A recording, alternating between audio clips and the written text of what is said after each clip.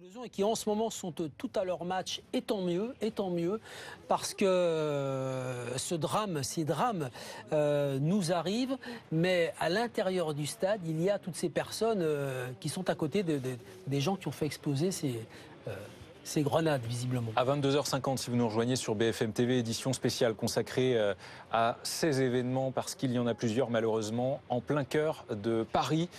3 lieux. 3 théâtres de fusillades et explosions ce soir dans la capitale. Le Stade de France, ses abords en tout cas, avec 3 explosions qui ont, nous dit-on, retenti. Un corps démembré qui aurait été découvert aux abords de ce stade, d'où l'hypothèse envisagée, mais non confirmée, mais envisagée tout de même, d'un attentat suicide. Voilà pour le premier lieu. Le second, c'est le Bataclan, cette salle de concert parisienne à l'intérieur de laquelle avait lieu un concert à guichet fermé d'un groupe de rock californien ce soir. Il est question d'une prise d'otage à l'intérieur du Bataclan actuellement et de coups de feu entendus aux abords de cette salle de concert du 11e arrondissement. Et le troisième lieu, c'est le 10e arrondissement, devant un restaurant qui s'appelle le Petit Cambodge. Neila Latrousse, vous êtes, vous, dans ce secteur dans lequel a eu lieu, là aussi, a éclaté une fusillade. Vous êtes actuellement retranché, cloîtré dans un restaurant avec de nombreux autres clients, des commerces qui sont bondés un vendredi soir, c'est bien ça ?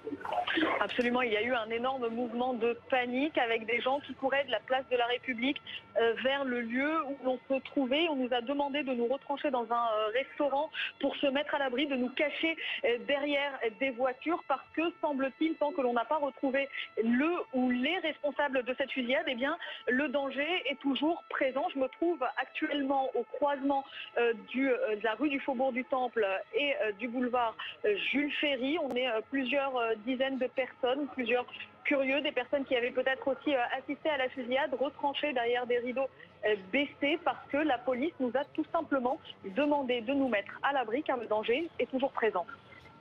Neila, vous avez fait état au début, lors de vos premiers témoignages tout à l'heure sur l'antenne de BFM TV, au début de l'édition spéciale, il y a d'ailleurs tout juste 1 heure, de scènes de chaos parce que plusieurs corps étaient étendus à même la chaussée dans cette rue très fréquentée du 10e arrondissement en ce début de week-end. Est-ce que la police, en même temps qu'elle essaye d'appréhender le ou les auteurs de cette fusillade, tente également de circonscrire, si j'ose dire, la panique ambiante qui règne dans ce quartier ? Pour l'instant, de ce que l'on a ressenti, la police essayait surtout d'éviter que le bilan ne s'aggrave. On nous a demandé minute après minute de nous éloigner. On a étendu le périmètre de sécurité pour éviter qu'il puisse y avoir d'autres victimes. On a sorti énormément de nervosité. La brigade que l'on a vue ici, c'était la brigade du 11e arrondissement de Paris, pas forcément les forces antiterroristes ou la brigade de recherche et intervention qui est arrivée un peu plus tard sur les lieux, il y a un quart d'heure. Ce qui est sûr, c'est qu'il y a à peine 10 minutes, il n'y avait plus de corps sur la chaussée. Lorsque nous sommes arrivés, il y avait là des victimes cachées derrière des couvertures de sécurité, des flaques de sang. Les scènes étaient vraiment sordides, terribles. Lorsqu'on nous a demandé de nous retrancher, de nous cacher, de nous mettre à l'abri dans ces restaurants qui faisaient alentour, il n'y avait plus de corps. Ils avaient été transportés par les nombreux pompiers qui étaient présents sur les lieux dès le début de la fusillade. Merci Neila Latrousse en direct du 10e arrondissement de Paris, alors que vous découvrez des images cette fois du Bataclan, ses abords en tout cas, à l'intérieur duquel aurait lieu une prise d'otage. Actuellement, le Bataclan, cette salle de concert du 11e arrondissement de Paris située boulevard Voltaire, une rue très fréquentée là encore, et c'est un concert du groupe californien Eagles of Death Metal qui avait lieu ce soir au Bataclan. Plusieurs centaines de personnes sont regroupées et sont sans doute, Dominique, est-ce que vous pouvez me le confirmer, à l'heure actuelle, non seulement regroupées, mais surtout, et pire encore, otages à l'intérieur de la salle ? Écoutez François, là, la situation au Bataclan a l'air d'être de plus en plus tendue. On parle de prise d'otage. Si c'est le cas à l'intérieur du Bataclan ce soir, soir de concert, ce serait une prise d'otage de masse. Pour l'instant, on va pas en dire plus parce qu'on va être prudent. On rappelle, on va rester prudent, pardon. Mais vous avez bien raison, Dominique, et on tente de rester prudent, même si effectivement les circonstances ne sont pas évidentes et surtout ne sont pas évidentes à résumer. Bernard Debré, bonsoir d'ailleurs. Vous êtes sur le plateau de BFM TV, soyez le bienvenu, vous deviez intervenir pour un tout autre sujet, la grève des médecins. Il se trouve que vous êtes député Les Républicains de Paris. Maxime.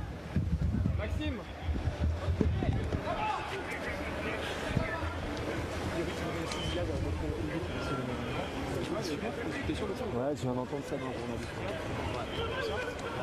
Ouais, on va se déplacer. Ouais, dans le on va voir si c'est loin. Non, après, ça se passe ici, là, c'est pas, Ok. On reste là. Par contre, ils viennent d'où ces gens? Excusez-moi, non, je sais pas. Vous venez de là, pour... les gens qui courent là, ils viennent d'où? Non, mais c'est pour ça que t'hésites pas. Hein. Ouais, reviens sur moi, on reste en fait. Par contre, c'est un appartement ici.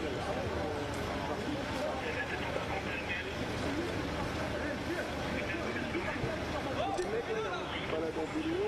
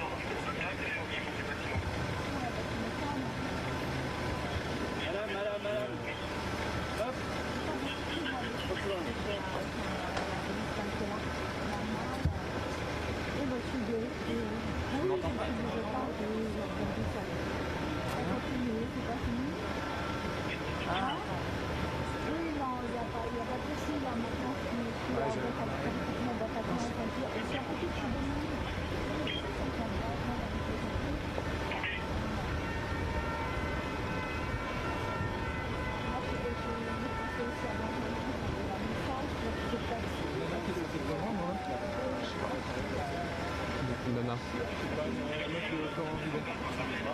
Golas? Ouais, peut-être. Moi, je suis déjà rédacteur.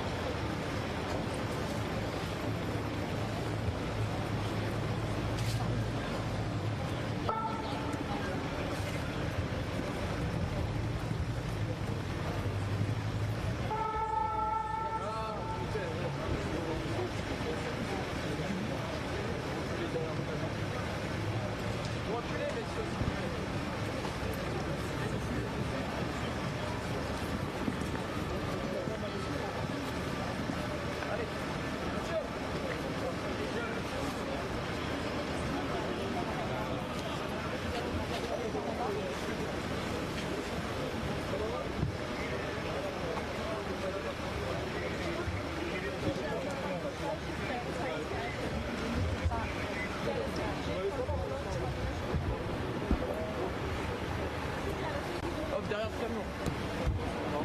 Laissez pour reculer derrière le camion, s'il vous plaît. Allez. Derrière là, le camion.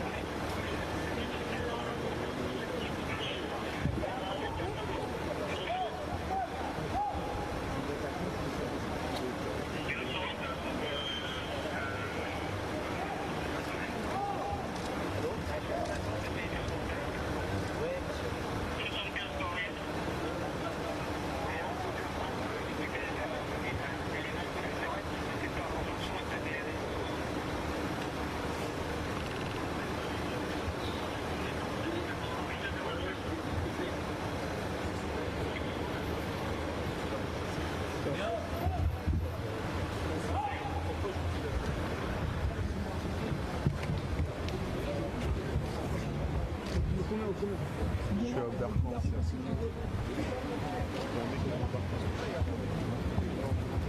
Ramène-moi quelqu'un, ramène-moi une voiture.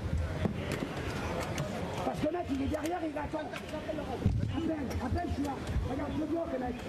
Tu m'envoies tout de suite. Non, ne me filmez pas, s'il vous plaît. Pas de tête.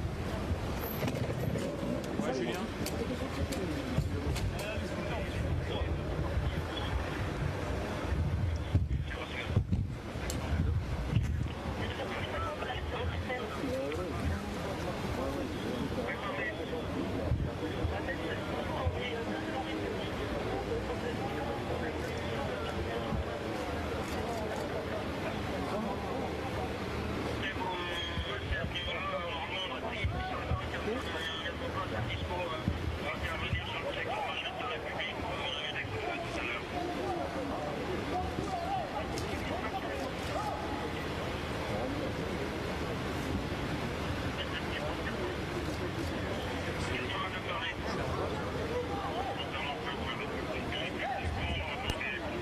Oui, je t'entends, ouais.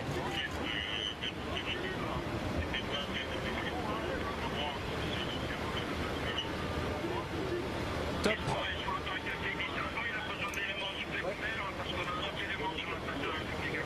Ok.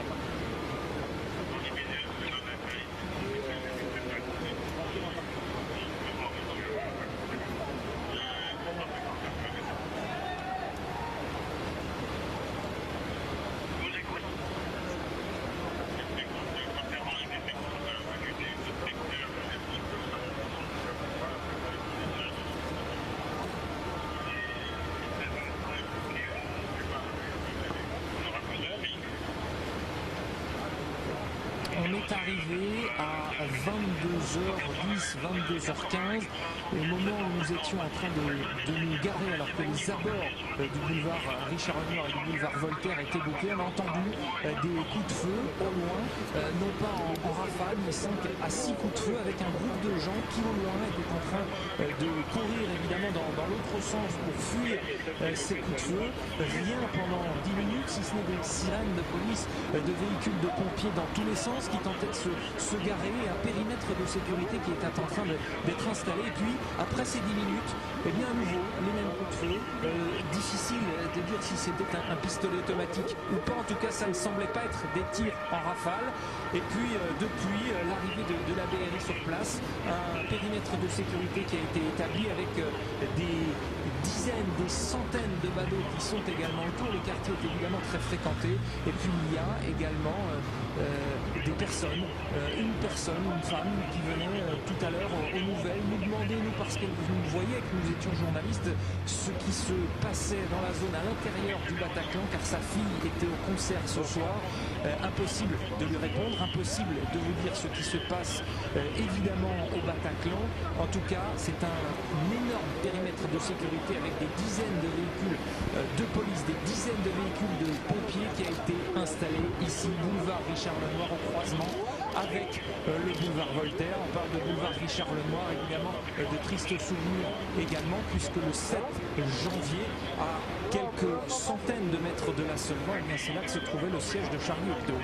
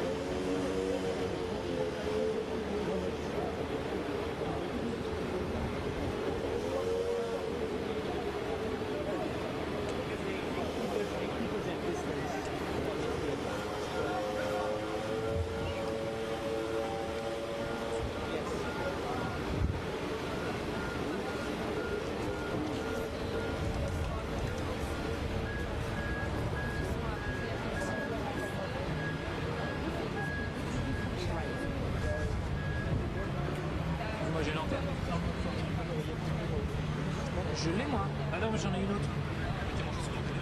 Ouais. Mais ma vie, il y a 4 jours. C'est pas grave.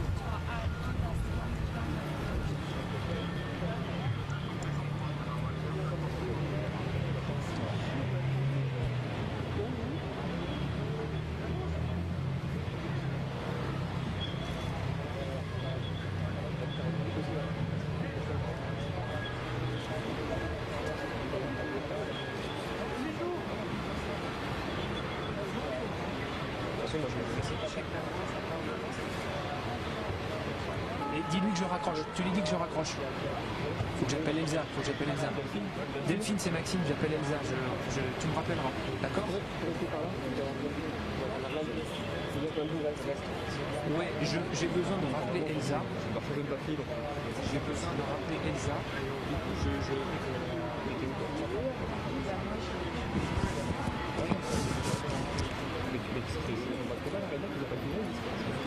Je sais pas, moi, enfin, c'est moi qui suis.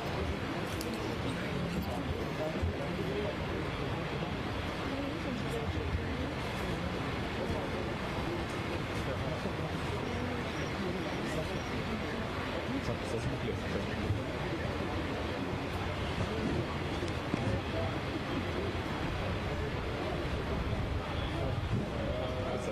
Ça fait encore.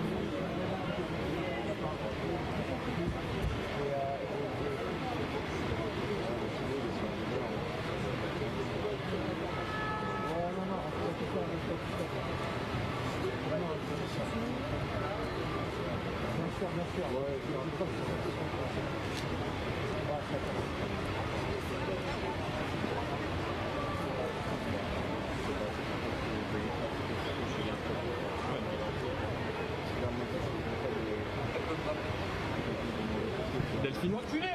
Delphine.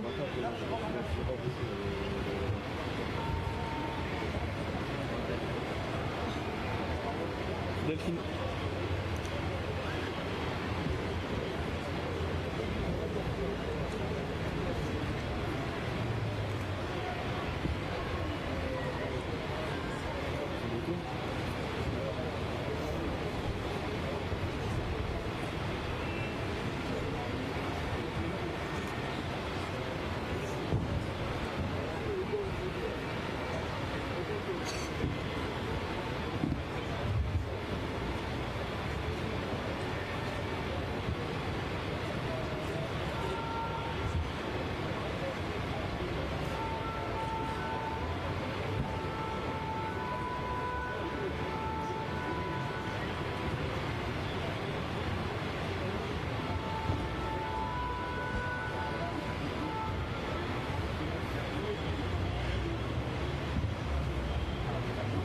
Rappelle-le.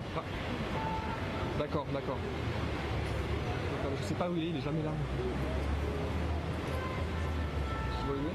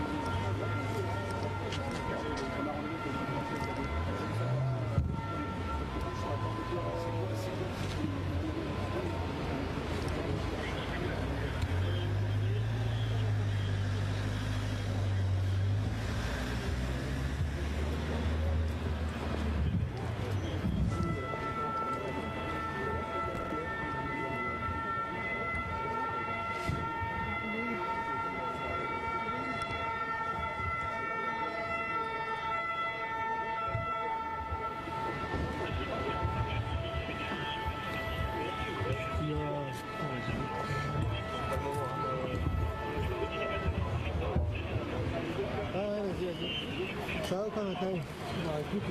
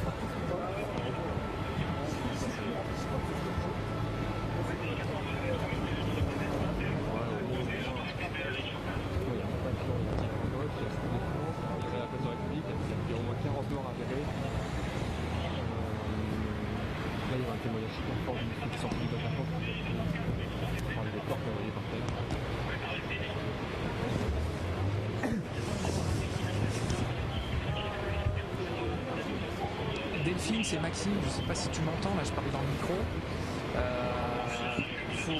Il faut juste que tu m'appelles pour que j'ai le retour.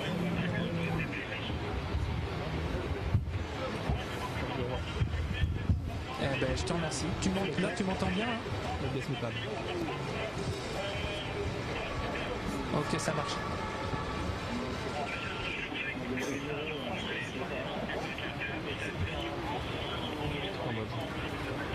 C'est en mode à l'instant.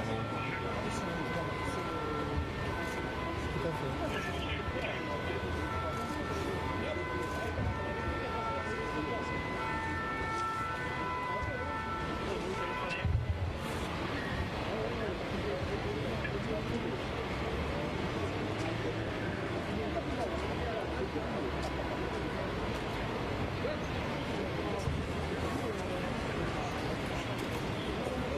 Surtout pas parce que une batterie, je sais pas comment je vais finir.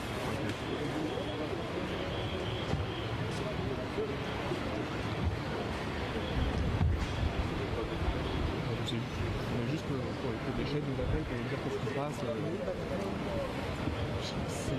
Je vois une maman, il y a une lumière jaune. Il y a une lumière jaune là. Plutôt de l'autre côté. Ouais, je crois que c'est.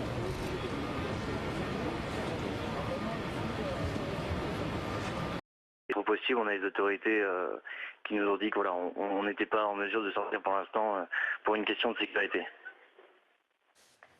Merci Alban pour ce témoignage, des informations de plusieurs sources qui nous parviennent actuellement. Dominique, on peut révéler cette information selon laquelle, d'après l'une de nos consoeurs, une des journalistes de la rédaction de BFM TV, l'une de ses amies, une journaliste de la rédaction de BFM TV dont une amie était au Bataclan et qui a entendu crier l'un des tireurs et qui a crié « c'est pour la Syrie ».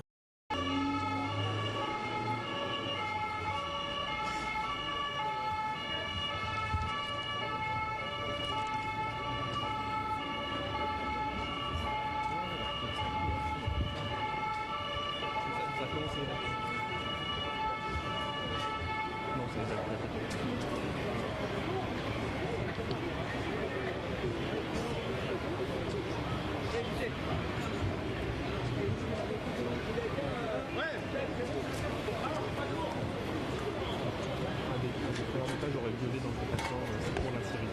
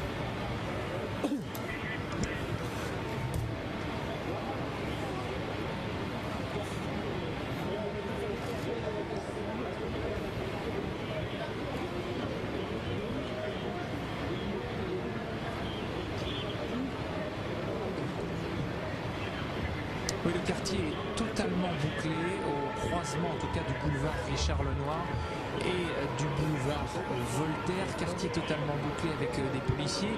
Vous parliez de riverains. Il y a autour de moi des dizaines, pour ne pas de badauds ici, en dehors du périmètre de sécurité, alors qu'il y a un tout petit peu plus d'une heure, quand nous sommes arrivés sur place, les sirènes retentissaient dans tous les sens, que ce soit des sirènes de véhicules de pompiers, des sirènes de véhicules de police qui orientaient les voitures de l'autre côté de la direction du Bataclan. Pourquoi? Parce que on a entendu des coups de feu, pas des tirs en rafale a priori, mais plusieurs, 5 à 6 tirs avec des gens loin de nous qui étaient en train de fuir la zone du Bataclan. Et puis plus rien pendant 10 minutes, si ce n'est évidemment des sirènes et des hurlements de véhicules dans tous les sens.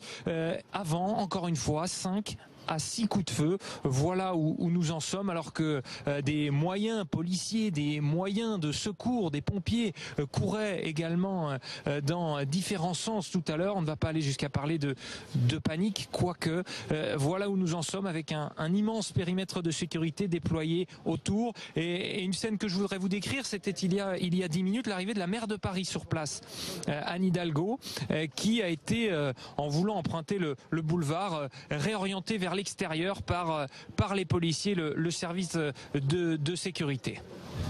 Merci Maxime. À quelques dizaines de mètres de vous, on rejoint Hassen, on retrouve Hassen. Bonsoir. Vous avez, semble-t-il, été témoin soit de la fusillade aux abords du Bataclan, soit ce qui se passe actuellement à l'intérieur du Bataclan. Dites-nous en plus. Général, pas loin du Bataclan, et les gens ne comprenaient rien, et tout de suite les gens commençaient à quitter les bars, les restaurants. Non, parce que je pense que c'est un peu chaud et qu'on n'a pas envie d'être une cible.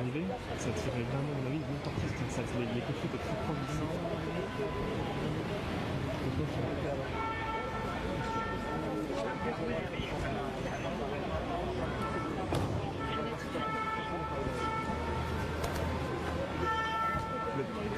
Tu l'as dit à Maxime,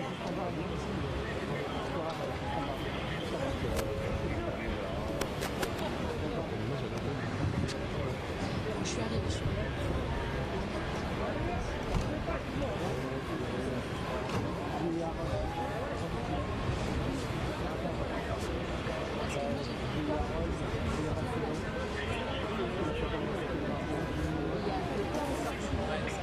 To be at minimum, Catherine, you've got a number of gunmen at one location, you have a number of hostage takers at another, you have a suicide bomber. The number of people involved is not small, and to think that all of this happened while at the same time authorities in Paris are at the highest alert possible, it makes one wonder what is possible despite best efforts.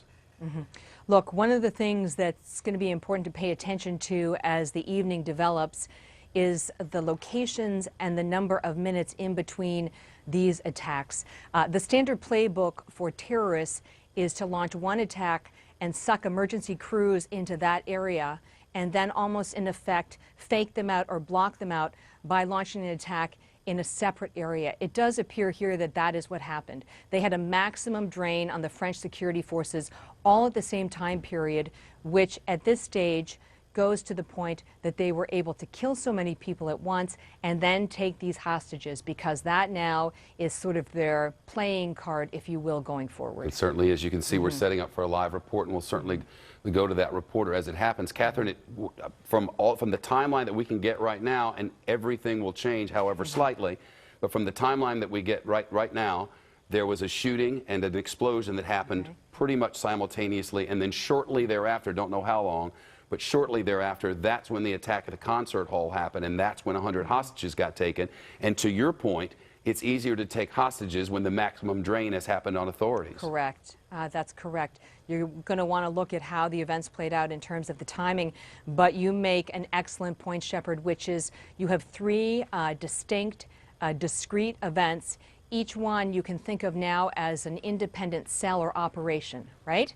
It's part of moving the checkers on the board, if you will, for the whatever this plot was or whatever the thinking was. But again, What we know at this point is that there are three distinct threats here: the simultaneous nature, the location involving high-profile targets, and third, the amount of weaponry that was involved, and finally, all of this speaking to significant premeditation and a significant number of operatives. This was not, again, this was no pickup game that was going on in Paris this evening and that's still playing out. This took considerable manpower and considerable planning, Shepard. People who have escaped the concert hall, and many did, have now given the following description of what happened inside.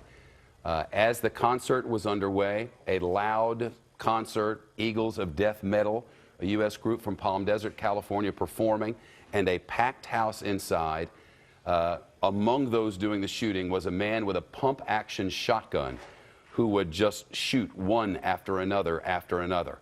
And as people filed out, bodies dropped, and the rest, eventually they were able to take what we now believe to be 100 hostages.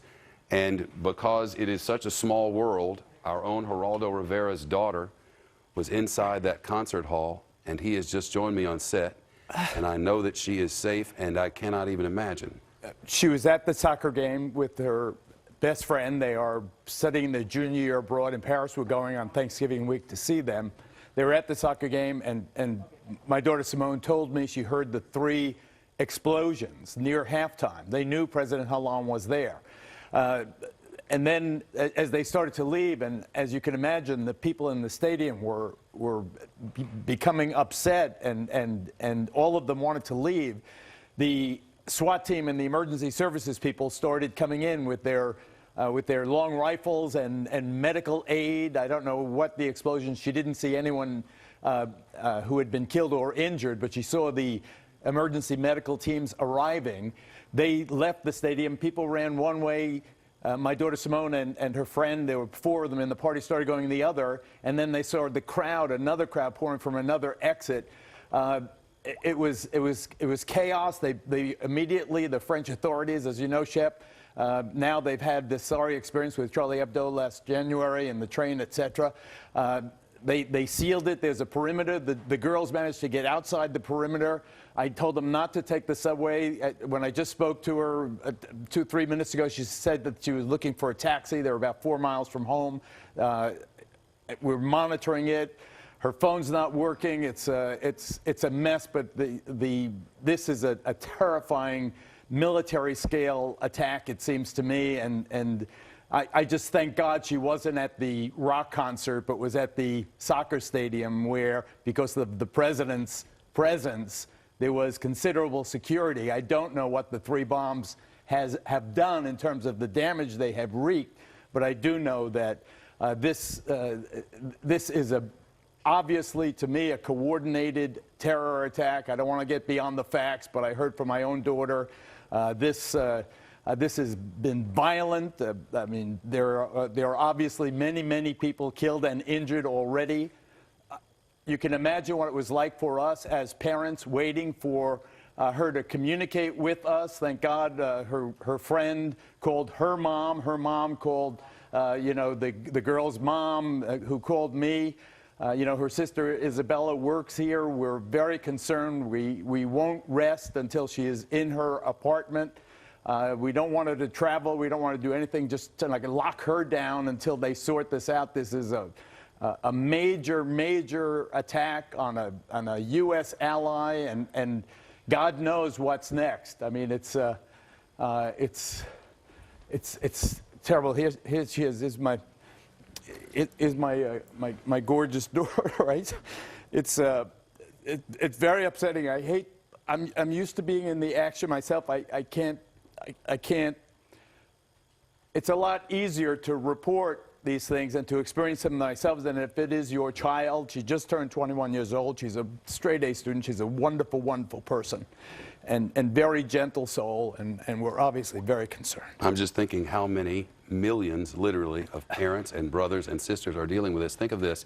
That stadium seats close to 80,000 people, and it was mostly full, we're told. The concert hall sits somewhere in the neighborhood of 1,000. There are now at least 100 hostages being held. Geraldo mentioned the explosions. One, we are led to believe now by authorities, was that of a suicide bomber that went off inside a restaurant or a bar, nightclub. Two others said to be potentially grenades, according to authorities, though frankly they don't seem to know specifically exactly what has happened from location to location. And as they were all being drawn away toward this, another attack happened at almost the same time. The latest numbers we have, 35 killed, scores injured, and as many as 100 being held hostage inside this building. You wonder, Geraldo, you know, to another level, I don't know when NATO involvement becomes a part of this, and when I don't even know who you declare war on.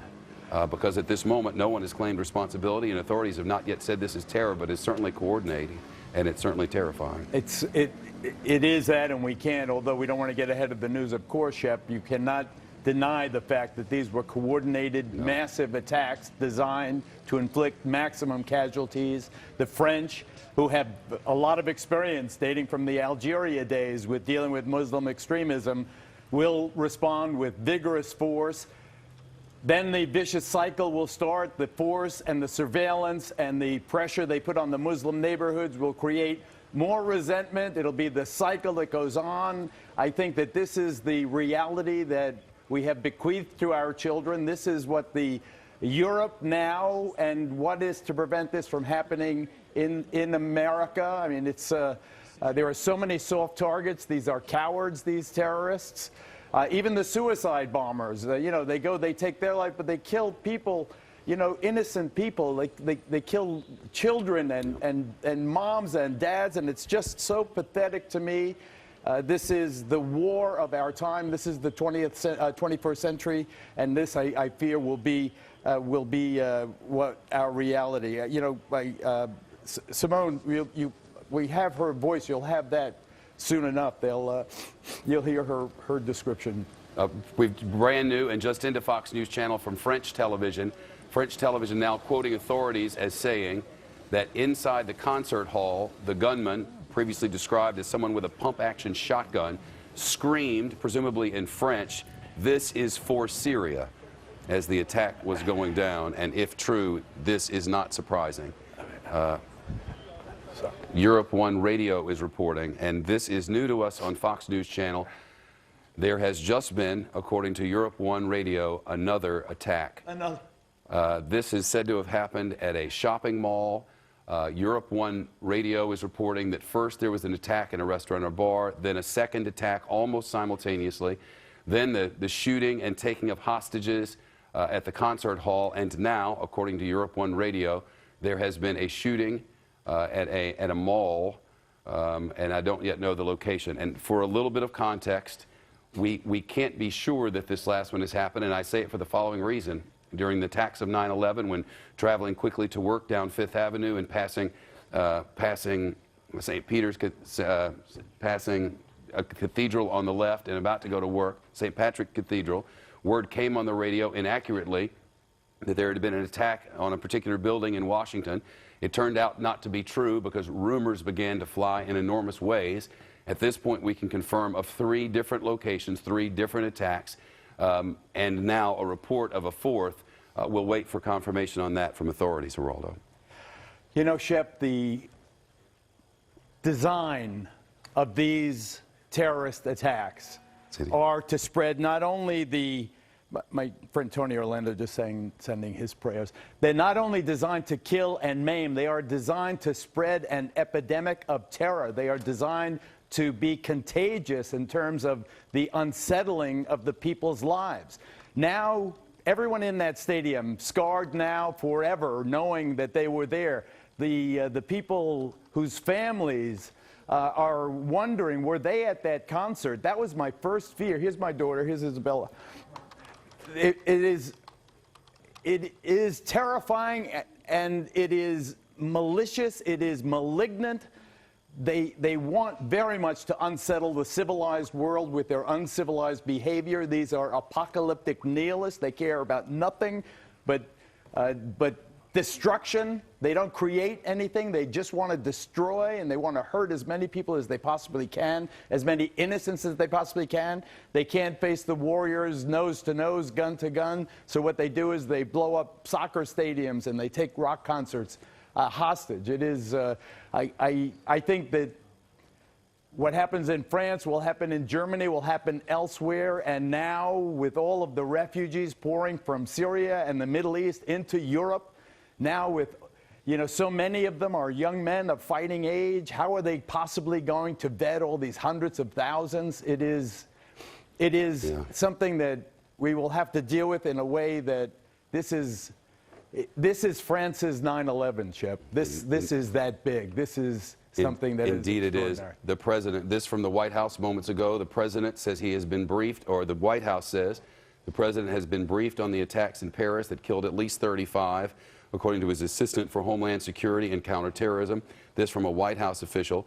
We've just gotten details from Europe 1 Radio, which reports this shooting has happened at Le Chauves shopping mall. French for me is as foreign as anything could ever be.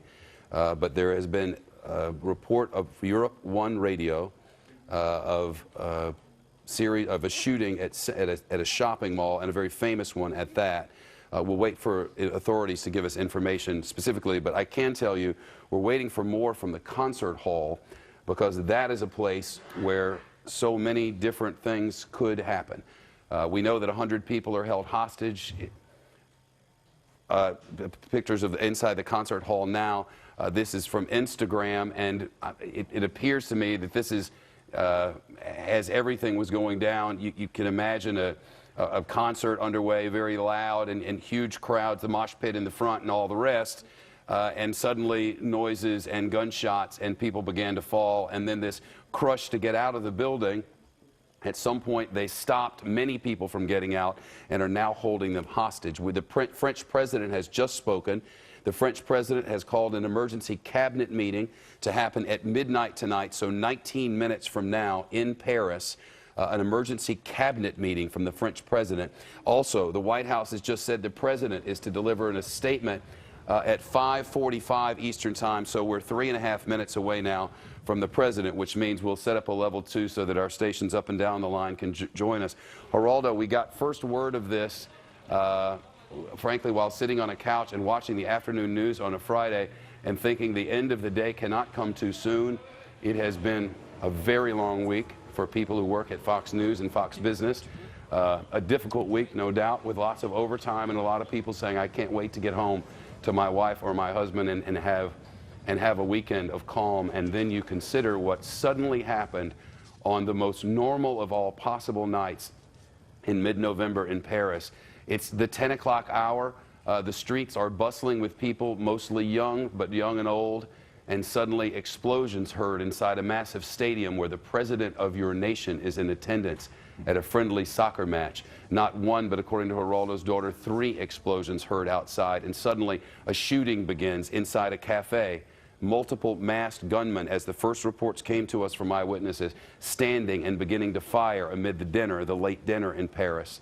Shortly after that, word of an explosion nearby, and then word from the authorities that that explosion was that of a suicide bomber who had exploded himself inside this building, and then word that they believed there were men with hand grenades and long arms who were unaccounted for and missing, as authorities all rushed to try to contain this one scene, and then the concert hall, where, as witnesses report, someone with a long gun, a pump-action shotgun, began to fire inside that building. People began to fall, at least 11 confirmed dead there. A crush of people pouring out into the streets, and the gunmen, whoever they are, whatever their number and whatever their motivation, one said by witnesses to have screamed, "This is for Syria," began blocking the exits and holding as many as 100 people hostage. And that hostage situation is underway now.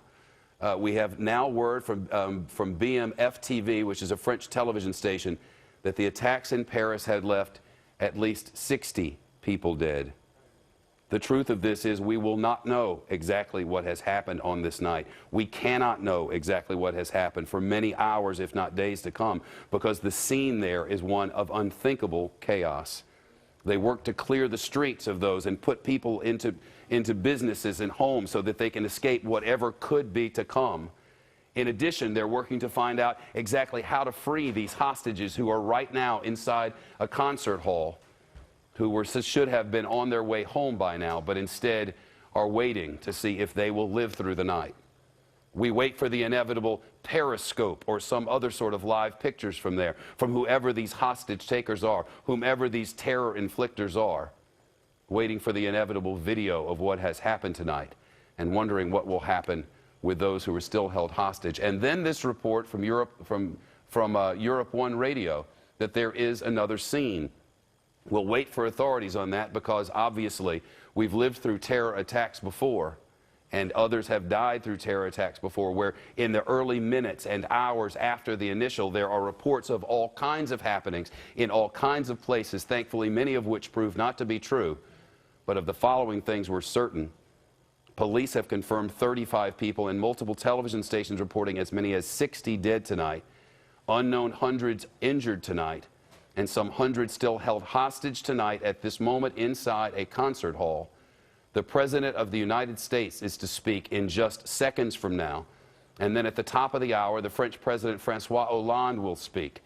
The French President is holding a cabinet meeting at midnight in his capital to decide how the French nation is to proceed with parts of one of the most famous cities on all the planet in lockdown and in chaos, with at least one American's young daughter, who is but 21 years old, 4 miles from home after leaving the stadium, unable to get a cab and calling through her friend's parents to let her own know that she was alive and well and looking for shelter on a November night in Paris. It is unbelievable what we are all seeing, and yet it has happened. Unknown numbers of gunmen of unknown origin with no previous warning, happening in a city where the terror alert was as high as it can be. And now, the President of the United States. Good evening, everybody. I just want to make a few brief comments about the attacks across Paris tonight. Once again, we've seen an outrageous attempt to terrorize innocent civilians. This is an attack not just on Paris, it's an attack not just on the people of France, but this is an attack on all of humanity and the universal values that we share. We stand prepared and ready to provide whatever assistance that the government and the people of France need to respond. France is our oldest ally. The French people have stood shoulder to shoulder with the United States time and again. And we want to be very clear that we stand together with them in the fight against terrorism and extremism. Paris itself represents the timeless values of human progress. Those who think that they can terrorize the people of France or the values that they stand for are wrong. The American people draw strength from the French people's commitment to life, liberty, pursuit of happiness. We are reminded in this time of tragedy that the bonds of liberté, égalité, and fraternité are not only values that the French people care so deeply about, but they are values that we share. And those values are going to endure far beyond any act of terrorism or the hateful vision of those who perpetrated the crimes this evening. We're going to do whatever it takes to work with the French people and with nations around the world to bring these terrorists to justice and to go after any terrorist networks that go after our people. We don't yet know all the details of what has happened. We have been in contact with French officials to communicate our deepest condolences to the families of those who've been killed, to offer our prayers and thoughts to those who've been wounded. We have offered our full support to them. The situation is still unfolding. I've chosen not to call President Hollande at this time because my expectation is that he's very busy at the moment. I actually, by coincidence, was talking to him earlier today in preparation for the G20 meeting.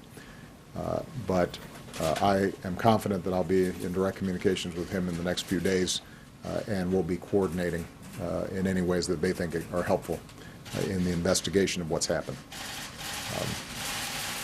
This is a heartbreaking situation, and obviously those of us here in the United States know what it's like we've gone through these kinds of episodes ourselves. And whenever these kinds of attacks happened, we've always been able to count on the French people to stand with us. They have been an extraordinary counterterrorism partner, and we intend to be there with them in that same fashion. I'm sure that in the days ahead we'll learn more about exactly what happened, and my teams will make sure that we are in communication with the press to provide you accurate information. I don't want to speculate at this point in terms of who was responsible for this. It appears that there may still be live activity and dangers that are taking place as we speak. And so until we know from French officials that the situation is under control and we have more information about it, I don't want to speculate. Okay? Thank you very much. Well, the president speaking live at the White House, he just said there may be live action and dangers as we speak. And I can tell you the things to which he refers. There are multiple reports at this hour of multiple new shooting locations. We now have confirmed 3 different locations. Our own network, Sky News in the United Kingdom, is reporting of another. The BBC, along with Europe 1 Radio, are reporting of another. The authorities are not coming together to offer information at this moment. Suffice it to say, we're going to stick with what we know for sure and pray that what we're hearing is not true. Because if so, this is ongoing, and there is a very long night ahead.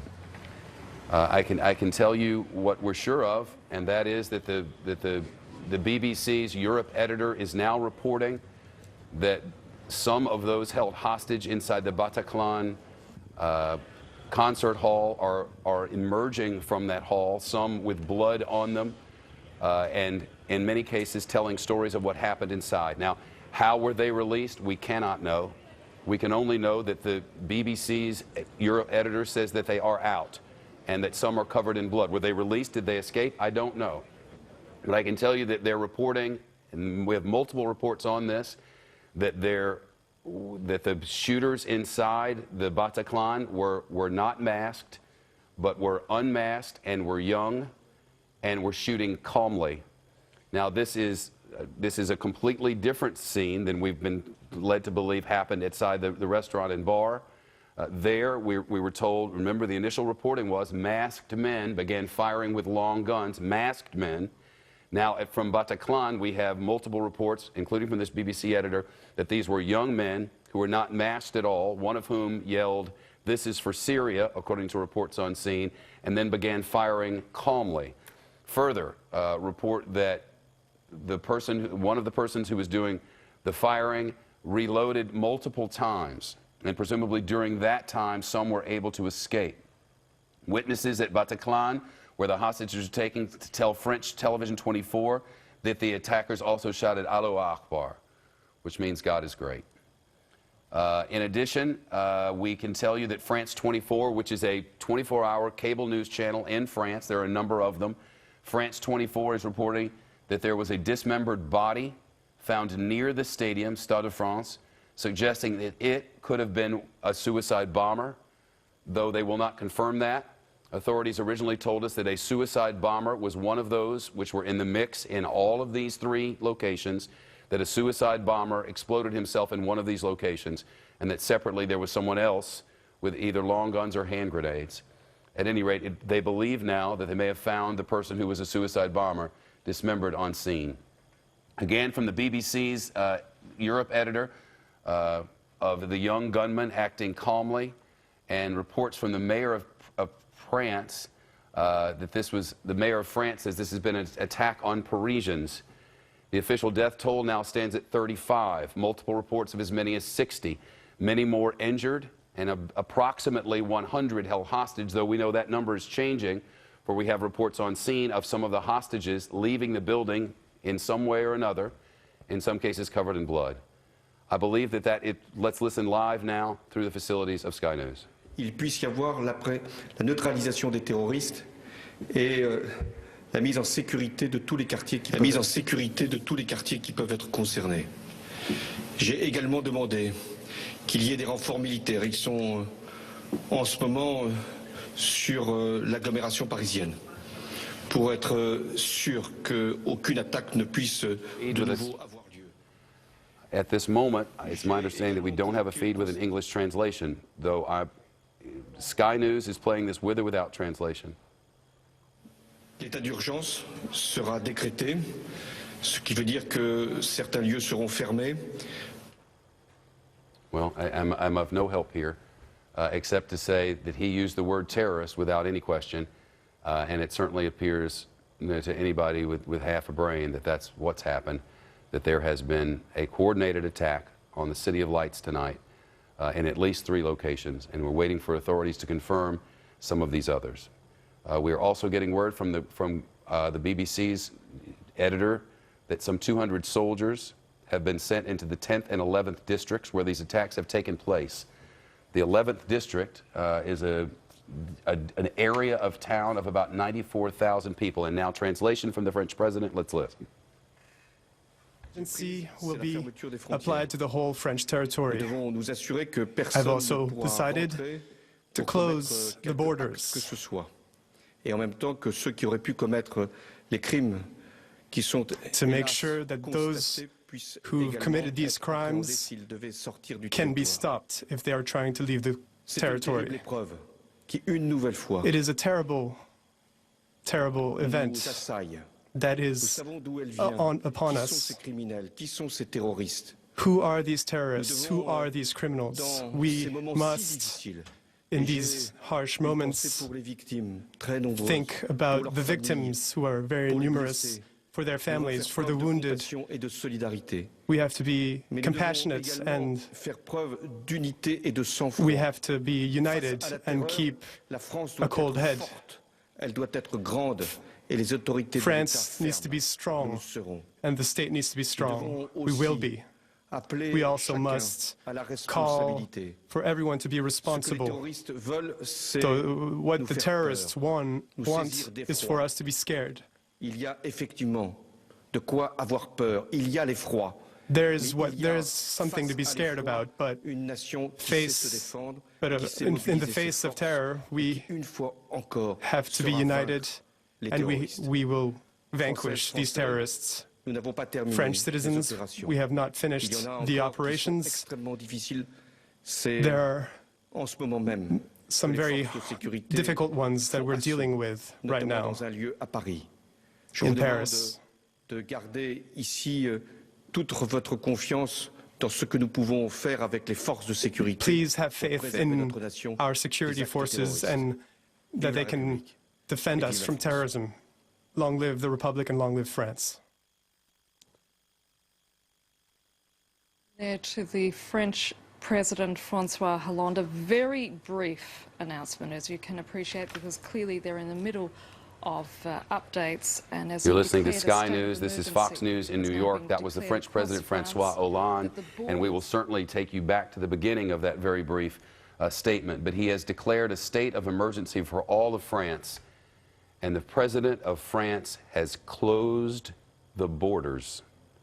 No one will be allowed to exit France as they search for the terrorists who have attacked, according to the French President, in multiple locations on this Friday night in the City of Lights. He says that the French military is being deployed around Paris, an unprecedented move in the face of unprecedented attacks. And I will read from the French President, an emergency cabinet meeting tonight is scheduled to begin in 2 minutes. The Paris municipality asked Parisians in a tweet to stay at home. At least 35 people are now confirmed dead.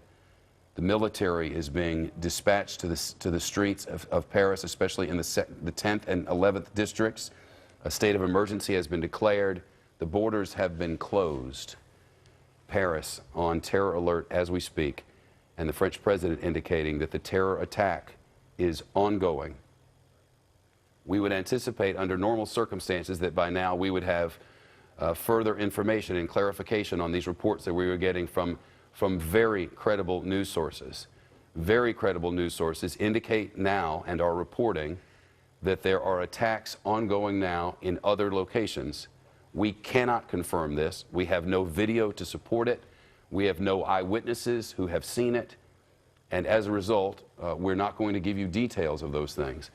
What we have already is confirmation enough of a night that will forever be remembered, a night on which at least 3 separate attacks have happened, at least 35 people have been murdered, the borders of France have been closed, the military dispatched to the streets, and a state of emergency declared across the nation. The President of the United States has spoken, the President of France has spoken. A cabinet meeting is to begin now as the world watches and waits, and hostages remain inside a concert hall in Paris, and authorities surround it at this hour.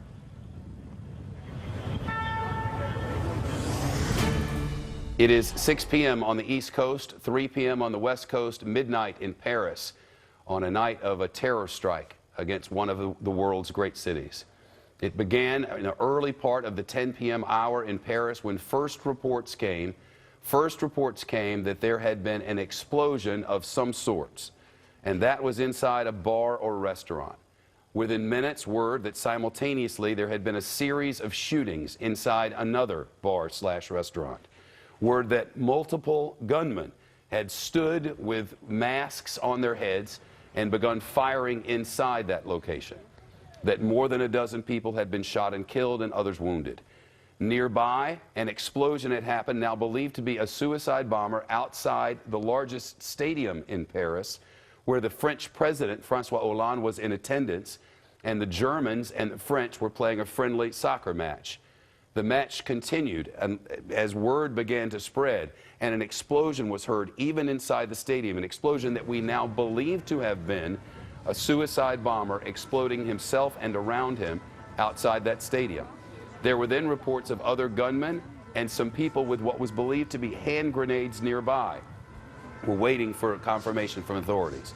Shortly thereafter, it is our belief, the gunmen stormed or rose from their seats, we do not know, inside a concert hall, a very popular concert hall among young people, where many hundreds were inside. We have descriptions from witnesses who were there who say that young gunmen, not masked, with in at least one case a pump-action shotgun, began firing, quote, calmly, unquote, into the crowd, where more than a dozen people were killed, where more than 100 hostages were taken, where French authorities have now surrounded the place, and some hostages have come out, according to the BBC's Europe editor, in some cases covered in blood, and describing what had happened inside, saying that someone who was a gunman yelled Allahu Akbar, which means God is great in Arabic. Someone else, or maybe the same person, had screamed, "This is for Syria," we presume in French, though we do not know. And now the French president has spoken, saying that this is an ongoing attack. Greg Keller is an Associated Press correspondent who is in Paris tonight. Greg, what can you tell us? Hi, I'm standing near the Bataclan Theater. I can see the lights of the marquee from here, but the police are keeping us about 100 meters back. All we've been seeing for about the last hour is, constant flow of ambulances and police cars, police running by with their guns drawn, police driving by with their guns out the window. Pretty chaotic situation. Is it your understanding? Do you have a way to know what the situation is with this hostage standoff?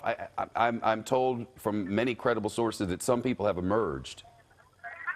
I can't see the front of the theater. I'm on the opposite side of a small park. I can see the lights from here. Can't even see, people in front of the place. The police have us just too far back. Are there people near you? And if so, could you describe what it is you're seeing and hearing? Yeah, on this street corner, it's near the Canal Saint-Martin. It's a really lively area where everybody would have been out, this evening for going out to bars and restaurants. And everybody's just come out on the street, neighbors, passersby. There's a big crowd of people and journalists mixed in here, trying to, see what we can. The police are not telling us anything. All we know is that the police cars haven't stopped racing by for an hour. It doesn't look like it's over yet from here.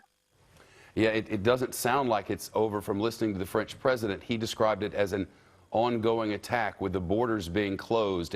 I can't even imagine being there at this moment. Yeah, this is pretty strange. This is my neighborhood. I was having dinner about a block away from where the attack on the Carillon restaurant happened. It's a bar I've been to twice in the past week, and it's where some of my friends hang out. And so I immediately called them to find out if they were all right. Nobody had been there tonight, luckily. And then I got down there, spoke to a few witnesses at that attack scene, which was closer to my apartment, and what people just described scenes of chaos, people running down the street, some bleeding. Two people I spoke to had actually been in the Carillon bar having a beer, and they did not see the gunmen themselves, but they said they were standing there having a beer, and all of a sudden shooting started, and they ran. And this is all in a normally quiet, lively part of Paris, where I live, actually. And one of these scenes not far from the Charlie Hebdo headquarters, correct? Yeah, that's just down the canal from here, half a mile.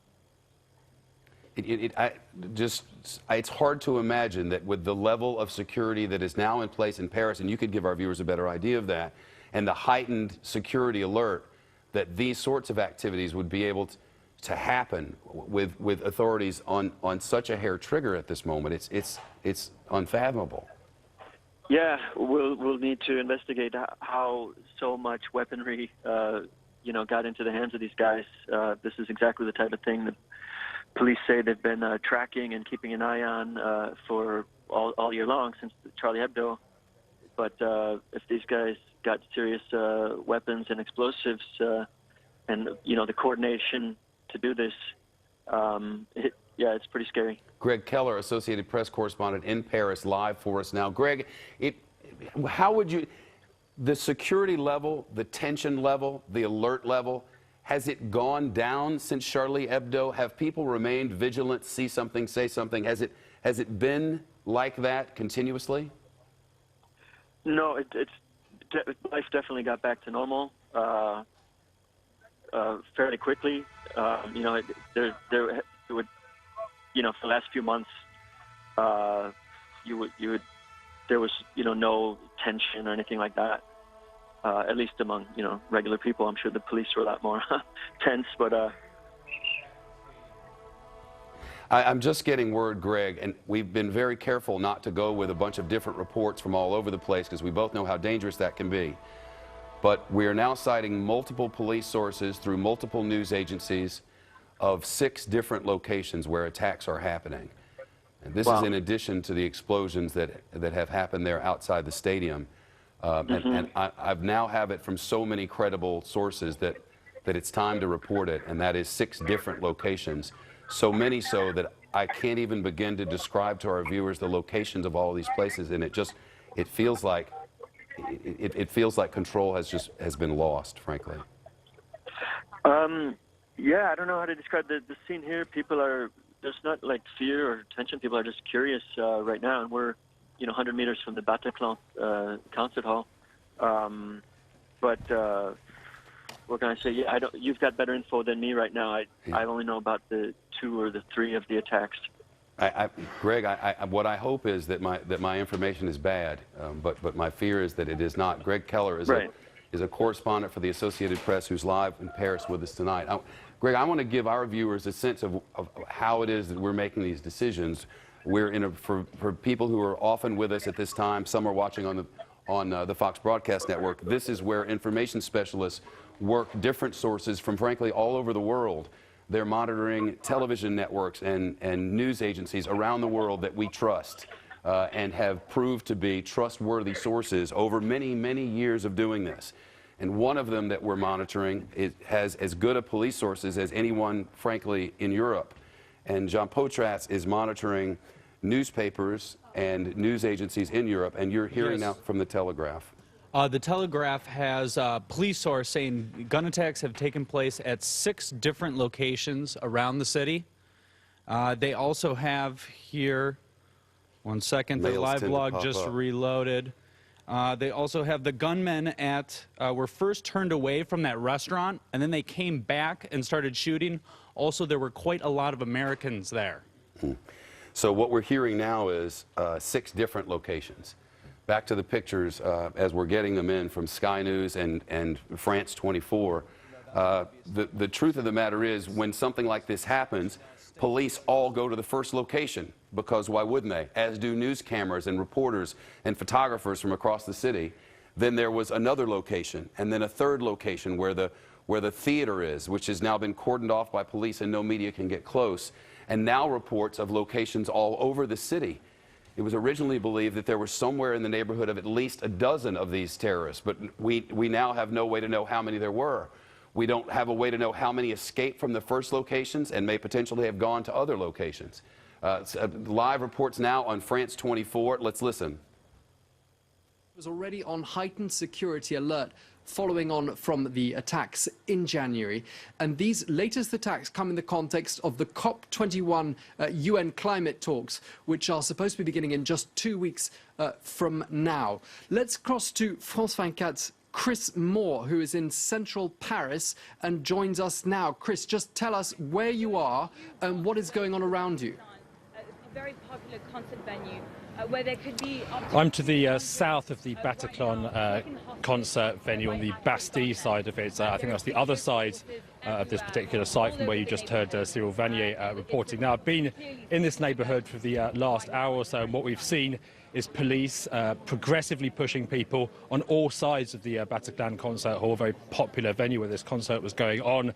We're about 100 or so, perhaps 200 metres away now. Police have been pushing back the crowds of curious onlookers, but also, as Cyril was saying, quite aggressively pushing back journalists. In terms of what's going on the other side of this cordon, there's a very heavy police presence. The police have been there for the last hour or so that I've been here, not letting anybody get any further up there. We've also seen fire service ambulances coming in and out of the site, and a colleague of mine who's just come up from Bastille reported seeing 3 army vehicles there. As you said, various incidents going on across Paris tonight, and from the behaviour of the police here outside the Bataclan, there's clearly something still going on. And there certainly is, because that hostage situation is underway, and as they've been talking, we're gathering more information, and this is the scene as it's being painted for us across districts 10 and 11 in Paris, where the 3 different locations that authorities have confirmed to us have happened.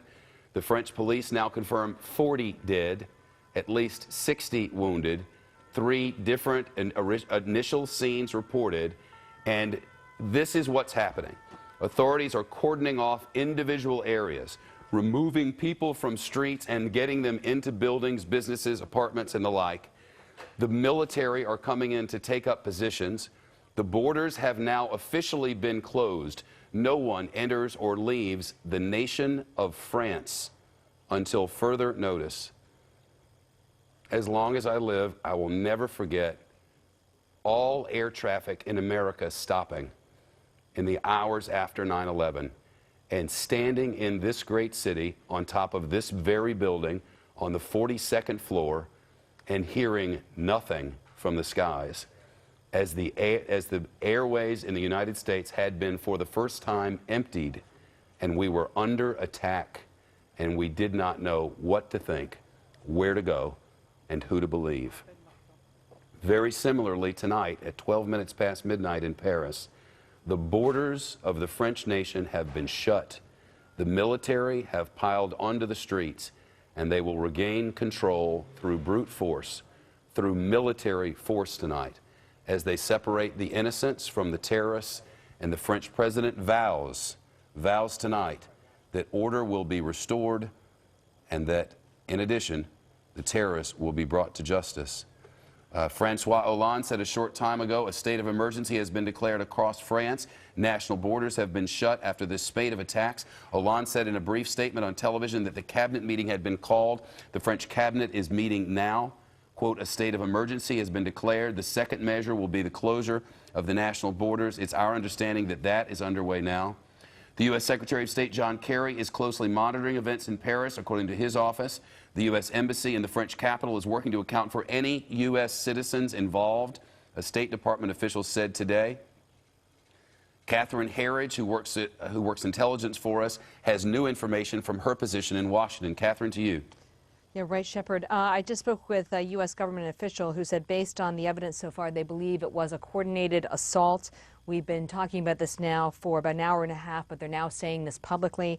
It's very fluid, it's preliminary, but they believe, based on the evidence, that the primary target appeared to be the soccer stadium and the French president.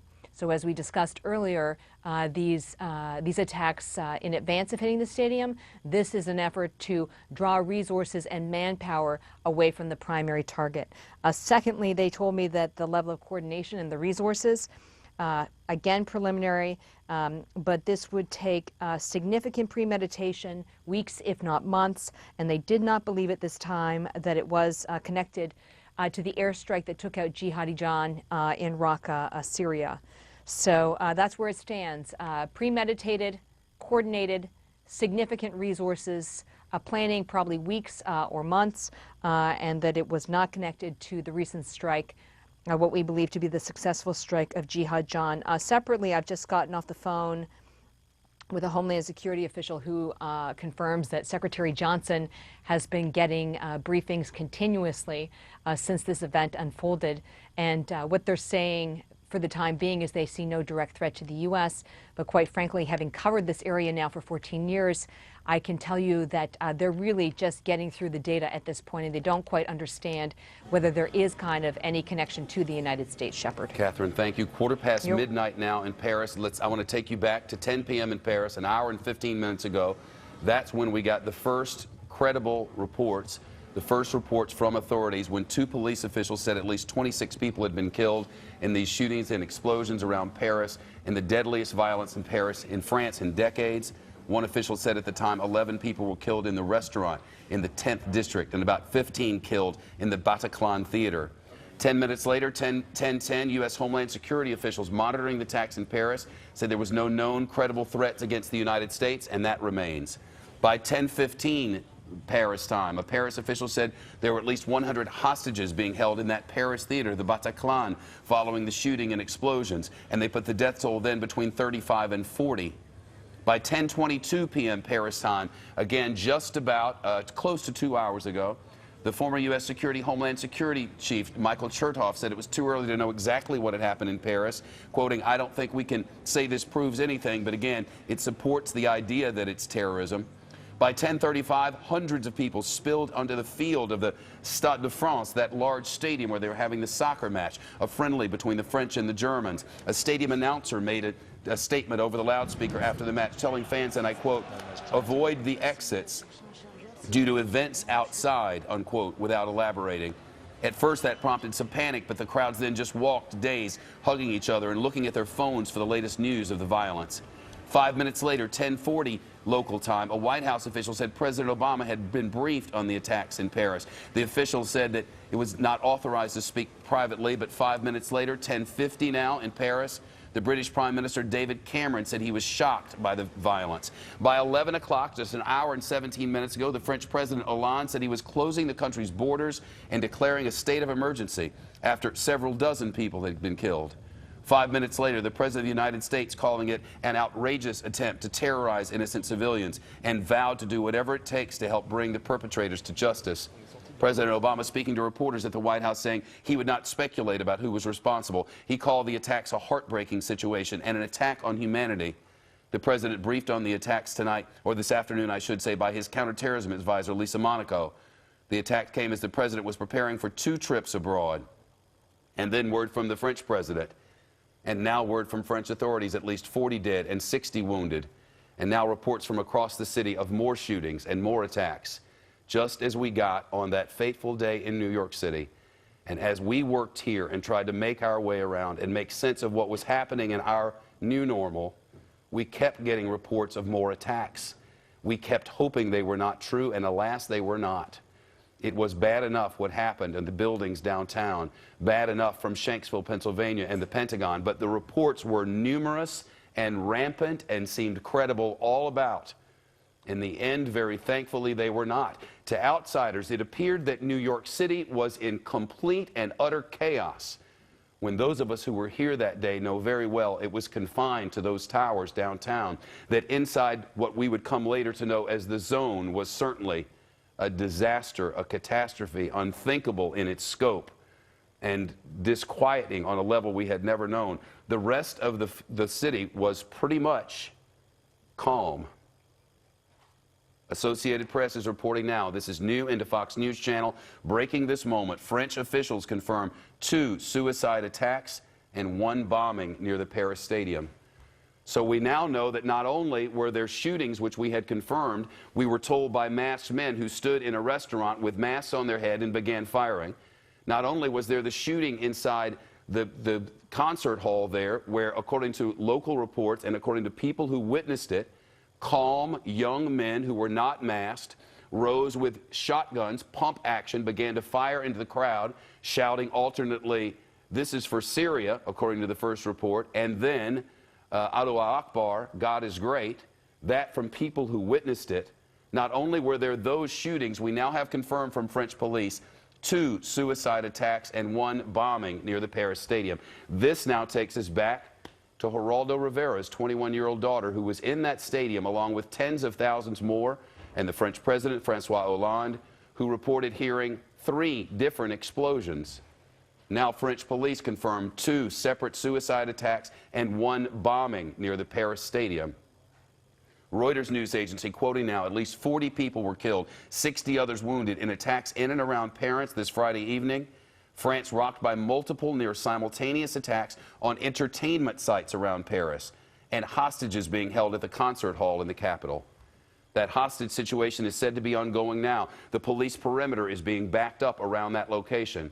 And we've just gotten word from inside the original restaurant where all of this began more than 2 hours ago, word that there are still people inside that cafe, that authorities are telling them you must stay on the ground. You cannot leave. Next to these people who are sheltering in place in a spot where shootings have taken place are the victims. The dead victims are said to be now, according to witnesses and locals on scene, seeing this as I speak, that witnesses have said that people are still being held inside this cafe, that dead victims are still on the ground. And the reason for this is authorities have no way to know whether there are more people with more guns and more bombs, that there are more with suicide vests, because history tells us in the aftermath of attacks like this, terrorists often wait for authorities to come and then set off another bomb, so that they can kill not only innocent civilians out for a night on the town in Paris, at the soccer stadium or the concert hall, but in this way they can also kill the authorities who came to rescue them. It is so far from outside the realm of possibilities, so much within what we know about situations like this, that authorities are holding those who were victimized 2+ hours ago inside a cafe with dead people around them and not allowing them to leave because they are afraid what they've witnessed so far would not be the worst, but that it could happen again. We are now told that hostages are reported to be begging for police to help, and that the hostages are being murdered one by one. We are now being told, this is from a witness who was at the concert, telling the French daily newspaper Libération, quote, "I was standing in front of the stage at the concert. The music was loud. I heard the explosion. I turned back and saw a guy wearing a hat near the exit door. He was shooting in my direction. People around me were falling onto the floor, and I lay on the floor. I thought the guy next to me was dead. I believe it's true. I ran. I jumped over a barrier, and I exited with the first flow of people." So imagine this. The shooting happens. The people start to leave. In a wave, they're leaving. This witness saying, "I jumped over a barrier and I exited with the first flow of people. We went to a cafe barricaded at the first floor. It is like a war here," the witness said. "Shots began recently. We are hearing only alarms. We wait to be evacuated. We are at a cafe, the Boulevard des Cavaliers." And now we have word that the hostages inside the theater are begging for police to come, and that the hostages are being shot reportedly one by one. Shots are now being heard on live television locally in Paris, near that theater and the concert hall, and the widespread belief at this moment is that survivors are being summarily executed one by one.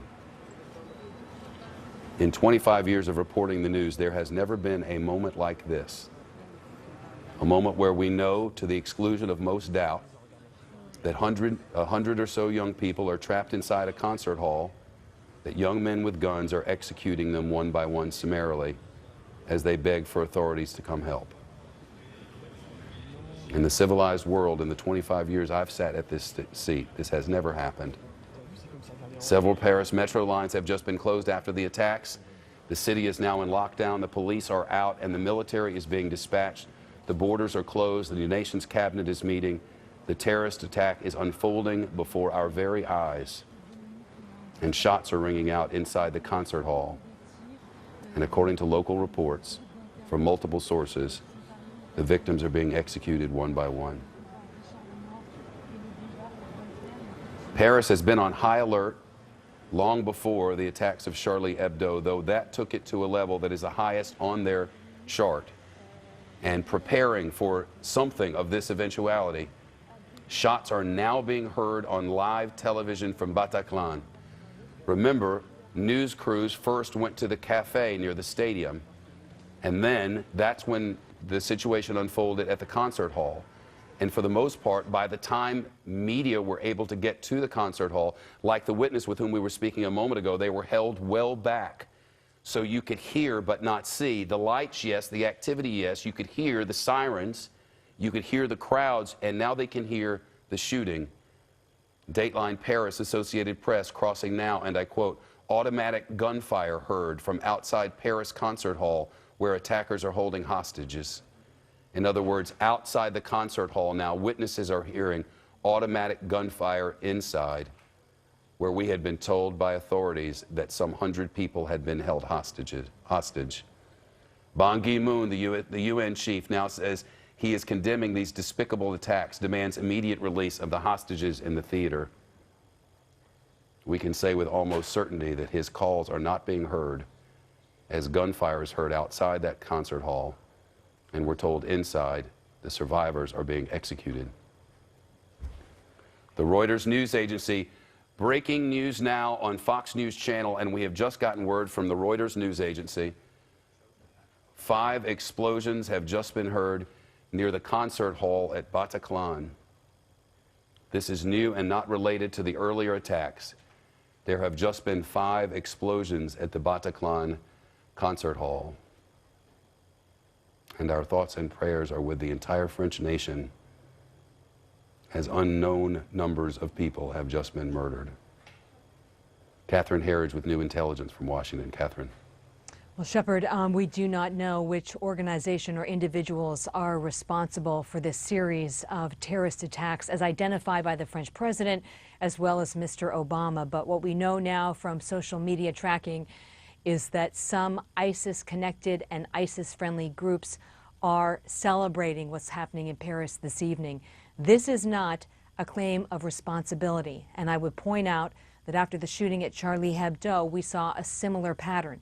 ISIS accounts celebrating that attack, but it was ultimately tied to al-Qaeda in Yemen, or AQAP, where the 2 Kouachi brothers were training.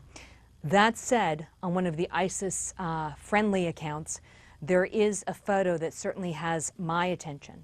It's not clear who took the photo or whether it can be independently authenticated, but it does seem to show the bodies in the street outside that initial target zone.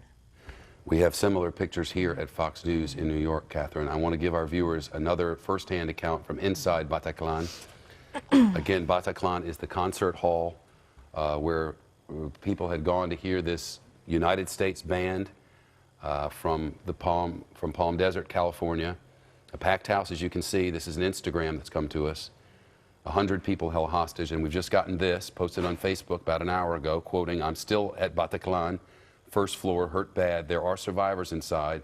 They are cutting down all the world one by one. First floor soon." Minutes later, his next post, "Alive, just cuts, carnage, dead bodies everywhere." It's hard really to imagine what is happening now inside that theater, but from every account that we get, it happened like this, backing up to everything we've been told throughout the night now.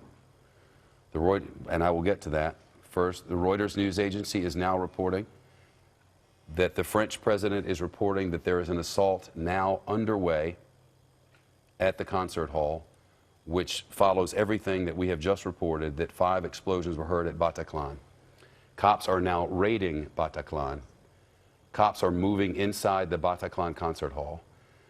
We reported earlier that often what happens is they attack, they wait for authorities and others to arrive, they hold hostages, and then they attack again. What we believe is now happening is this. Those who went inside Bataclan, the concert hall where all the people were, had with them not just the guns that were reported to us earlier that they were using, pumping and reloading, unmasked, shooting down young people who were inside this concert hall. Not just that, but they also had with them explosive devices. It is now confirmed by French police that 2 explosions have happened, 2 suicide bombers at other locations, and 1 bomb went off. Now we know there have been 5 explosions inside the concert hall, and the French president says there is another attack underway now. Sky News, Paris, live. Listen. That at least 2 gunmen possibly were involved in taking those people hostage, one of them with explosives. So we're not clear what this signifies, but clearly there's been some kind of police operation or some reaction there in the last few minutes. Scores said to be surrounding the concert hall, sirens in that neighborhood. And indeed, this came not long after the French president, Rebecca, had actually said security forces would be launching an assault on one of those several sites. Yes, and this is an ongoing situation, clearly, at this theatre now. As I said earlier, this was a rock concert that was happening there, so a number of youngsters were at the scene. We understand 20 shots were heard by witnesses. There seem to be more explosions being heard from outside now. Witnesses saying they heard about 6 explosions from outside there. This is a difficult situation for the security services and the police to contain. They will certainly be keen to try and contain this situation, and there will be a cordon in place, so clearly nobody can get anywhere near that. But around 60 to 100 hostages taken. We understand a number dead already. We had one lady on earlier who said people were being shot at one by one. We can't confirm. No official confirmation of that, yes, but clearly the authorities will be trying to work out what's actually happening within that big concert hall. Well, as Rebecca was saying, the French president indicating that this operation might have been underway as he made an address to the French nation to establish a state of emergency. This is what he said a little earlier tonight. And in fact, the French president has just spoken again, as you watch these live pictures, and indicated that an attack is underway now, and it is. We have confirmed reports of, let's get different, yeah, thank you. Confirmed reports of 5 explosions happening inside the concert hall where 60 to 100 people are being held hostage. So, piecing it all together now, we have the cafe, the restaurant with dozens dead. We have the 2 suicide bombers plus a separate bomb and an explosion. We have the shooting of people inside the concert hall. We have the taking of 60 to 100 hostages. We have hostages escaping over the last hour, telling stories to reporters there of what they saw inside, of young men without masks on, pump-action shotguns firing into the crowd, bodies all over the place, people on the second floor reporting of what it was like, talking of their injuries, and seeing the dead all around. So that's 3 locations, but there are more. The French news agency, Agence France Presse, AFP, is now reporting there are 7 separate locations where attacks are underway or have been underway over the past 2 hours. We have from police and the French president notice of 3, but from the French news agency, the official news agency of France, 7 separate terror attack locations across the city of Paris. The French military has been dispatched across the city and now the nation. The borders have been closed. The cabinet meeting is either ongoing now or was most recently, and we expect to hear from the French president yet again. They've asked all citizens of Paris and beyond to shelter in place, to go to places of safety as the military sweeps the streets and tries to regain order. And at the same time, a terror attack underway at this moment inside the concert hall where 60 to 100 people were being held. We've just gotten a dispatch from New York City, where the mayor, Bill de Blasio, has just spoken with our network news service affiliate, WABC Television, ABC 7 here in New York, that New York is now on high alert. than it has been since this began. The New York City mayor says it is on constant alert already for any potential attacks. It would make nothing but sense that large cities across the world would now be on heightened alert, and they are. We've just gotten word from Paris that all schools and university in the Paris region will be closed on Saturday. The nation is in mourning, the military out to enforce the rule of law, and terrorists now attacking inside the concert hall, just out of view of media cameras. Sky News reporting live, and I'm just getting word now that AFP has a security source that says police are storming the concert hall now, which matches with word that we've gotten from independents on scene. First the explosions, then the police storming the concert hall.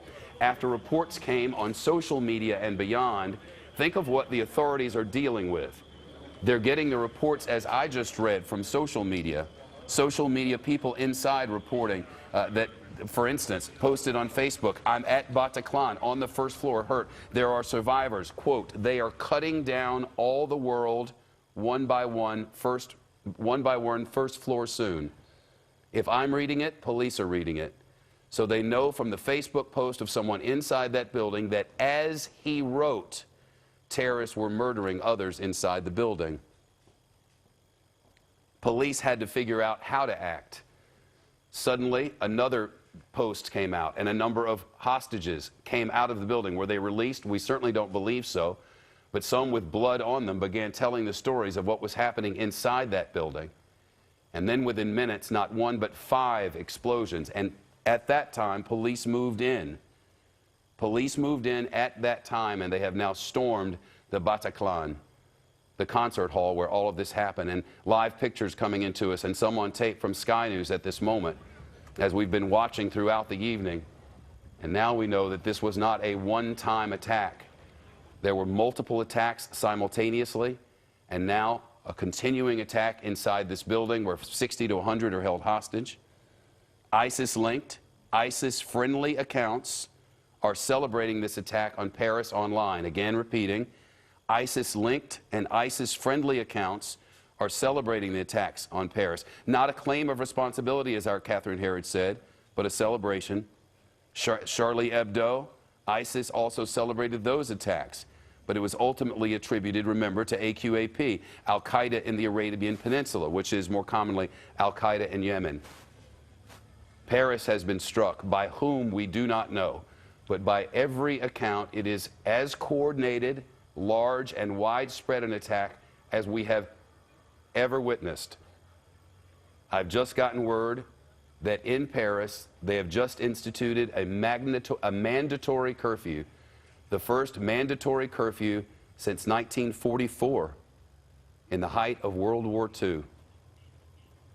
A curfew in Paris, the military on the streets, at least 60 people dead, and by every account, more are dying as I speak, as gunmen have shot and exploded inside that concert hall, and police have stormed it in an attempt to regain control.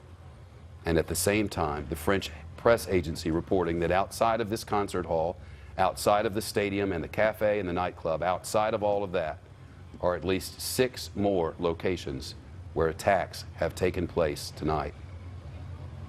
Unprecedented in world history in my lifetime.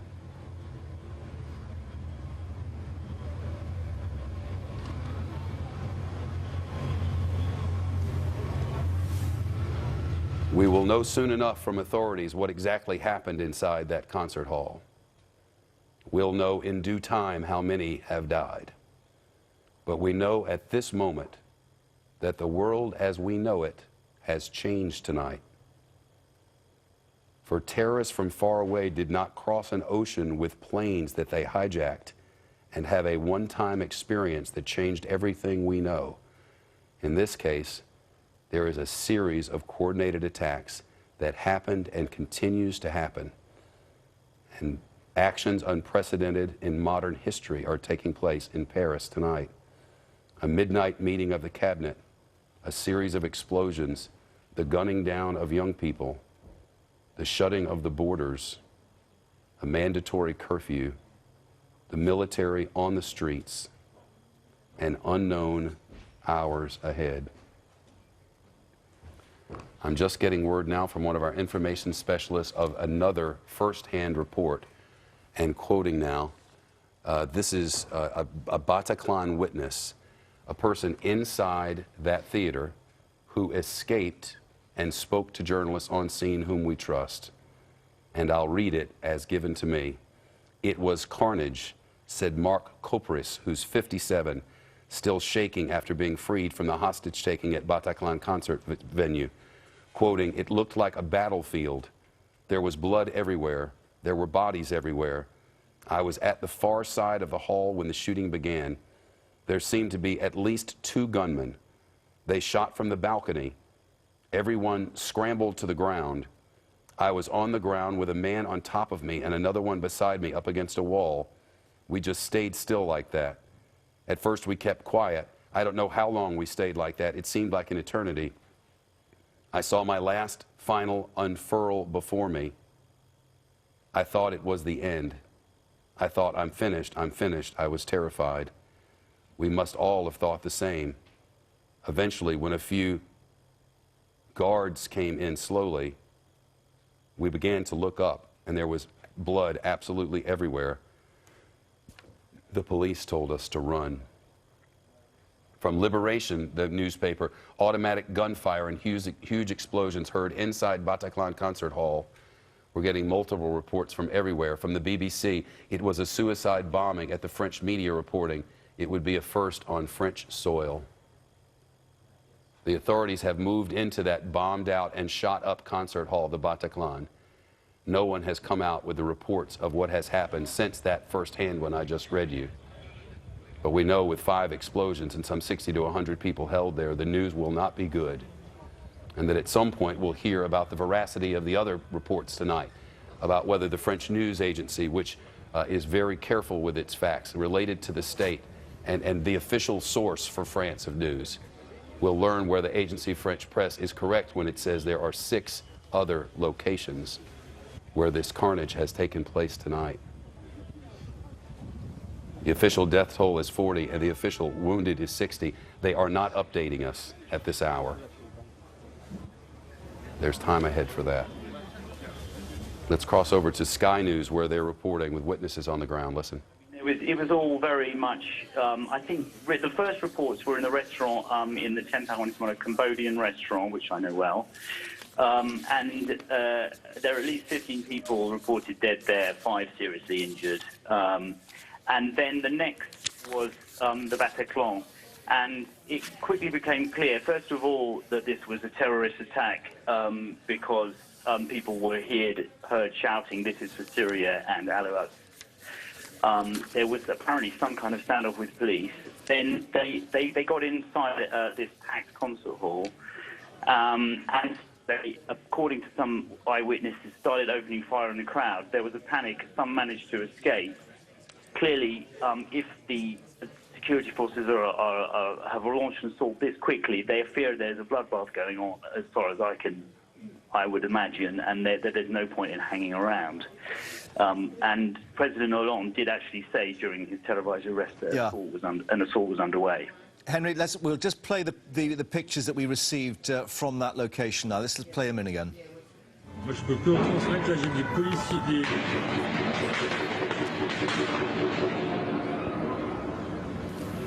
Est-ce que vous avez tous entendu?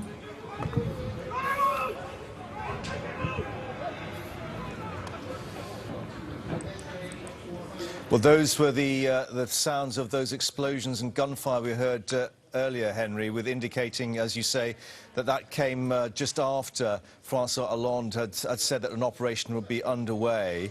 I guess the thinking has to be, if they were prepared to launch what we understand to be a suicide attack near Stade de France, it alters the thinking and the way that you approach these people. Well, yeah, I mean, the French police now, literally everyone, there's a state of emergency. Everyone in Paris has been told to go indoors. Everything is shut down. And if you're out on the street, there's a risk that you could be shot by a policeman. They're that worried that people are just going to start opening fire or blowing themselves up. And there are some unconfirmed reports that then there are other attacks underway in Rue du Temple, which is near République.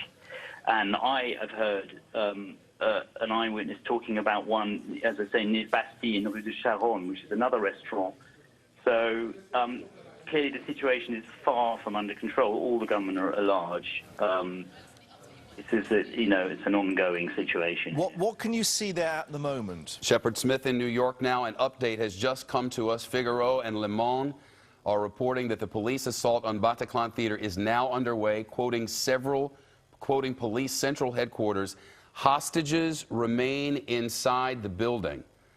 Now, you're not seeing pictures of this because French television are not showing the storming of the theater due to security reasons. Here is the thinking. If we put live pictures of police storming that theater and these terrorists have someone outside of that theater who may have some sort of remote control device that they might, there is no way to know the larger coordination of this. And the French authorities and French television are erring on the side of caution. But here is the word that we're getting from witnesses on scene. Authorities are outside. It's cordoned off. They're trying to regain control at Bataclan with more than 100 people, we're now told, held hostage inside, and the people inside murdering one survivor after another. At some point, as police were working on a way to storm this place, explosions began to happen, one after another after another. Either 5 or 6, we can't know for sure, but multiple explosions. Not the kind of explosion that would level the building, far from it, but individual explosions within the building. Some people remain alive inside, and they are now. It's the reporting within the last minute or two that there are still hostages inside this building who are alive. We don't know the status of the gunmen. Are they still lording over these people? Are there others besides the 2 about whom we have knowledge? We don't know. We have just been told that one person was arrested at Bataclan. That the arrest happened, this is at Bataclan, correct? At one of the attack sites. It is unclear to us at this moment, but this is coming to us from French police. We have just gotten word that one arrest has taken place, and the person who was arrested told the French authorities, "I am from ISIS." We have no way to know whether that person is telling the truth or not. Is it possible that this is a sympathizer? Is it possible that this is someone who is upset with the situation in Paris and Europe in general, with the refugees coming from Syria and beyond? Remember, one reportedly screamed, "This is for Syria." Is it possible that he is an ISIS sympathizer? Certainly. Is it possible that what he said was true on the surface, that he is from ISIS, that ISIS dispatched him, that whatever ISIS command and control might be, sent this man and potentially others to do these deeds tonight? That is also possible. But for the moment, the news that is breaking is the 5 explosions have happened in the last 5 to 10 minutes. The authorities have stormed into the building. We are told there are more survivors on the second series of attacks. First, the gunman in the middle of the concert, people coming out, the first wave, remember? The witnesses saying, they are gunning the world down one by one, remember? And then the explosion, then authorities going in. We have no idea how many people were hurt or killed during that, but we know the authorities went in after these explosions, and we know that they are now trying to regain control. There are journalists on scene at this moment reporting these things to us. We are not showing live pictures for reasons just described, and we will not unless and until we're sure it's not something that will make things worse. Not as much about the Fox News channel in the United States, though watched around the world, more about the French television cameras which would bring these pictures to us. We know this is ongoing. Authorities are not commenting on reports from news organization after news organizations, ones respected around the world, which say there are 6 other locations of attacks tonight. We will not belabor the point because it does not serve anyone except to say scores of people have been injured and killed tonight, and that this is still underway. Live reporting from Sky News now as we look at pictures in and out. This is tape again because we're not showing live pictures. Sky News reporting live. Listen. Originally, there were 20 shots heard by witnesses, understood to be 2 gunmen there who opened fire, one described as being young.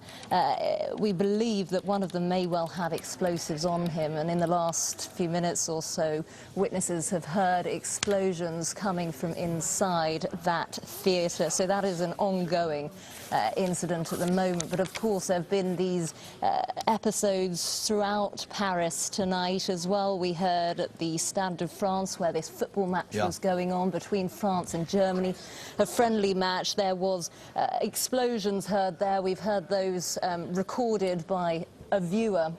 Very loud, clearly shocked the crowd, and it has now been confirmed that there were 2 suicide attacks in Paris and a bombing near the stadium. 3 people killed there. I think Gate J, they mentioned. More word on the people who have been arrested.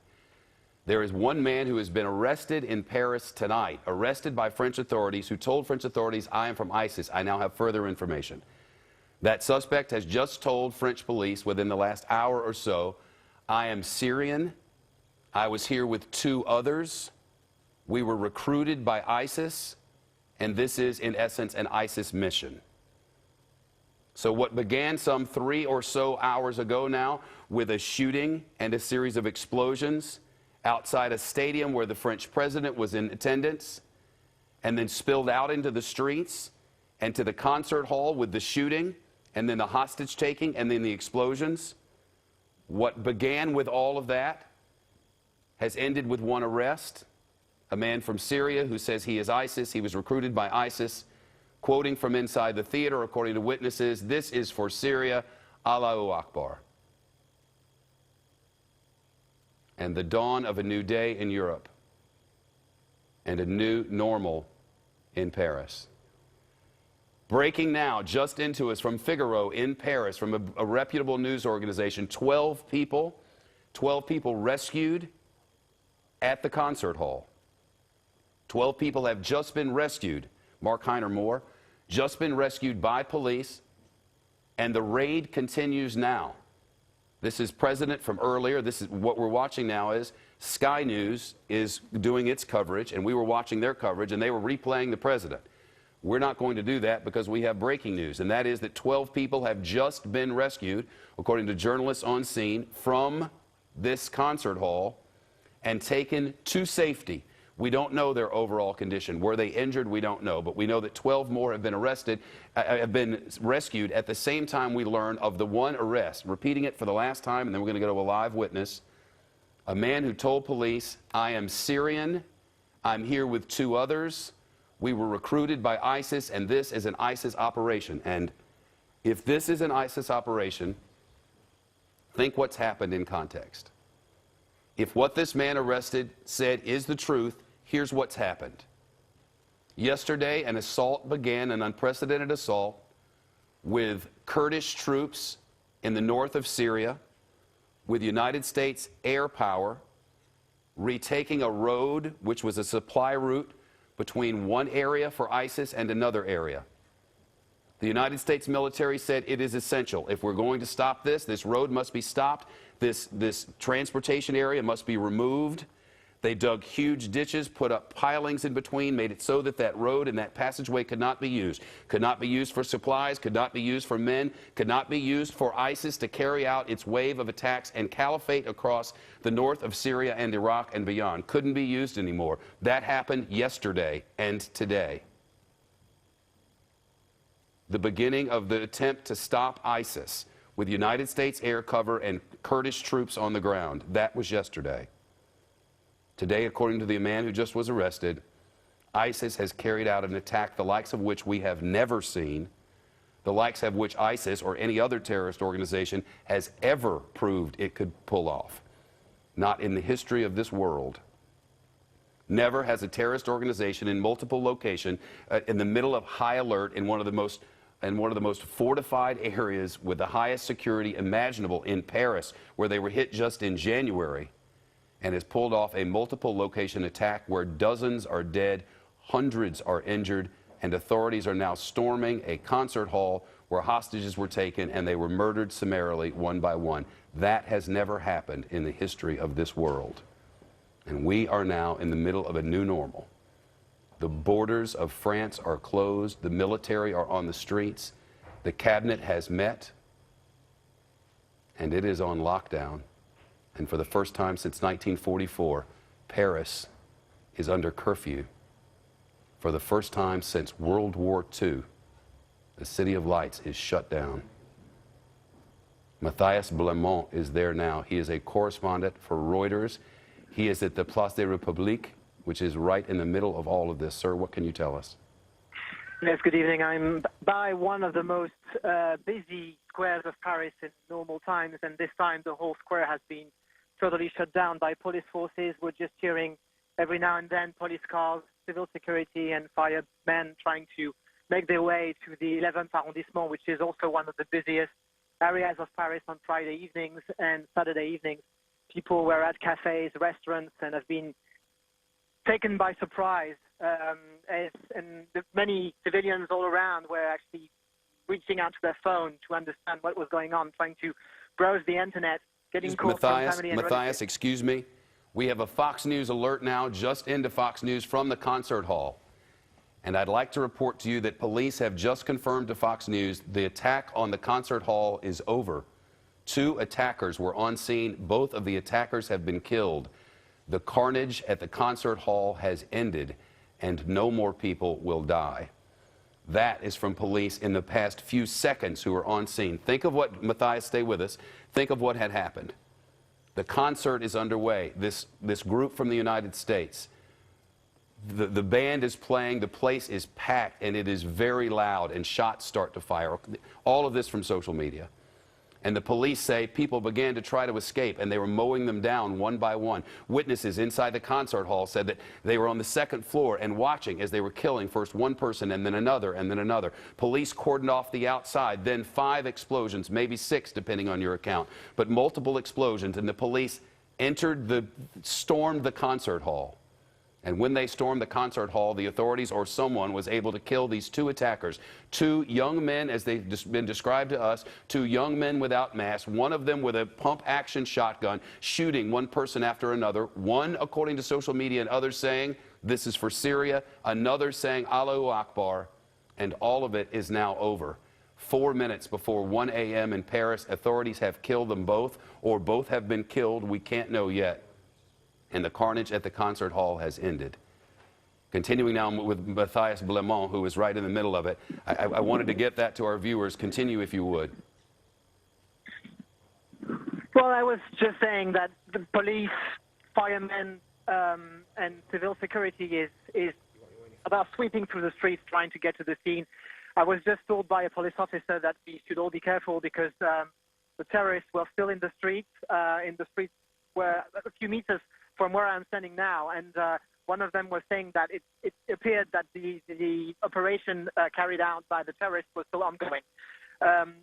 It appears it's also obviously very early to draw to any conclusions, but it appears to be also a very symbolic attack, as the Charlie Hebdo newspaper is about 300 meters where I'm standing as well.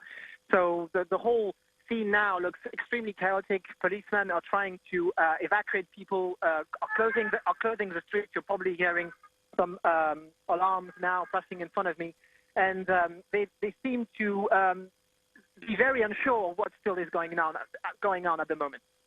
Well, I've just been able to get some more information about what was going on inside that concert hall, according to the authorities and others. The description is that initially, according to people who were there were initially 3 gunmen. The same description continues: young men, not masked, but wearing flak jackets and carrying Kalashnikovs, basically semi-automatic weapons. The words that I told you about what they were screaming remain, and one of them somehow was incapacitated during all of this. I don't know how that person was incapacitated or killed, but by the time authorities stormed the place, they were down to 2 of them. Young men carrying Kalashnikovs, wearing flak jackets, reloading repeatedly. And we still have this report of somebody with a pump shotgun action, which that's from earlier. Could that have been this 3rd person? I do not know. But I can tell you that the reports that we get will be varied, and lots of them will be inaccurate. But of this, we are confident at this hour. The attack at the concert hall is over. Police have regained control. And we have just gotten this from authorities on what it means that there is now a state of emergency across France. The borders are closed, the military is on the streets, and according to the French government, the state of emergency means that the state, meaning the authorities, can control the press in any way they want, and they can enter private homes at any time they want without a warrant. A state of emergency means that the state has taken complete control of the nation. The state has closed the borders. No French citizen or anyone else can enter or exit. No one. The military control the streets in every way. If they want to enter a home or an apartment or a business or a dwelling, they can. If they want to close down the subway systems, which has largely happened over the last hour, they will. The state of emergency means the state is in complete control in Paris and across France tonight, because the authorities say they have no way to know whether there is more of this to come. The band involved reports it is currently trying to determine the safety and whereabouts of the band and crew. The Eagles of Death Metal report, our thoughts are with the people involved in this tragic situation during a state of emergency across the nation of France. It's 7 o'clock on the East Coast, 4 p.m. in the West Coast, 1 a.m. in Paris. I'm Shepard Smith in New York with continuing coverage of the terrorist attacks across Paris, which have left at least 40 people dead, at least 60 people injured, and the state of emergency which I just described. We expect to hear more from the French president. The French cabinet meeting, as far as we know, is ongoing, and we've been able to get a number of new reports in. I mentioned the French website, which explained what a state of emergency means there. Police at Bataclan say the attack is over, that they have killed 2 people. What happened with the rest, we have no way to know. The hostage taking has ended. At least 12 people have been rescued. So that is the good news of the night. We were getting word over the past hour, as this hostage situation was ongoing, that a number of people had escaped, or actually we didn't know. A number of people had exited from this concert hall. We didn't have any idea how that was possible. Now we know there were but 2 gunmen, at least, remaining by that point. And apparently, from all that we've heard, the 2 gunmen were not able to, between them, maintain complete control over the surroundings.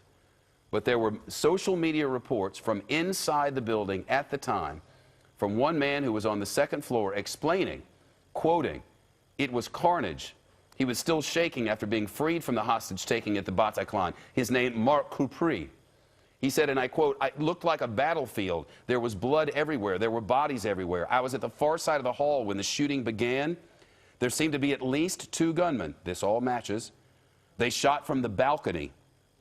Everyone scrabbled to the ground," he writes. This is speaking to the Telegraph newspaper. "I was on the ground with a man on top of me and another one beside me up against a wall. We just stayed still like that. At first we kept quiet. I don't know how long we stayed like that. It seemed like an eternity," he said. "I saw my final unfurl before me.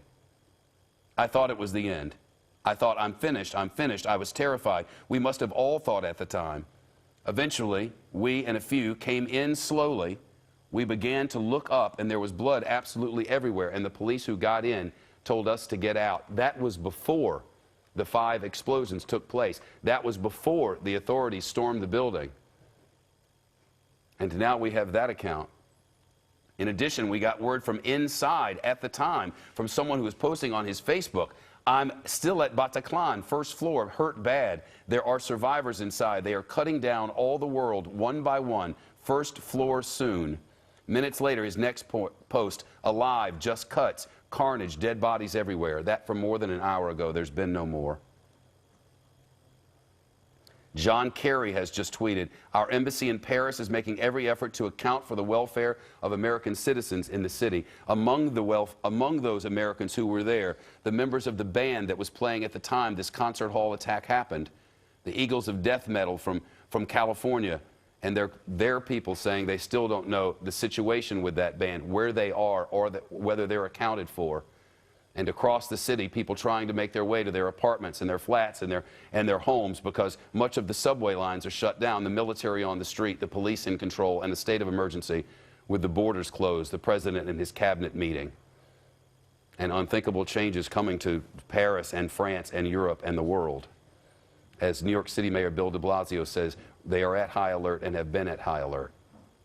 And the world waits to find out what happens next. I have mentioned throughout the night, from multiple credible sources, multiple reputable news agencies are reporting that there are other scenes across Paris. We cannot confirm that. Frankly, we are not there. Not in large numbers, of course, not in the way the local media are. But we know from our own history, from being right here on the day that the terror attacks on our 9/11, of hearing the credible news agencies whom we've trusted all of our lives reporting with authority like any other day that there was another attack. At the Supreme Court was one word, and we all believed it for a time until it could be proved to us that it was not true, because all of the media and all those reporting went to the spots where we knew something had happened, and it wasn't until at some point we could gather ourselves and say, no, that wasn't right. So we can only hope and pray at this hour that the reports from the agency French Press and others of 6 other sites where attacks had happened, we can only hope that those were not true. For now, that reporting continues from the French news agency. Now from Jerome Bowser, shivering in the cold night, wearing a white T-shirt splattered with blood of the victims of the wounded, he said, and I quote, "The concert had started. I was in the audience and I heard what sounded like a firecracker. It was loud, but the gig was very loud, and I thought it was something that was part of the show.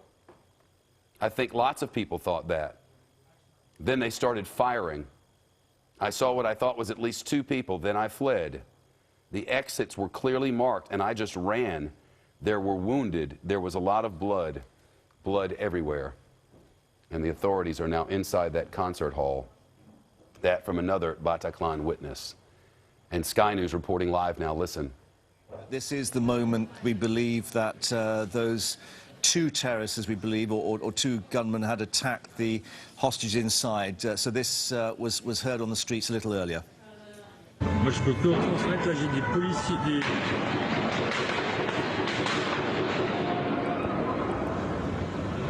Est-ce que vous avez tous entendu?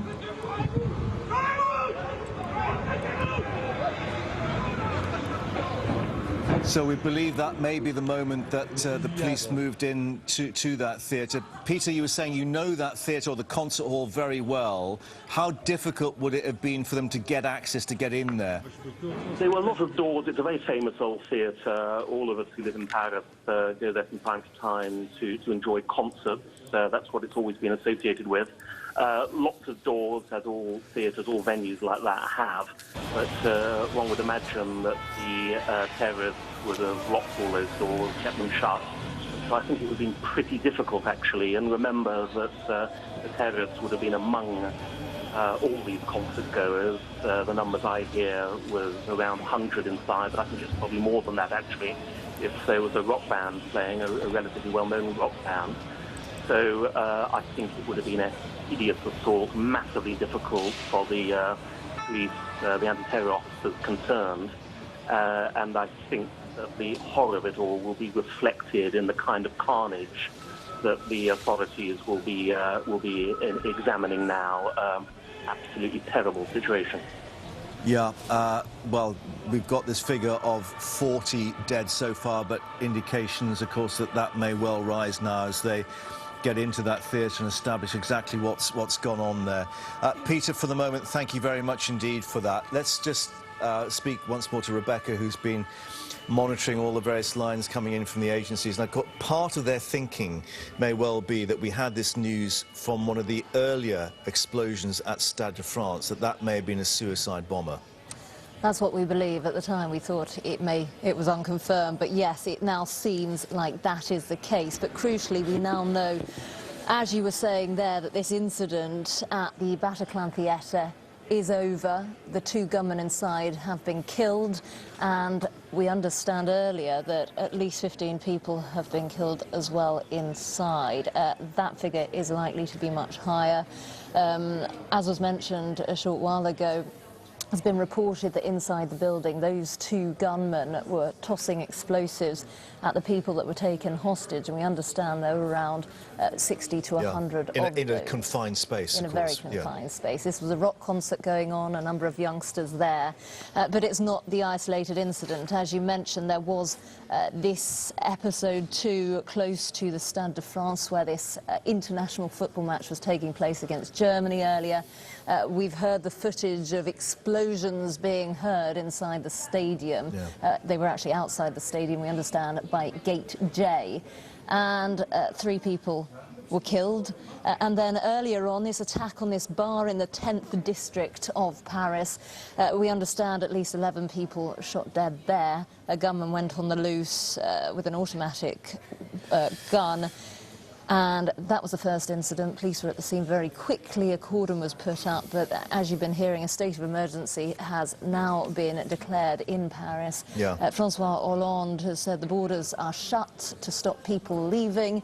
It seems that this is a coordinated attack, a terrorist attack. It seems clear now. I think these are actually live pictures that we're getting in. Alistair, that's significant. That's a military personnel there. That's perhaps part of the 200 military force that President Hollande was talking about moving in tonight. Well, it's not unusual to see police on the streets of Paris, armed soldiers on the streets of Paris, actually. I mean, it's something that we don't see in London at all, but in Paris it's relatively common. But yeah, it could be part of the, I mean, it's clearly part of a cordon. I don't know where that is. And we're told that there are checkpoints now being set up across Paris with the military monitoring them. I want to tell you that we've just gotten word from the United States government that relevant agencies, the CIA, the FBI, the NSA, all offering assistance. An FBI statement is expected from headquarters shortly. The FBI New York field office has responsibility for France and connecting directly FBI attaché stations in Paris. I was mentioning earlier the band that was playing at the theater at the time, the Eagles of Death Metal. Their drummer has just reported to the Washington Post newspaper that all members of the band are accounted for and are uninjured.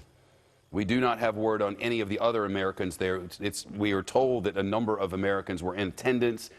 In fact, it was described to me as a large American contingency. We don't know the condition of any others. The scene inside that concert hall has just been described to us as one of chaos and carnage, unthinkable in its scope.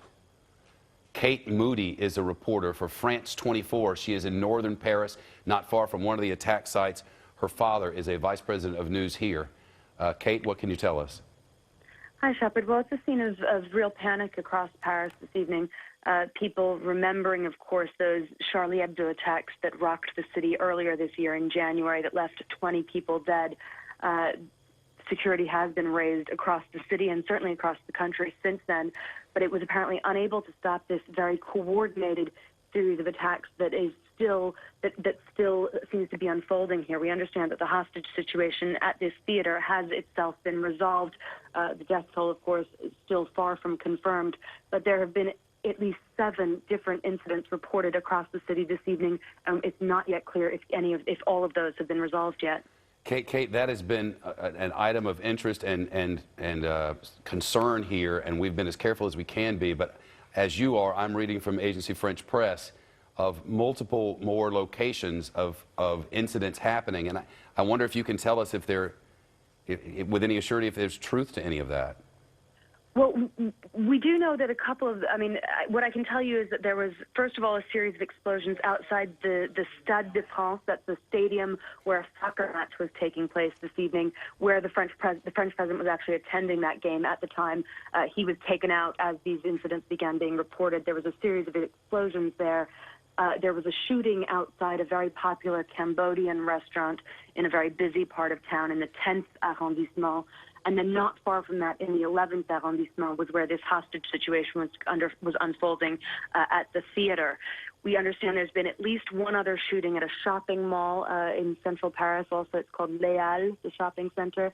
And then there have been a few reports in about, I believe, 3 other locations. I can't confirm that for you, but certainly the situation far from being over here in Paris this evening. I can't even imagine, Kate, what it feels like there. I can only remember walking around sort of dazed and confused in the hours after the attacks that happened here. Is it similar, or how would you describe it? It is certainly a similar feeling, and really it's a sense of fear because we just don't know what's happened yet. We don't know what's over. We certainly don't have any idea of what the motive might be. You'll remember, of course, when the Charlie Hebdo attacks happened, that was a rather controversial magazine that had received threats from Islamist militants before. So immediately when that attack happened, there was sort of a sense that we might understand who might be behind that. If you're looking at the targets that we've seen this evening, a soccer stadium, a restaurant, a concert hall, it's not quite as easy to decipher who or what might be behind that. And that, of course, is adding to the sense of fear that we're feeling here in Paris. Kate, thank you. I'm just getting word from police to the agency French Press. This word has come in the last minute or two that somewhere around 100 people have been killed inside the concert hall. It's being described to us as a scene of utter carnage, that when authorities went in, there were bodies and blood everywhere, that the two gunmen who remained inside, and in the end we may find that there were but two, but that they continued to shoot people one after another, that the reports from the balcony on Facebook, that the reports from people who had escaped the carnage in there and came out and talked to local journalists, that their reports were accurate, and that those two gunmen were killing people one after another, shouting, "This is for Syria," and Allahu Akbar. And the French press agency is now reporting, quoting police, that somewhere around 100 people have been killed inside that hall. Kate, I can't even, tonight France is under lockdown, the military on the streets, the borders closed. You wonder what the days ahead bring. I want to thank Kate Moody, who joined us live. We've lost our connection with her. Continuing to watch feeds from multiple news networks, and it really doesn't matter what the details are henceforth. We can hope that what has happened is the end of this attack. We can but hope that for tonight at 1:15 Paris time, that it has all ended and that we will see no more tonight. But the damage is done and the world has changed for France, Europe, and the world. Quoting two police officials say security forces have ended their assault on the concert hall filled with hostages, killing the two attackers. Neither official would be named, citing ongoing operations throughout the city. One official described, quote, carnage inside the building, saying the attackers had tossed explosives at the hostages. Both officials said they expected the death toll to rise. As the French press agency reports, around 100 people dead in the attack on the Paris concert venue. That would presumably bring the death toll to somewhere around 120, 130, as we're getting live reports in from the scene. And authorities are moving the cordon back so that the police lines are being moved back further and further as the crime scene is expanding, as people are told to go to their homes, as word has been sent out on social media, on official French websites, that a state of emergency is in place, that the military now controls the streets, that authorities have authority now to enter people's homes without notice. And now some pictures coming in to us from Sky News. Here, listen. 100 dead in the Bataclan concert hall. This was the scene where the police stormed that theatre earlier. We had the reports that between 60 and 100 were being held hostage in that concert hall. We then heard a series of explosions. Francois Hollande said that the police would move in an assault operation, but it now appears that there are about 100 dead in that theatre. That may well be that most of those people being held hostage were killed. Reports had suggested that as well as the two attackers there being armed, that they may have had explosives as well. Our defence correspondent, Alistair Bunkle, is with us. I mean, Alistair, we reflect... That is the update as we reported just a moment ago. I want to continue to look at live pictures as I give you more witness statements that have just come into us. A witness named Samia, currently telling radio station France Info, they call it iFrance, but it's France Info, that she is shocked to see that many people are slowly coming out of the building, or were, either with their hands above their heads or on stretchers. She added that the bulk of them were very young, which she says makes it very sad to witness, quoting, "It felt like a film," said the woman in tears who was part of the group, quoting, "It was horrible. There were so many corpses. I can't talk about it," said a bearded man in a death metal T-shirt as he ran down the street from the Bataclan in shock. A woman in her 20s in a fur-collared coat had been drinking in a nearby bar when people fleeing the initial shooting at Bataclan ran into the bar. Quote, they were panicked, wounded, screaming. Blood was running all over them. People were having panic attacks. It was horrible. Think of it, 1,000 people or so inside when all of this began. 1,000 people in this concert hall. Then the shootings. Some people escaped, as one witness put it, in the first wave. Many were gunned down right away. They were shooting from the balcony, according to witness reports. One after another shot and killed, shot and wounded. Some escaped in the early going in the first hour of this siege at the concert hall, escaped with blood on them, explaining what was going on inside. Authorities setting up a cordon on the outside, warning people to stand clear, keeping the media away, saying don't show live action, and then eventually the explosions, 5 of them. And then authorities stormed the place. And now we realize that as many as 100 or so, as it's been reported, are dead inside. We know very many escaped because we've heard from them, we've seen them. There were 1,000 initially, and now something like 100 dead. And authorities working to figure out exactly who were these people. And all we can know at this moment is what the witnesses say they saw and heard. And to a man and a woman, the witnesses say they screamed, "This is for Syria." And another, "Allahu Akbar, God is great." At the same time, we learned the Paris officials have arrested at least one person. Arrested one person who said, "I am Syrian. I was recruited," the Nats, "I was recruited by ISIS. I have come here with 2 others, and this is an ISIS operation." According to the one person that we know of arrested by Paris authorities, the one person told the authorities, "I am Syrian, I am from ISIS, I was recruited by ISIS, this is an ISIS operation." And if true, it's like nothing we've seen. I reported earlier that we had never seen a terrorist organization of this kind with multiple attacks in multiple places in a large city with high alert, authorities realizing they are at extreme risk of attack, and yet they were able to pull this off. This has not happened. Never happened. And Paris has never had a mandatory curfew, not since 1944 in World War II. Certainly the military on the streets and a state of emergency in effect. Nothing like this have we seen, and you can only wonder what the days ahead will bring. Breaking now, the UN Security Council has just condemned the, quote, barbaric and cowardice terrorist attack in Paris. From Washington now, Reuters, Dateline, Washington, D.C. The U.S. Embassy in Paris is making every effort to account for the American citizens in the city following the series of attacks today, said the Secretary of State John Kerry. He said the United States stands ready to provide whatever support the French government may require. Kerry is in Vienna for the international talks on ways to end the war in Syria.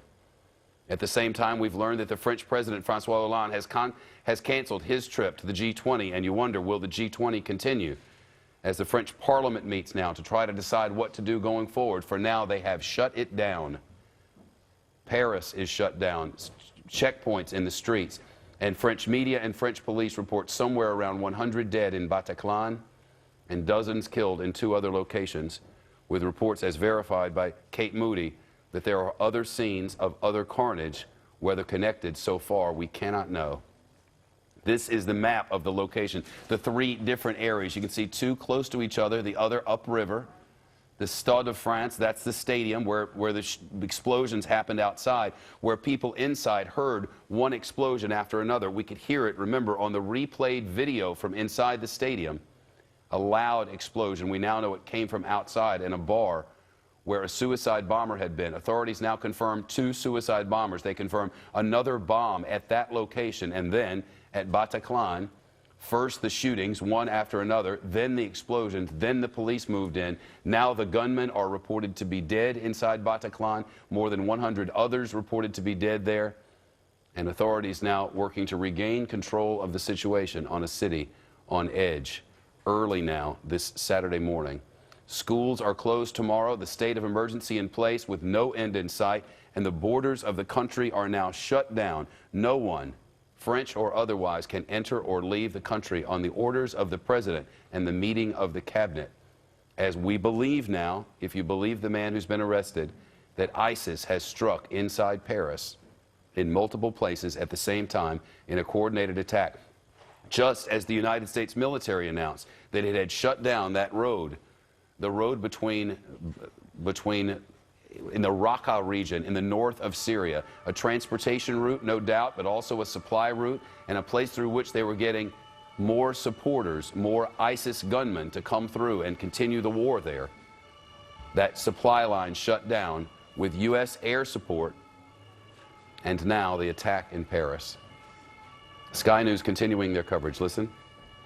Atrocious, and as we have been hearing earlier, it does bring into question how can we defend a city, or how can one even prepare for such a threat as big as this? This is completely kamikaze. It's a complete catastrophe tonight.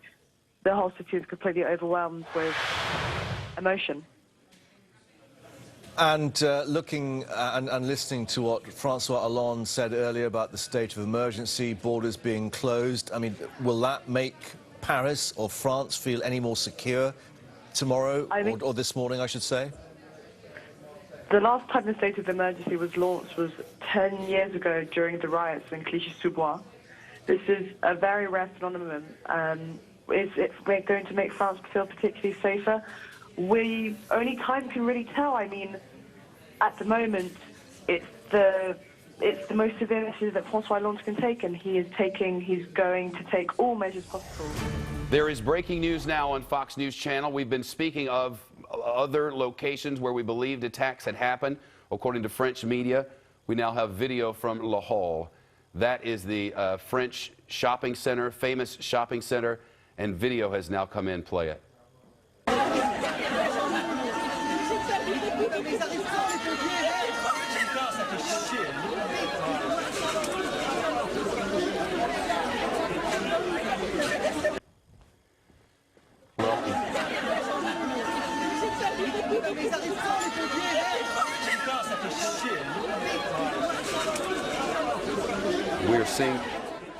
We're seeing this together for the first time. This is not the scene of the kind of shooting that happen in cities, I presume, around the world on a given day. This is not an isolated shooting at a shopping mall.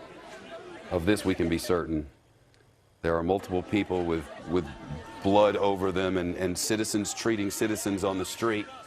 Think of this. It happened in the wake of all the explosions and the carnage in other parts of the city, and now this from Le Hall, a very famous shopping mall in Paris. So now we know, unless convinced otherwise by someone, that it was more than the three which began, that the French news agency, the official news agency, has been right all along in its reporting, that there were multiple other locations where the terrorists struck tonight. That has been the reporting of the French news agency for hours. And now this video from Le Hall, the shopping center, where others, injured and wounded, are being carted away.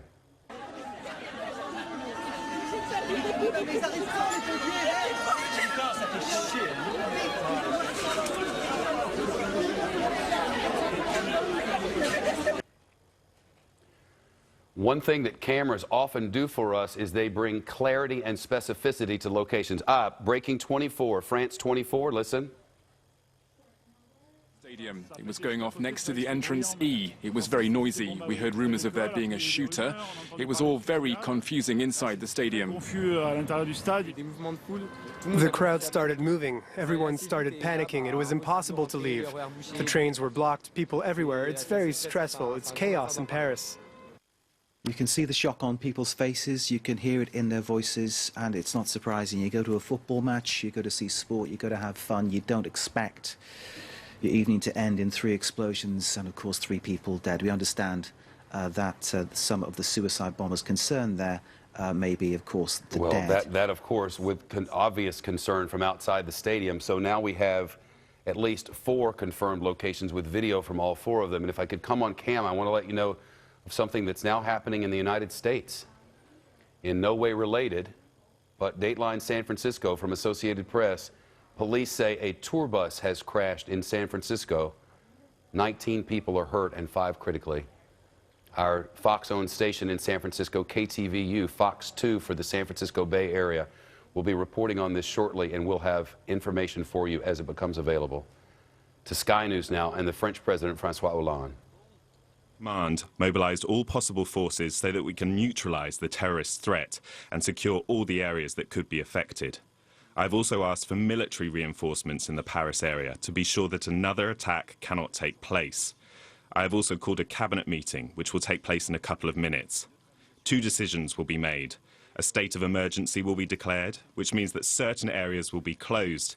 Being in those areas will not be allowed. The state of emergency will be declared throughout the district. The second decision I have made is to close the borders. We must be sure that nobody can enter to commit whatever acts they may commit. So, confirmation about that state of emergency, although in the last few minutes, more detail that they are to keep the airports open with flights and rail services continuing despite the attacks. And I guess, Alistair Bunkle, our defence correspondent with us, that's one of the other aspects. You don't let the terrorists dictate to you the disruption to normal life.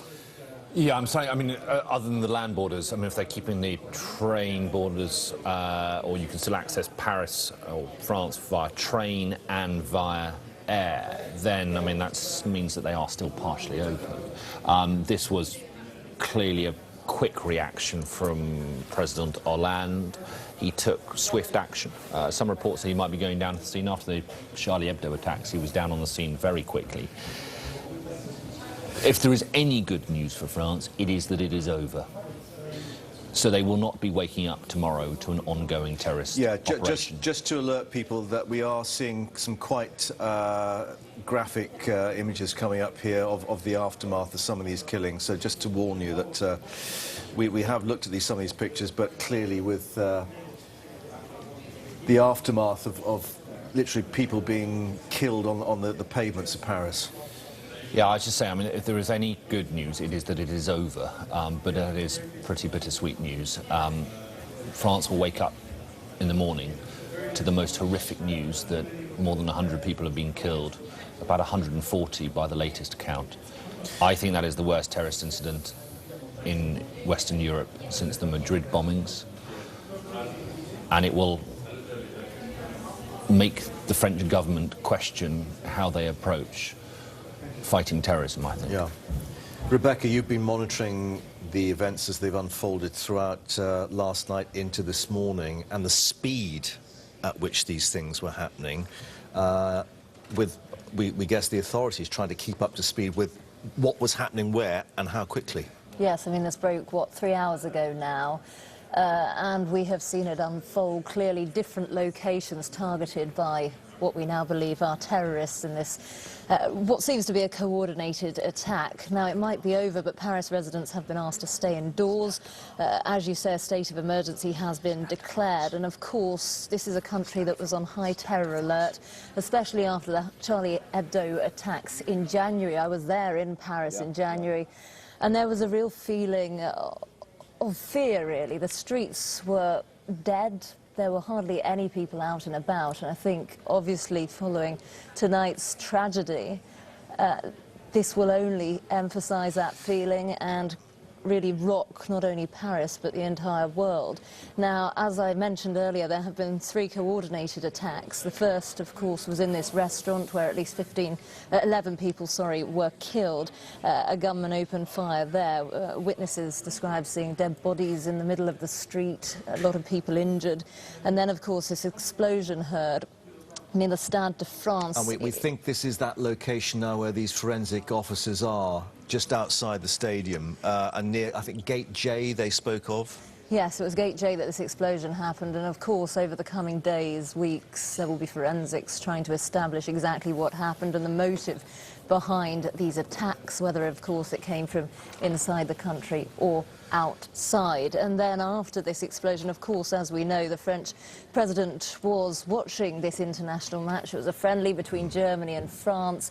He was taken to safety. The match continued for a while, and then it was stopped and people in the stadium were evacuated and taken out. And of course, the most devastating of all has to be this incident in the Bataclan theatre. Yeah. Official confirmation now from the officials at Paris City Hall of about 140 killed.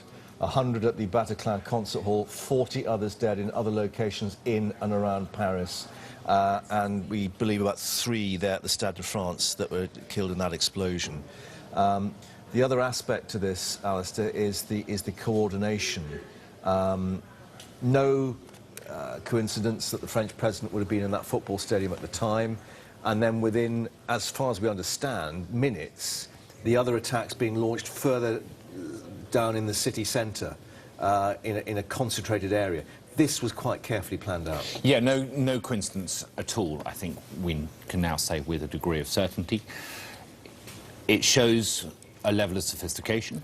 It shows that the group is relatively large, because if you think that there must have been 2 attackers that we know of in the concert hall, 2 suicide bombers apparently at the Stade de France, that's 4, and let's assume that there were at least a couple elsewhere and at the restaurants, so that's already 6, and those are just the men or women perhaps on scene. You'll then probably have a network behind them.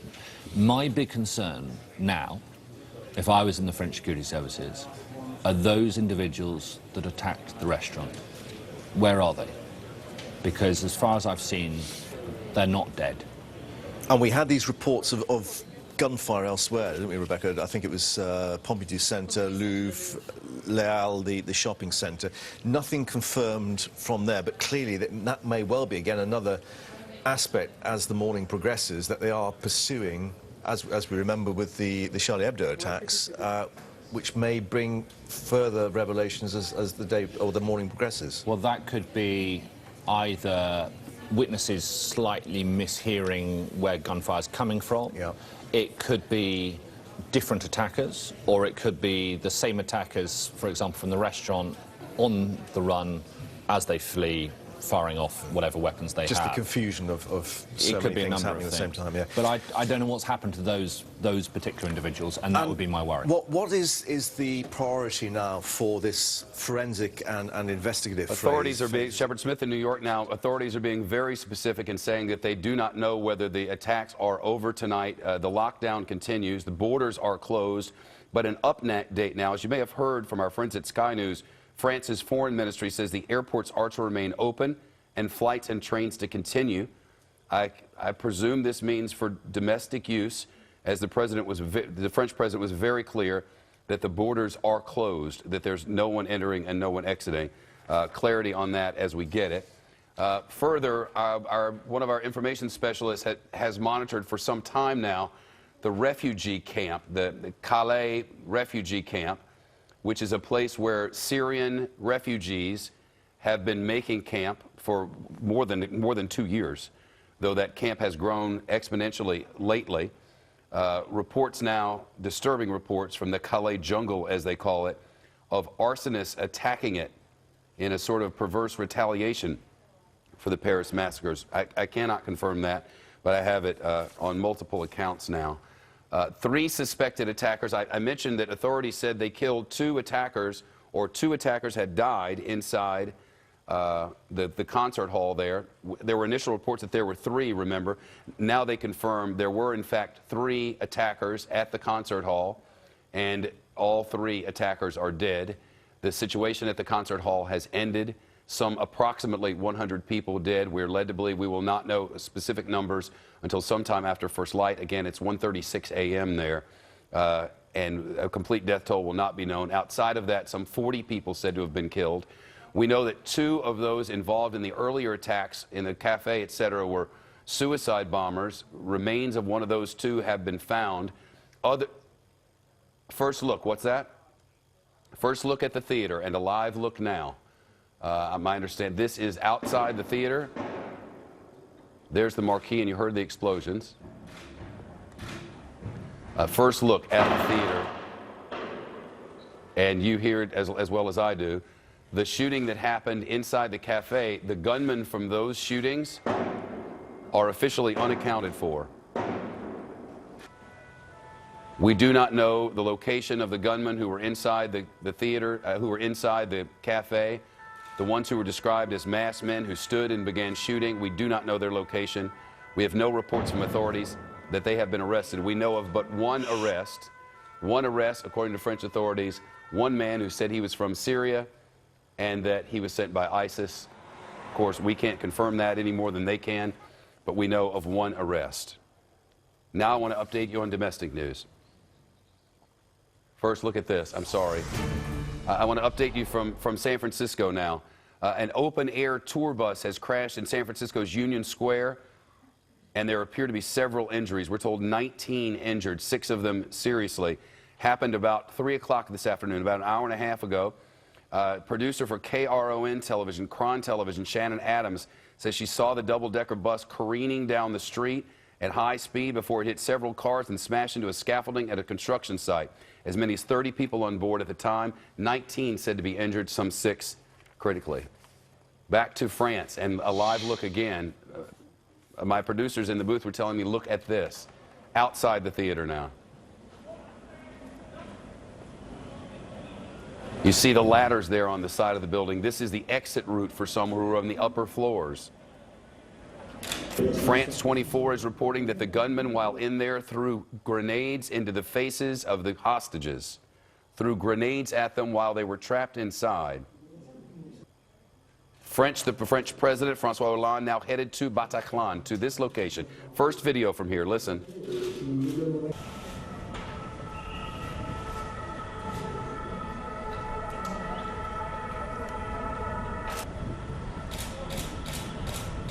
Deux échelles.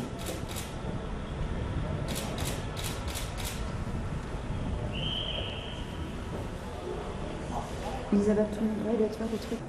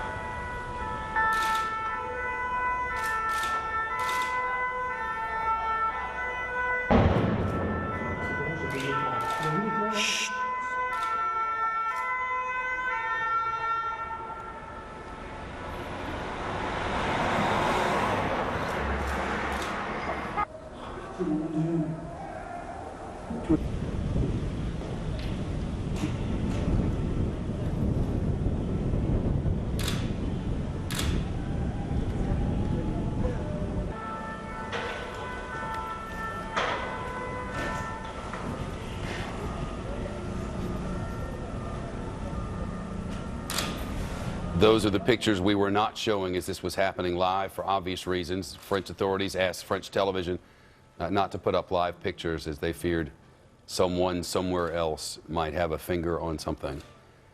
As it turns out, some 100 people died there. 140 is the official death toll now, from 100 at this location and 40 at others. We've just gotten word from French authorities in the last few minutes. The official number is 1,500 French soldiers have been deployed in the French capital in the wake of the attacks. Residents are warned to expect checkpoints. They're told to stay in place, to go home. Curfew is now in effect in Paris for the first time since 1944.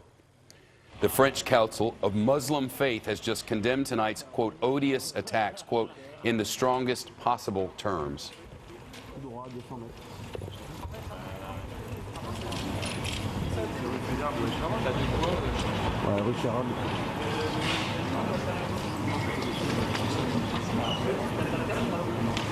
Still unaccounted for at this hour, the whereabouts unknown of the initial men who were said to have fired weapons inside the cafe where all of this started, not far from the soccer stadium where, think of it, François Hollande was inside, the French president, watching this soccer match, this friendly between the Germans and the French. And inside the soccer stadium could be heard the explosion from outside. We now know 2 suicide bombers and 1 bomb planted in some way or another. They have not been specific. But 3 explosions heard inside that building. Our own Geraldo Rivera's daughter was in that stadium at the time. She's studying abroad. She's 21. She heard those explosions and wondered at the time, and wouldn't you? Trying to get in there. There was nothing that happened inside the stadium, but here are the pictures from there, and listen.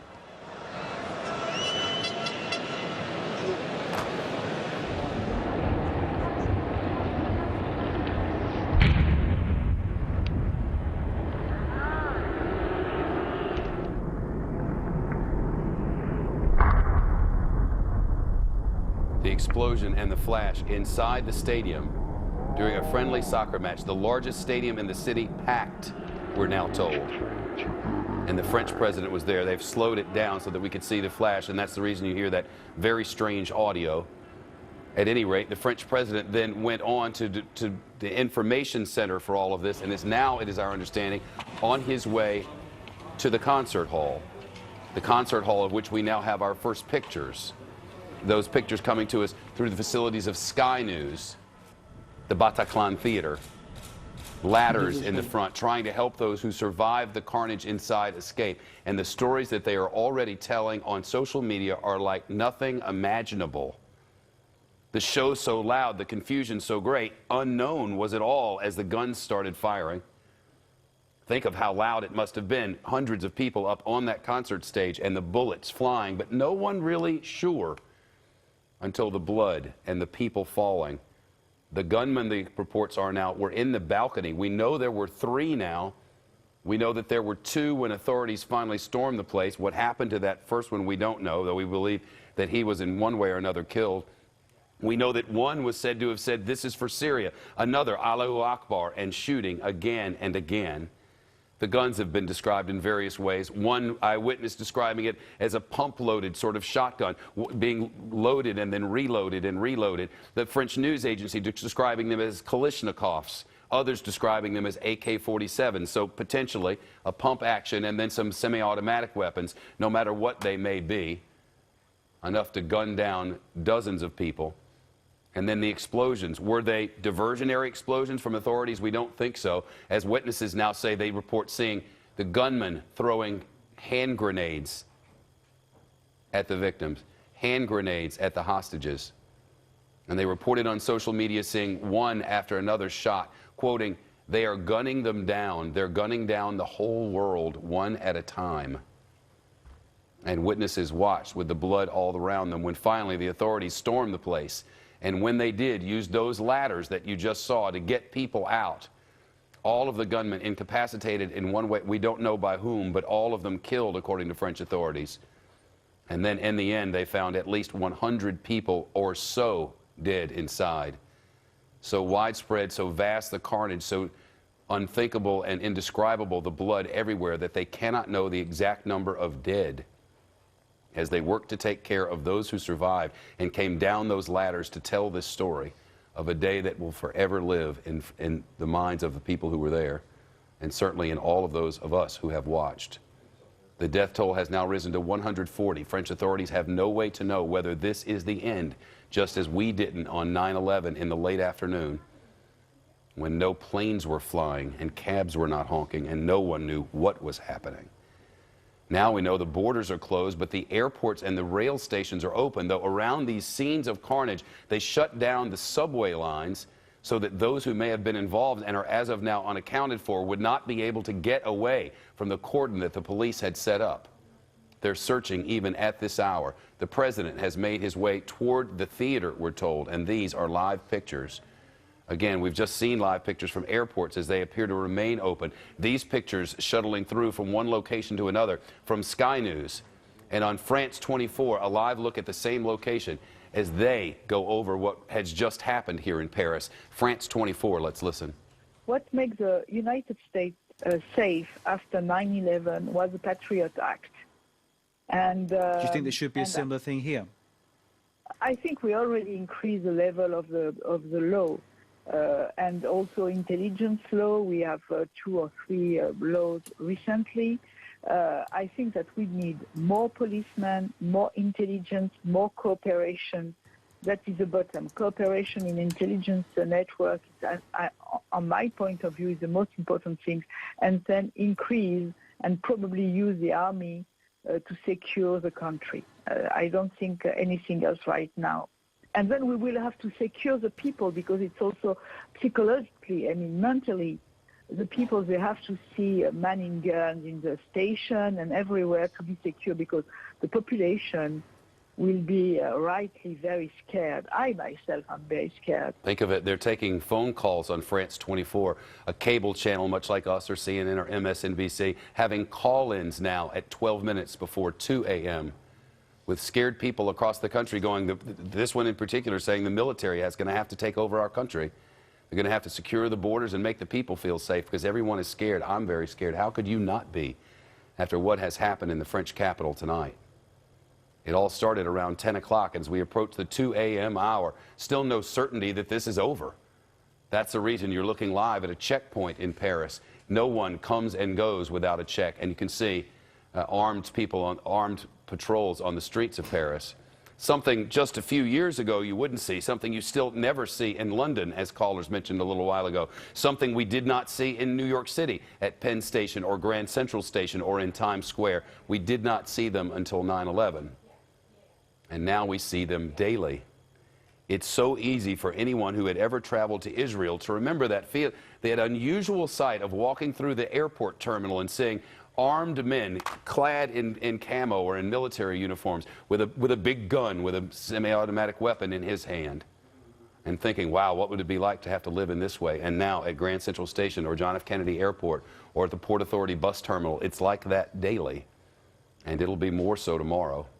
And in Paris, they've dealt with people on the street since the Charlie Hebdo attack back in January, when Paris raised its terror threat level to the highest position it can be, to where security officials said, if you see something, you must say something, and we have security at the highest level possible. And yet, within spitting distance of the Charlie Hebdo location, tonight it has happened again. And this time, the official death toll is at 140, and it is not expected to stay there. Sky News out of London broadcasting with 2 live pictures. Let's listen. And with nations around the world to bring these terrorists to justice. A replay of the president from earlier. Listen. Networks that go after our people. We don't yet know all the details of what has happened. We have been in contact with French officials to communicate our deepest condolences to the families of those who've been killed, to offer our prayers and thoughts to those who've been wounded. We have offered our full support to them. The situation is still unfolding. I've chosen not to call President Hollande at this time because my expectation is that he's very busy at the moment. I actually, by coincidence, was talking to him earlier today in preparation for the G20 meeting. But I am confident that I'll be in direct communications with him in the next few days, and we'll be coordinating in any ways that they think are helpful in the investigation of what's happened. This is a heartbreaking situation, and obviously those of us here in the United States know what it's like. We've gone through these kinds of episodes ourselves. And whenever these kinds of attacks happened, we've always been able to count on the French people to stand with us. They have been an extraordinary counterterrorism partner, and we intend to be there with them in that same fashion. I'm sure that in the days ahead we'll learn more about exactly what happened, and my teams will make sure that we are in communication with the press to provide you accurate information. I don't want to speculate at this point in terms of who was responsible for this. It appears that there may still be live activity and dangers that are taking place as we speak. And so until we know from French officials that the situation's under control and we have more information about it, I don't want to speculate. Okay? Thank you very much. Well, that was President Obama in President Washington. Obama speaking just a short time ago. We got word just a short time ago as well from American Airlines that American Airlines has, for now at least, canceled its trips to Paris, to Charles de Gaulle. It's been a bit confusing, and there will be more confusion, as there always is in times of such tragedy and crisis. The French president said the borders are closed, and they are. That's the land borders. For now, at least, the skies remain open. The airport, Charles de Gaulle Airport, remains open, but American Airlines, for its part, has canceled flights until further notice into Paris because of this attack. We've been able to bring together a lot of different information, including eyewitness accounts. And they're coming from all kinds of different places. And I want to give you this one from Xavier Barrett, who's a sports photographer at L'Equipe, who was watching the France-Germany game. Remember, there was a soccer match inside the stadium there. He's watching it with his children. He was in the press box, and his 19-year-old daughter and 5-year-old son were in the stands. Roughly 20 minutes into the match, he heard, quote, a big boom, something like boom, he told The Guardian. He said, this is incredible. I've never heard this kind of noise in a stadium. And 3 minutes later, he said there was another boom. The teams didn't stop playing. But within 10 minutes, he said, of the detonations, other photographers who were watching the presidential box said that the President, Francois Hollande, left the stadium. At halftime of the soccer match, Barrett said people began to tell him, there's a big trouble in the center of Paris, people dead. They didn't know where. Quoting, nobody knows anything. I tried to text my daughter to tell her to be careful to stay in the stadium at the end of the game, that they would be there together, and she told him okay. And then midway through the second half, mind you, the attack had happened so many minutes earlier. Midway through the second half, he said, people began to leave, but the gate stayed closed. Security guards told people to go back to the stadium, he said. At the end of the game, an announcement came over the speaker saying that because of the problems outside, as they put it, people shouldn't leave through one of the exits. People tried to leave through the other three, but came back running back and went up to onto the pitch, down onto the soccer field. Quoting, most of the people were afraid because by this time they had heard by telephone or on the internet that there were bombings outside and in Paris, he said. 15 minutes later, they allowed people to leave through the exits. He could not get a taxi, and eventually his family came to pick him up. France 24 now, and the French president speaking. Listen. Ce drame et de cette tragédie qui est une abomination parce que c'est une barbarie. Merci. Voilà, le président de la République donc qui vient de prendre la parole et Okay, that's no French translation there. Breaking, we've just gotten new information. New information has just come to us from French authorities. 4 assailants have been killed. The authorities now say they've killed at least, that 4 assailants have been killed. Not that they've killed them, but 4 of them are dead. We know that 3 of them, from previous reporting, we know 3 of them were at the concert hall, and it's our belief that another one had been killed at one of the restaurants. But a total of 4 assailants dead in Paris this hour. Greg Viscusi is a reporter for Bloomberg, based in Paris. He's on the streets near where the theater is and has been out there for more than an hour. I know you covered Charlie Hebdo. What can you tell us about what's happening there now? Well, I wish I could tell you more, but the police are keeping us quite far away from the theater. So I've never gone within a sight of the theater, but I've never seen this much police activity in Paris before. There's just hundreds of police cars screaming going in every direction, and whole avenues are just lined up with emergency vehicles one after another, and we keep seeing ambulances going in and ambulances coming out.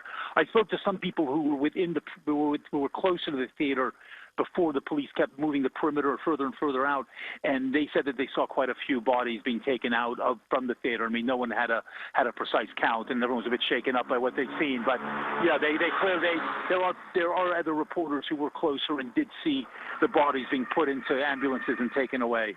Civilians mostly inside now? I mean, it's just before 2 o'clock in the morning, or is there still a large crowd out and about? It's a very strange city, because when I came over here, I got on my bike. I live on the other side of Paris, and I bicycled through neighborhoods that normally on a Friday night around midnight should have been absolutely buzzing. You know, I went to the Latin Quarter, Saint-Germain-des-Prés, Bastille. These are nightlife areas that, you know, people should be pouring in and out of bars. Dead silent. I mean, not dead silent, but just a few strays, people mostly trying to go home. Bars were closing up, extremely quiet. When you get to this part of town, there was just total police activity all over the place. Quite a lot of just sort of curiosity seekers at the various checkpoints, trying to get a view of what was going on. So, you know, total action in the part of town around the theater. It's the 11th arrondissement, if anyone knows Paris, sort of an area around Place de la République, just north of the Bastille. And then rather a silent rest of the town, because people seem to have been heeding the warnings to just go home. You wonder how authorities are going to handle this large number of casualties. It cannot be easy. No, it can't be easy. I mean, the hospitals must be overrun. I don't know what more they can do. I mean, you know, after the Charlie Hebdo attacks, life went back to normal pretty quickly in Paris, but there was a fair amount of security. You know, when you went by any sort of sensitive building, be it a government building, something connected with defense, a synagogue, there was always armed police outside. And that just became part of normal life here. patrols in the metro, patrols around the main tourist sites. But you know, it's a big open city. You know, millions of people live here, millions of people visit it. I mean, anyone who knows Paris, it's got crowded streets, crowded metro, crowded restaurants, crowded museums. I mean, there's just a limit to how. I just don't know how they can handle it. I really don't know. I mean, there was a very shaken up president on television. You probably saw him. I mean, he's promised. You know, he's announced all sorts of.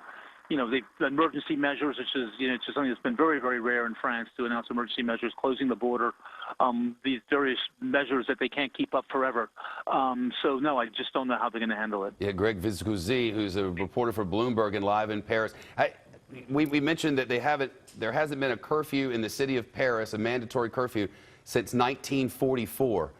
And it's not really the sort of culture that takes well to such things over time. And you just wonder what tensions between people who live there and are having a difficult time enough already, what those are going to be like in the days ahead. Well, I actually saw quite a few people who couldn't get home tonight because they had been out and they wanted to get past the police lines to get home and couldn't. So yes. What is your plan for the rest of the night and tomorrow? I'm going home, get some sleep, and I know tomorrow we've sort of passed this on to reporters in the U.S. to monitor, and we'll be back at work early tomorrow. Greg Vizgouzi from Bloomberg News. And Greg, we appreciate it. All the best to you and good luck. Thanks. Well, as we approach the 2 a.m. hour in Paris, it is anything but a quiet night. All of the emergency services are on scene. They have surrounded the concert hall there, and the French president is either on the way or has arrived there now. We have no reports of any further violence, but so many questions and a city on edge. Even here in the middle of the night, the understanding that the world as they know it has passed them by, and they're in the middle of a new normal tonight in Paris, much more so than the attacks of Charlie Hebdo. It's 8 o'clock on the East Coast, 5 p.m. on the West Coast, 2 a.m. in Paris. I'm Shepard Smith in New York City. The O'Reilly Factor will not be seen tonight as we continue Fox News coverage of the terrorist attacks in Paris.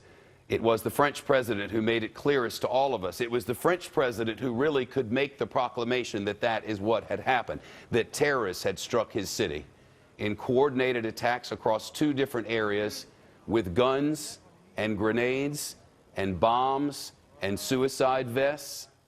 They attacked one after another after another. The most telling things we've heard this night came first from one man who we were told was arrested and said to authorities, I am Syrian and I am from ISIS, that he and 3 others, he said to authorities, had been recruited by ISIS and that was an ISIS attack. We cannot confirm. Then the shooting inside, as part of that, the shooting inside a cafe, where, as it was described at the time by witnesses who said they were on scene, masked men stood and began firing in all directions. At least 14 to 15 people killed there. And another attack not far away, and similar, except that the shooters were bombers, suicide bombers, with the explosions being heard inside the stadium where that friendly soccer match was underway between the Germans and the French. Then shortly thereafter, the attack on the concert hall, where an American band was performing on stage. Chaos erupted. Shots were fired. 2 gunmen, now we're told 3. Young people, they were described as by those who were witnesses on scene. Young people carrying alternately Kalashnikovs or AK-47s. Another said to have been by multiple witnesses carrying a pump-action shotgun. And these pictures with that natural sound of the slowdown. But these pictures from outside, as the carnage went on there for so long, we got multimedia reports from social media of those who were on the 2nd floor watching as the gunmen shot from the balcony, one after another, that executing them summarily. Calls, we were told, of people inside asking for police, please come, they are killing us one by one. Then explosions. 5 explosions altogether. 5 explosions that marked the end of this siege.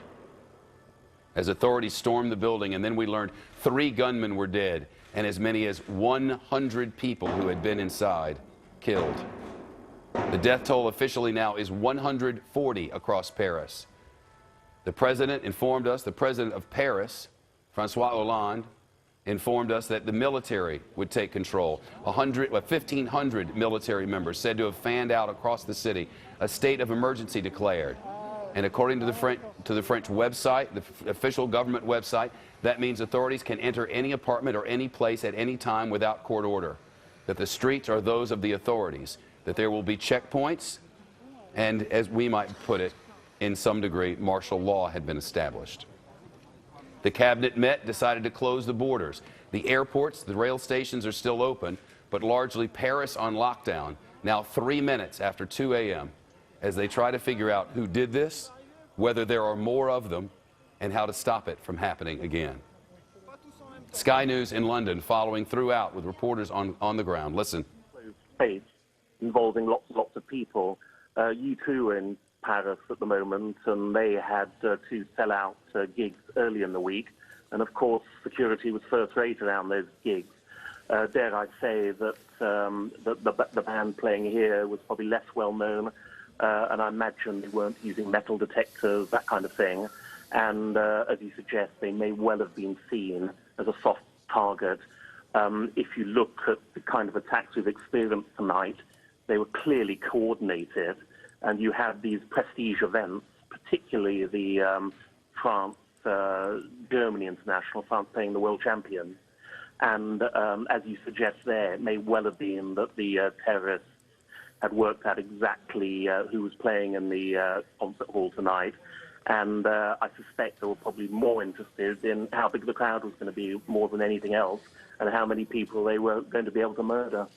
Now, we've got Francois Hollande having visited the site at the Bataclan where the greatest number of people have been killed, and he's addressed the French nation declaring this state of emergency. I guess the other thing that the Interior Ministry will be doing tonight is trying to work out where these gunmen came from, who supported them, and indeed if there is anything else about to occur. Yes, it's very interesting that he's closed the borders. I thought that was an interesting decision, to put it mildly. I mean, there's always going to be speculation that these are homegrown terrorists, that these are terrorists in our midst, as happened with the Charlie Hebdo attacks. But he seems to be putting out the idea at the moment that they could have come in from, who knows, other European countries, from the Middle East, and again across from North African countries. But again, it's very, very early days. He's introduced a lot of dramatic measures tonight, including, as you say, the state of emergency. The last state of emergency was in 2005, during those terrible inner city, not so much inner city, suburban riots, when a lot of city council estates all went up in flames, people protesting against the government.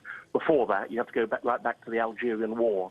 And in fact, you have to go right back to the Algerian War for a comparable terrorist incident, which is when 28 people were blown up on a train down in the south of France. That was the last really bad terrorist incident, apart from Charlie Hebdo, of course, attack earlier this year. But that was the greatest loss of life, 28 back then, before tonight. And perhaps a similar feeling of a threat to the nation itself now, as we look at these live pictures in Paris tonight of huge areas of the city still cordoned off, people unable to return to their homes. Oh, it's extraordinary. I'm just looking down streets now, and all I can see is armed police everywhere, and all the civilians have been told to go home.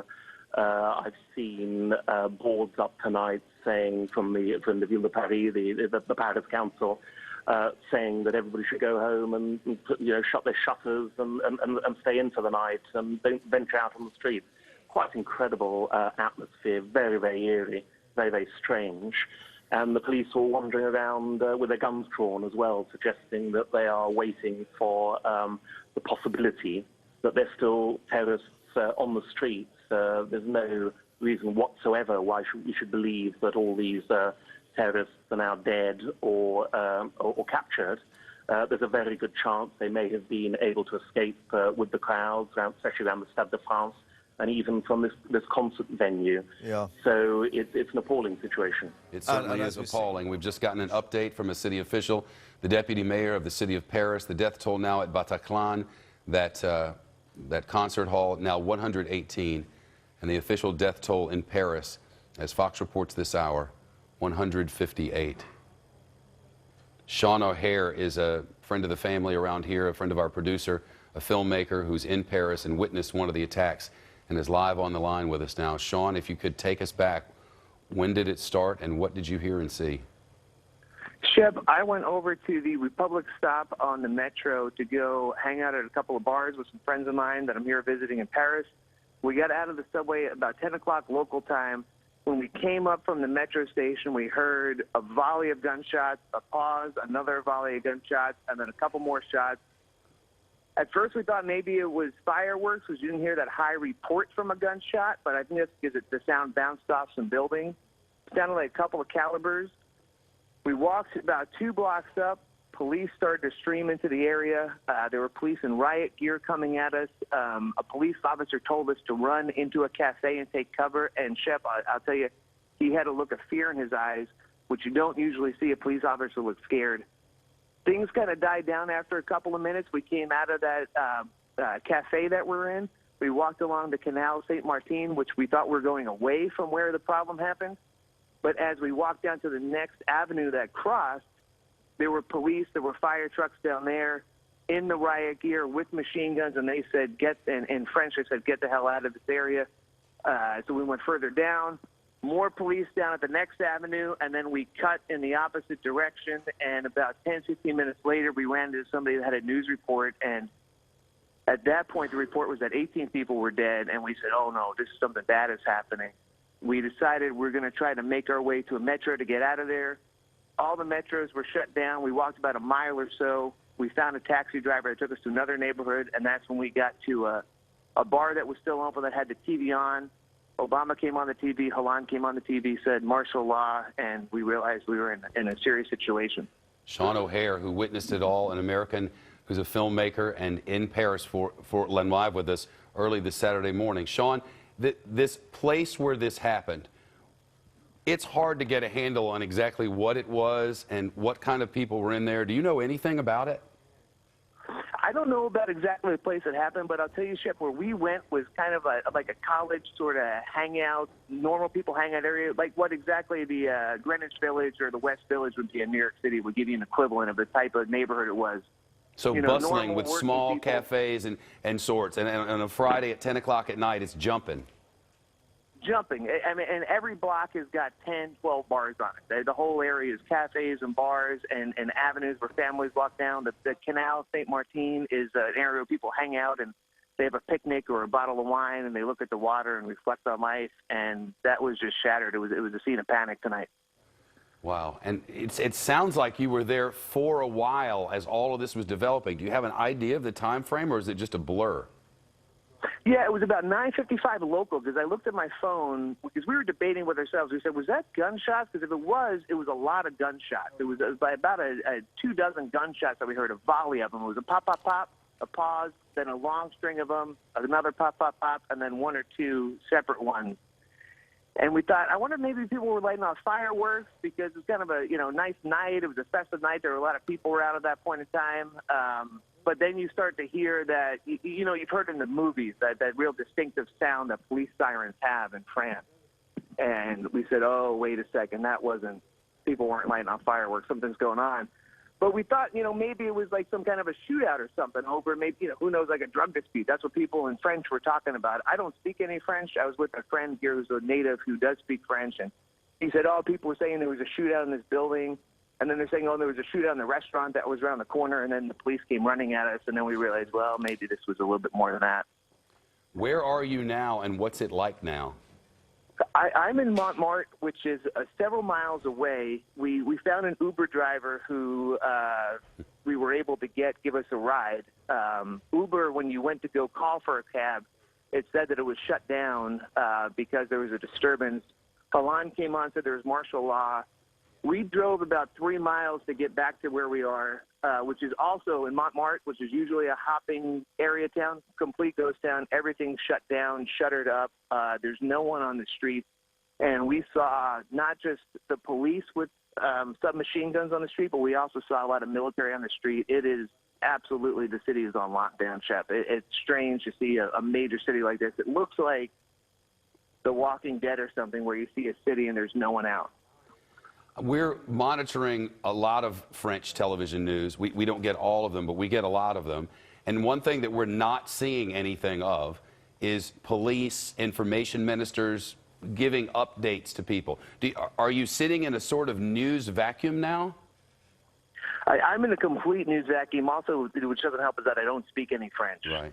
And I just got back to where I can use the Wi-Fi, so I'm going to try to dial in. While I was on hold here, I heard that the amount of people that got shot in the theater, and that's terrifying. We heard 18 people were dead at first. We took a friend home, the fellow who speaks French. We dropped him off. That's when we heard on TV that 60 people were killed, which was shocking. And then we got finally safely back home to where I'm staying, which I'm sure is way out of the way of any kind of trouble at this point. But what a terrible situation. It is unthinkable. Sean O'Hare, live with us in Paris. Sean, take good care. I thank you. Thank you, Shep. Again, the death toll at 158.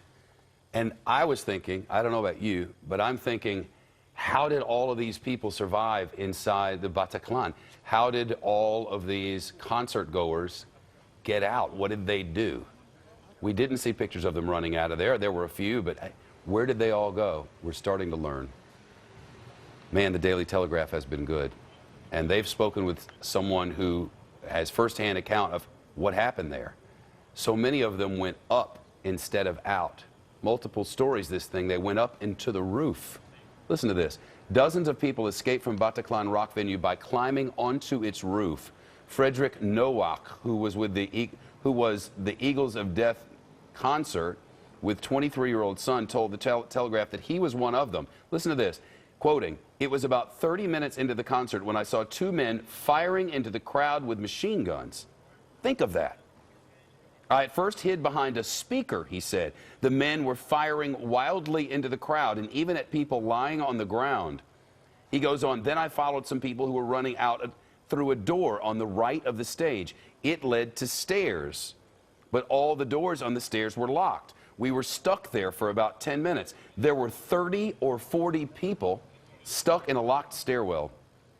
So they couldn't get out, so they went further up the stairs and arrived on the roof of the building. And they got out through a window. And they saw a man whose apartment was in the building next door who waved to us. They've escaped a wild shooting venue, gone up to the roof, gone out onto the roof deck on a window, and look across at an apartment building and see a man waving to them from apartment building as the shooting is ongoing inside the theater. We made it over to the rooftop, and he led us through his attic window. We stayed there until we heard the past police raiding, the past police raiding a venue a while later. All of these people went into a man's attic next door as the shooting was happening inside the theater, as they were gunning people down. As other witnesses told us, after he apparently got out, they were seen throwing grenades at the survivors' faces. They escaped through the roof and went to an attic next door. He said he got a good look at just one of the shooters. He said he was young, probably in his 20s, and dressed casually. The three gunmen who were said to have been inside Bataclan are all dead, as Fox reports this hour. We don't know if the authorities killed them or how they died. We don't know if a grenade went off as they were standing there. We don't know how they died. We know only that they are dead, and that 118 people at least are confirmed there with them. As all of this is happening, after outside the stadium or inside the stadium, they have heard those three gigantic explosions. We now know 2 suicide bombers and another planted bomb, according to authorities. After that, and this wild shooting inside the cafe, described to us just a short time ago by Sean O'Hare, series of weapons, gunfire after gunfire. We know there were masks now from the people who were in there at the time or out on the street. We know that the shooting went on and on, that more than a dozen people were killed there. And as all of this had just happened, and before the explosions inside Bataclan, inside that concert venue, the president of France came to the microphones before the meeting with his cabinet to tell the country it's ongoing. We're closing the borders. The French president, François Hollande, as it happened. State of emergency has been called, will be called. Some places will be closed, roads will be closed. Dans toute l'île de France. L'état d'urgence, lui, sera proclamé sur l'ensemble du territoire. The state of emergency will be applied to the whole French territory. I've also decided to close the borders. Et en même temps que ceux qui auraient pu commettre les crimes qui sont to make sure that those who've committed these crimes can be stopped if they are trying to leave the territory. It is a terrible, terrible event that is upon us. Who are these terrorists? Who are these criminals? We must, in these harsh moments, think about the victims who are very numerous, for their families, for the wounded. We have to be compassionate and we have to be united and keep a cold head. France needs to be strong and the state needs to be strong. We will be. We also must call for everyone to be responsible. What the terrorists want is for us to be scared. Il y a effectivement de quoi avoir peur. Il y a l'effroi. There is something to be scared about, but in the face of terror, we have to be united, and we will vanquish these terrorists. French citizens, we have not finished the operations. There are some very difficult ones that we're dealing with right now in Paris. De garder ici toute votre confiance dans ce que nous pouvons faire avec les forces de sécurité. Please have faith in our security forces and that they can defend us from terrorism. Long live the Republic and long live France. Think of the weight on his shoulders as the French president spoke to an anxious nation. They already knew about the explosions and the gunfire. They had already heard it at the stadium. The French president himself had been there. He had heard it himself. And the president knew at the time that the shooting was still underway, that the standoff was still happening at the Bataclan, that the rock concert had ended with gunfire, and that the hostages were still there. And to the microphones he went to calm a frightened nation.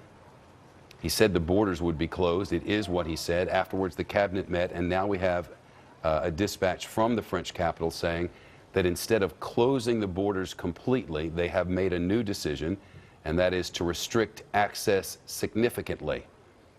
A distinction, but an important one. And maybe the reason is you don't want to, quote, let the terrorists win, unquote. You don't stop all traffic. You try to go on with life in some way because, as the saying goes, what they want is to shut you down. Charles de Gaulle Airport is open, as Fox reports this hour. 20 minutes past 2 o'clock in the morning, de Gaulle is open. The Eurostar trains will run all day on Saturday. They will run, but they are offering free exchanges to people who do not wish to travel after the Paris attacks, already notifying that if you have a ticket and you don't use it, we'll refund the money. The cool heads that must prevail in organization after organization, in government after government, in the wake of all of this. And to that end, we've gotten all kinds of reports from inside the United States. For those of you who are watching us in the United States, in New York City, law enforcement say transportation agencies are all on high alert now. Massachusetts State Police say they took, quote, several actions after the attack. A, quote, multi-layered security package in place at Logan International Airport. Logan, of course, with its own history of terror, and the origination of 2 flights from the attacks of 9/11. In St. Louis, the police department says it's adding a, quote, extra layer of security, unquote, for the World Cup soccer qualifying match between the United States and St. Vincent on Friday night. Chicago police say they were closing or following developments in France to determine whether to bolster city security there in America's second city, but no immediate threats.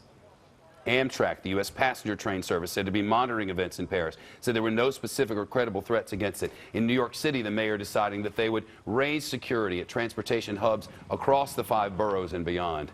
New Yorkers accustomed to this, accustomed to it, but not in the wake of something like this in Paris. And we've just gotten word on the heels of all of that from inside the United States that transportation will certainly be limited inside Paris, that these checkpoints will continue inside the city, that authorities can enter any place they want at any time they want without other authority, for it has been given to them on the blanket, if you will, as the nation has declared a state of emergency, martial law, as we would put it here, where the government has control of all things, can close anything, can go into any property, can make decisions on the fly in the national interest. And we've just gotten this from the Telegraph at Bataclan, and more quotes from the gunman himself. So often when terrorist attacks happen, journalists go to people who witnessed it and survived it, and after they've calmed down, they say, what did they say? And so often the answer is they didn't say anything. So often the answer is they just fired away. Not in this case. A quote now from the Bataclan gunman, one of them, quote, "What are you doing in Syria? You are going to pay now." A quote from a witness to the Telegraph regarding the situation in Paris. Again, the first gunman quoted by an earlier witness as saying, "This is for Syria," and then firing. And another of those gunmen, if not the same, saying, "Allahu Akbar, God is great." And then the killing of 158 people that is now confirmed by authorities in Paris.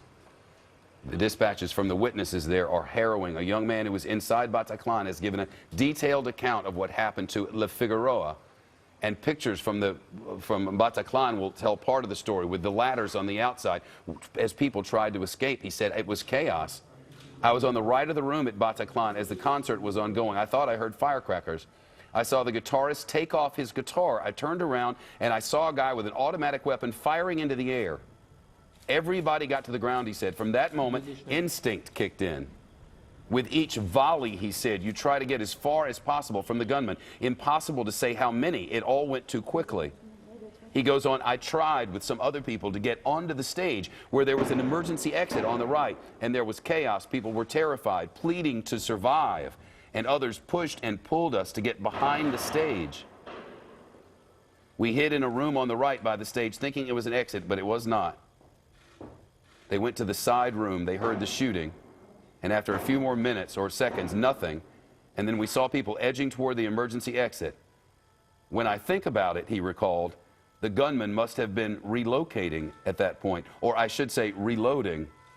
All of our group then decided to cross, passing behind the rear curtain. Then we found ourselves and ran toward the boulevard.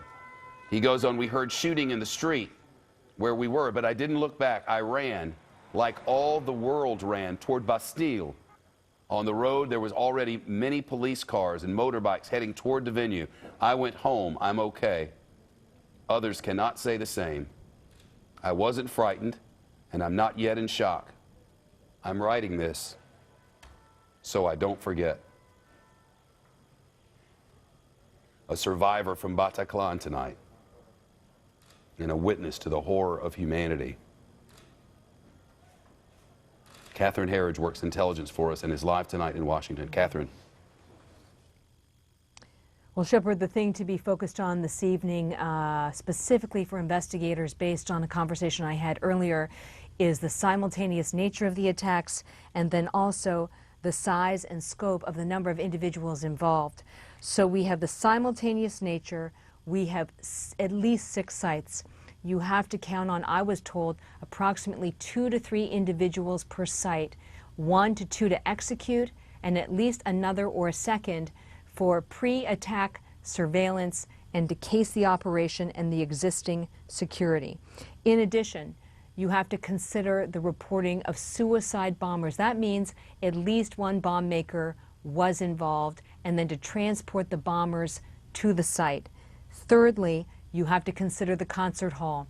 The individuals in the concert hall had familiarity with the weapons, training with the weapons, to execute so many people in a calm and consistent way, not to give in to the pressure of the situation.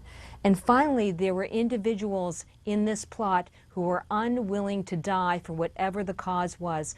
So you have to also factor in individuals who would provide safe passage or a safe haven for these individuals. When you start to add up those numbers, Shepard, what is important for the investigation this evening is that you could be looking at as many as 24 operatives involved in this operation. And also, based on the number of attacks and the geography, this would be consistent with significant premeditation as well as planning. Final point, there is no claim of responsibility in this case. But you now have effectively two sets of terrorist chatter, if you will. You have the ISIS accounts, which are sort of celebrating what has happened in Paris. That is not a claim of responsibility. And then you have what are called sort of primary credible accounts associated with ISIS that are reposting, my contact says, images of a Daily Mail headline from earlier this year, from approximately July, which is a story about a French jihadi in Syria executing a Syrian military officer and then promising to bring the bloodshed back to the French homeland. So it's significant that that is what's being posted on the ISIS websites. But again, at this point, there is no claim of responsibility, just the, if you will, sick chatter celebrating what happened in Paris. Shepard. Catherine, stay with us. This update just into Fox News Now, Associated Press, Dateline Paris. The prosecutor says 5 attackers dead in attacks across the city. That's 5 dead, Catherine, and you mentioned as many as 24 involved in the planning or the execution of this. Catherine, it is, before this moment, it would have been very hard to imagine that 24 people could get together, plan and execute such a thing under the watchful eye of a city at its highest terror alert after an attack that happened in just January. It's unknown which group was behind it, Shepard, but all of the evidence points to significant premeditation, significant planning, as well as a support network and a support structure in France.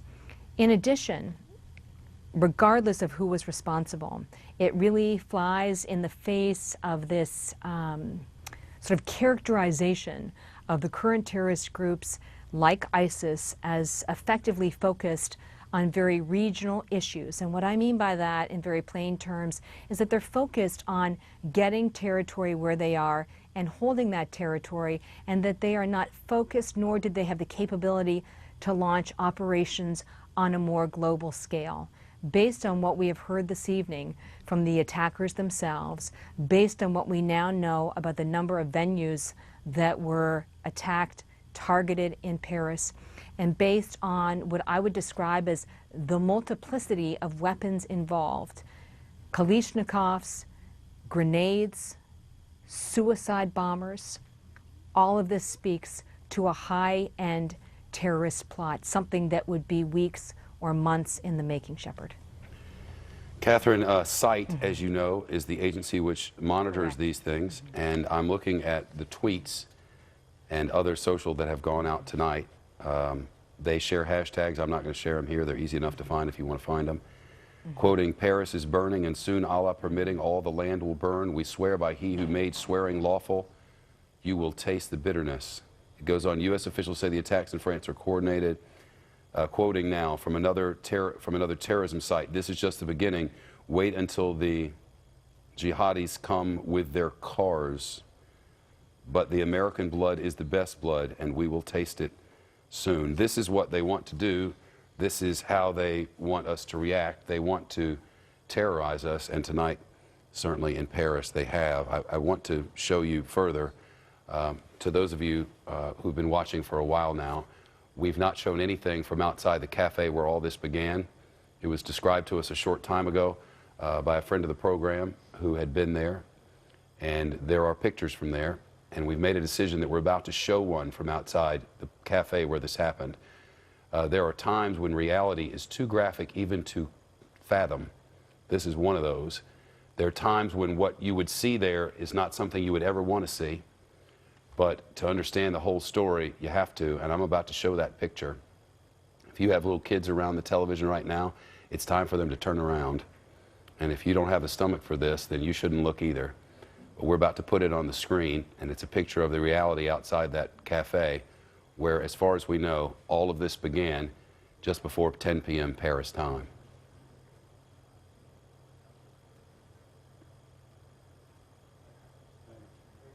Think of how this was described to us. We cannot be for certain what happened. We won't know until all of the authorities have completed their work. But I can only report to you what has been reported to us by eyewitnesses and authorities.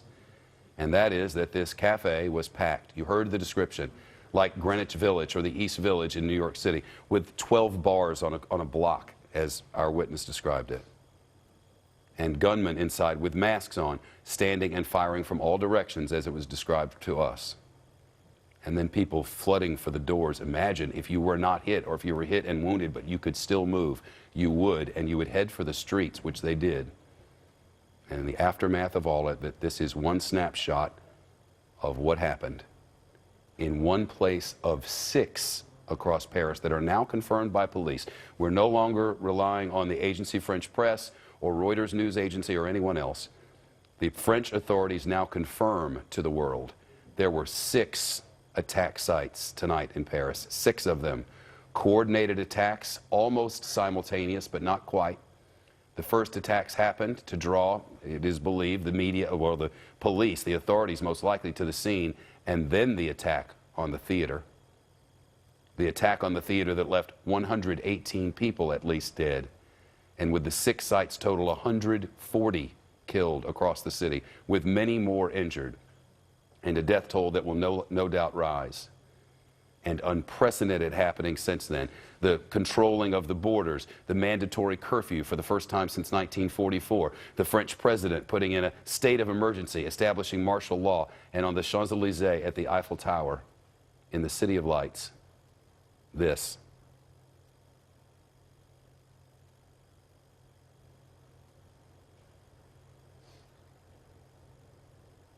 The Eiffel Tower went dark tonight. And I know we have video of it. It's in Bat-10. This is a vine loop. It is lit and then goes dark tonight. The curfew is in place. There's no reason for anyone to be out. And the Eiffel Tower is dark. The hospital service says medical personnel are reporting to work on their own accord. Did you hear that? The Paris hospital service says medical personnel are reporting to work on their own accord. Medical personnel work in shifts because you can't work all the time. And that particular dispatch with the Dateline Paris from Associated Press reminds me of the firefighters who ran to the building after the attacks of 9/11. Not ones who had a shift, but ones who looked at the television and watching the Today Show and saw that the Twin Towers were on fire. And because they were firefighters, they went south. And so many of them lost their lives that day. And we mourn them, and we pray for their families, and we pray that the authorities in Washington and our leaders will put in place medical privileges for them for the rest of their lives, so that their wounds can be treated, so that their cancers can be treated. And today we learned that Paris hospital services say that personnel are reporting to work, quote, of their own accord, because Paris was under attack tonight, and Paris is still on high alert at this hour. And we wait for further word from authorities and police services as we work to learn whether the 5 who were killed tonight are all that there are left. For we know that the gunman who first fired in that cafe where we just saw that gruesome picture, we know that those gunmen, to our knowledge from police, are unaccounted for, as Fox reports this hour. The authorities do not know where they are. We know that the gunmen who were inside the theater, who, according to witnesses, threw grenades at the patrons, we know that they are all dead. We don't know by what means, but we know they're all dead. And we know from witness after witness that they shouted words about Syria and Allahu Akbar. And we know that the days ahead are going to be very difficult, even as those who escaped off these ladders. Remember the story from being on the roof. Some of these, no doubt, are those. Some of these had been inside that theater for those hours, watching first the concert, then watching the gunmen, and then eventually were able to escape down those ladders after the 5 explosions as described to us by police, and a death toll of 118.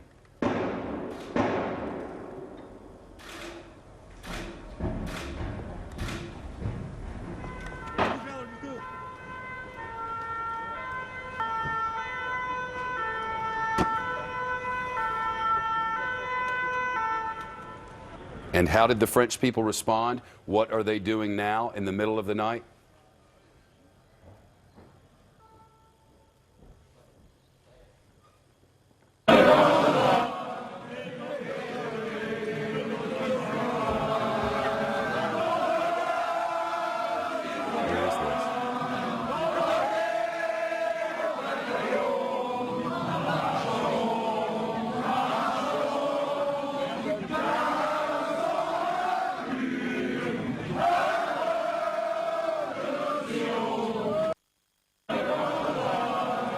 of the French national anthem after the attacks on Paris.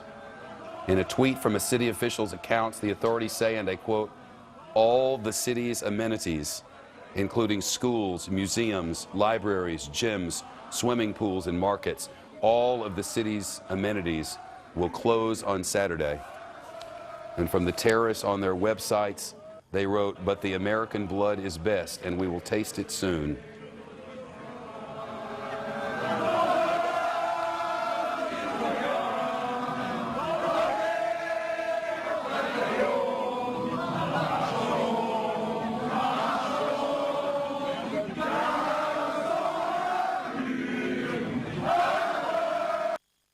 So that is on the exit from the stadium tonight. The French president in that stadium as well. People inside noticed the president had left sometime early in the second half to get further information, realizing the attack was ongoing, went to information services and began coordinating. And now at this hour, we're led to believe that the French president is either on his way to or now at the theater where the shootings took place, and 118 people are now confirmed dead. Trace Gallagher bringing in further developments and live with us from our West Coast News Hub. Trace, to you. And it's amazing, Shep, because you look at the French standing in solidarity, singing the French national anthem, and the world, of course, is standing with them. We have been told by the French president that they have shut down the borders because clearly there are still suspects out there. Still, we do not know the number of how many gunmen there were, of people who had explosives. But the borders being closed, we are also told that the airports are open and the train stations are letting people come in and out. The wonder here is whether or not there is a primary link to all this. What we can find, what we've been told in the research and the work that we have done is the primary common link appears to be that the attacks were planned to hit targets with large gatherings of people, to kill, of course, as many people as possible. For now, as we have been saying, the death toll stands at 158. That will certainly change, and French authorities have warned us that we should expect that number to go up. It could go up significantly. Authorities have also confirmed that 6 different locations have now been attacked. We talked about this many times, beginning with that Cambodian street-side cafe in the 10th district. It's called La Camboge. Witnesses in a nearby bar say it appeared that it was a drive-by shooting. They said at first it sounded like firecrackers, pow, pow, pow, and then they saw the suspects in the cars firing high volume, high-powered weapons. At least 11, maybe a dozen people thought to have been killed in that initial attack. Most of them are believed to have been dining street side, near the street level where the cars went by. The attack on the soccer stadium happened during a game between France and Germany. If you were inside the stadium, as Geraldo Rivera's daughter was, you could clearly hear the explosions going off from inside. And as we learned later, the explosives were a combination of suicide bombers and hand grenades. The French president, Francois Hollande, was in the stadium. There are reports the former French president, Jacques Chirac, was also inside the stadium. Hollande was quickly escorted out. But then there was the attack, the major attack on the Bataclan, a concert hall, where a California band, a Southern California band, was playing. 3 young men apparently walked in with what witnesses said were Kalashnikov rifles. They yelled, "This is for Syria," and "Allahu Akbar," before opening fire. We're told the gunmen then moved to a balcony and they started firing down on people. Many inside the hall were able to escape, but up to 100 others were held hostage with the gunmen, killing them in no certain order. There are reports some men went to the balcony trying to negotiate for the life of their wives and girlfriends. But after hearing a series of gunshots, police stormed the concert hall. They went inside. They killed all 3 suspects. At least 118 people were killed inside the concert hall. Continuing coverage from the breaking news desk as well as Fox News Channel. Now back to Shepard Smith. Trace, thank you. As we were reporting live earlier, we learned sort of together, well, we knew that there were a lot of Americans there. We knew that there were a lot of Americans in that stadium. And we learned sort of together that our own Geraldo Rivera's daughter was in that stadium and heard the explosion. His daughter, Simone.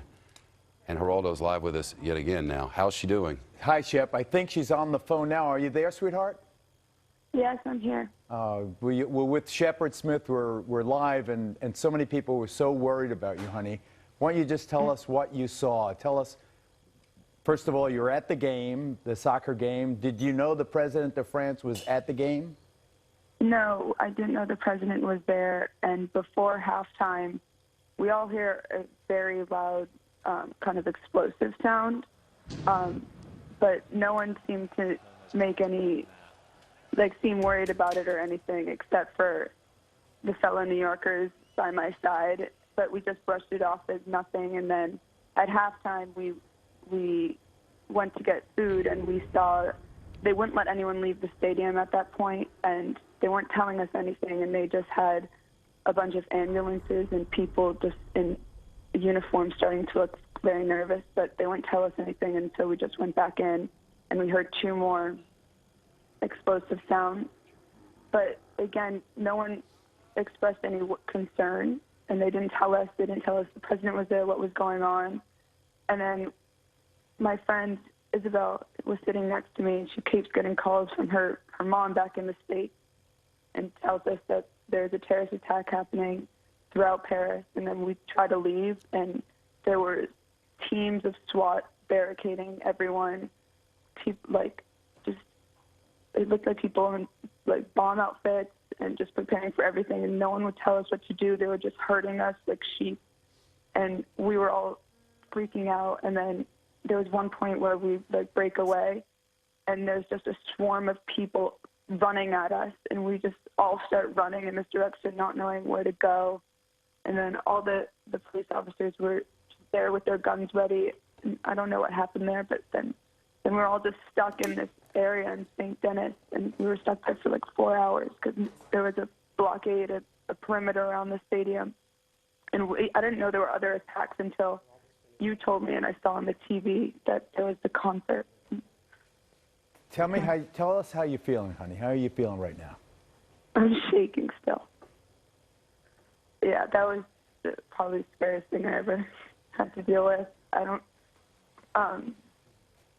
They were shaking, and we don't speak French, so all the police officers couldn't help us, and we didn't know what to do. And thank God Isabel had service, so she could contact you. But yeah, we were all just freaking out, and we tried to get a room at a hotel nearby, but they locked their doors and wouldn't let anyone in. And then finally we found a store that let people in. The hotel was locked. You tried to get into the hotel and it was locked.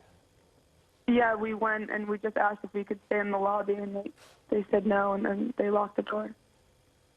And then how scary was it to be stranded there, to not be able to take a metro? They closed the metro. No cabs, Yeah. no Uber, no nothing? At first we were planning on walking home before we knew there were any other attacks, and it's like a 4.5-hour walk. And we just were walking. We didn't know the neighborhood, but we thought that'd be a better idea. And then people started telling us that they were, the military was coming in, and it was a state of emergency, and that we couldn't walk. And so we had to walk back to the stadium area, and then we were just stuck there until your friend came and got us. Do you want to come home, honey? I do. I want to come home. I want to come get you tomorrow.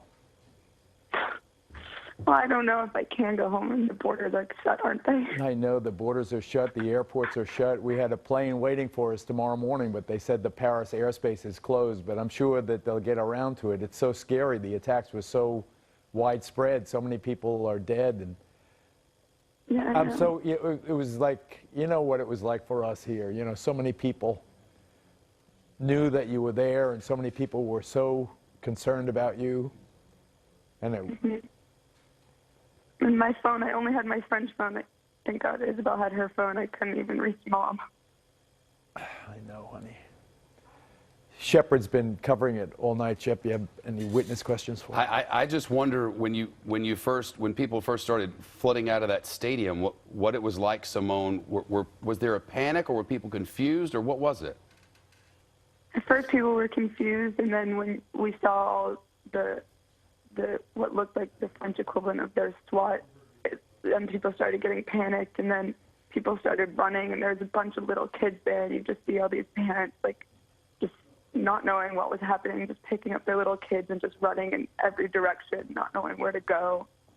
And then ultimately it calmed down after an hour and a half, I guess. But I don't know how people got out of there. they shut down everything.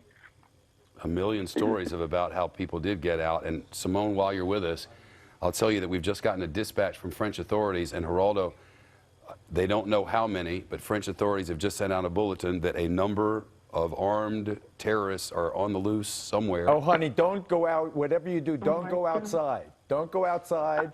Don't talk to any strangers. Just stay right where you are. You stay right where you make sure the phone is charged.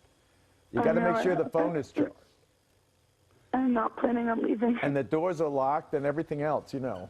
You have to figure that this initial thing was coordinated, and what authorities never have a way to know is if there's a second thing coordinated. And I don't think that from what we've gotten from French authorities, they don't know. The simplicity of the dispatch is unknown number of terrorists still on the run. You know, I said earlier, Shep, when we first had the news, and I was reacting more as an emotional dad than as a reporter, that I thought that this was France's 9/11. The more Catherine Herridge and you report the scope of this, these coordinated attacks, I don't know, is it 4 locations now? They figure a couple of dozen of these attackers. 6 locations. 6 locations. So how, first of all, I got a text from Bernie Kerik, the former police commissioner, a dear friend of mine, who said, what a colossal failure of intelligence that something of this magnitude, this is a major, major operation involving perhaps scores of terrorists. How could it be that that could be coordinated and no one in the vaunted French intelligence service even picked up a whisper? No one in the CIA picking up a whisper of this gigantic attack. I mean, particularly with the fall of the town between Mosul and Raqqa, I forget the name of it, and then the death of Jihadi John. We were feeling pretty filled with ourselves a few hours ago. We had them on the run, and now they strike in this coordinated fashion. Obviously, this was planned long before. Think of it this morning, the President of the United States on Good Morning America with George Stephanopoulos, the ISIS are contained. Contained, and I'm telling you, everybody's making fun of Donald Trump, bomb the shat out of them, is what his plan is. It is time for half measures with ISIS. This is an editorial. Time for half measures with ISIS are over. This is so close to home now. Paris is next door to us, and it's like the United States, an open society. Now that openness has been taken advantage of by ruthless murderers who have wreaked havoc, we don't know how many are dead yet, how many are wounded. It's always worse than you hear it is when all is said and done and the death toll. And imagine the terror inside that theater. I first thought, Simone, that you were at that rock theater. So did Mom. She said there's no way that I'd be at a soccer game. Not with the concert ongoing. With that band, a band that you probably know, Sim. But, you know, thank God you weren't there, the way they butchered those people one after the other. These are savages that cannot be ignored nor contained. They have to be destroyed. And the United States has to recognize, as unsavory as it is, I've been covering this damn war for 14 years. I don't want to go back, but it's either them or us. It's ISIS or us. We must stop Saddam Hussein.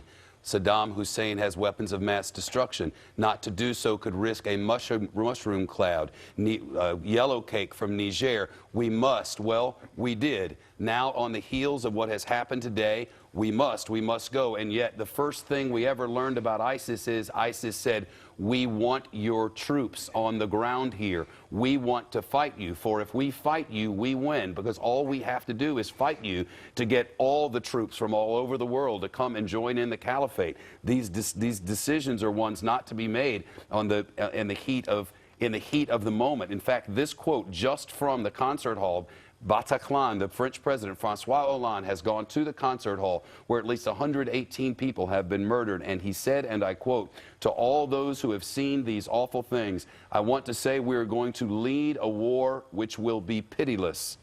Because when terrorists are capable of committing such atrocities, they must be certain that they are facing a determined France, a united France, a France that is together and does not let itself be moved, even if today we express infinite sorrow. So where are we?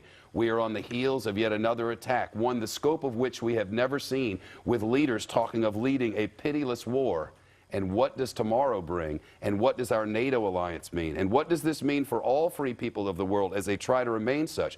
We are on the precipice of something new, as we were on the day of the attacks of 9/11, and we stood on the roof of this building and said, we're in the middle of a new normal. We're in the middle of a new normal tonight. What happens tomorrow and the weeks ahead will chart the course for the rest of our civilization. It is that momentous, I believe. I agree with you 100%. In Saddam Hussein's case, we didn't have the evidence. In this case, the smoking gun is apparent to one and all.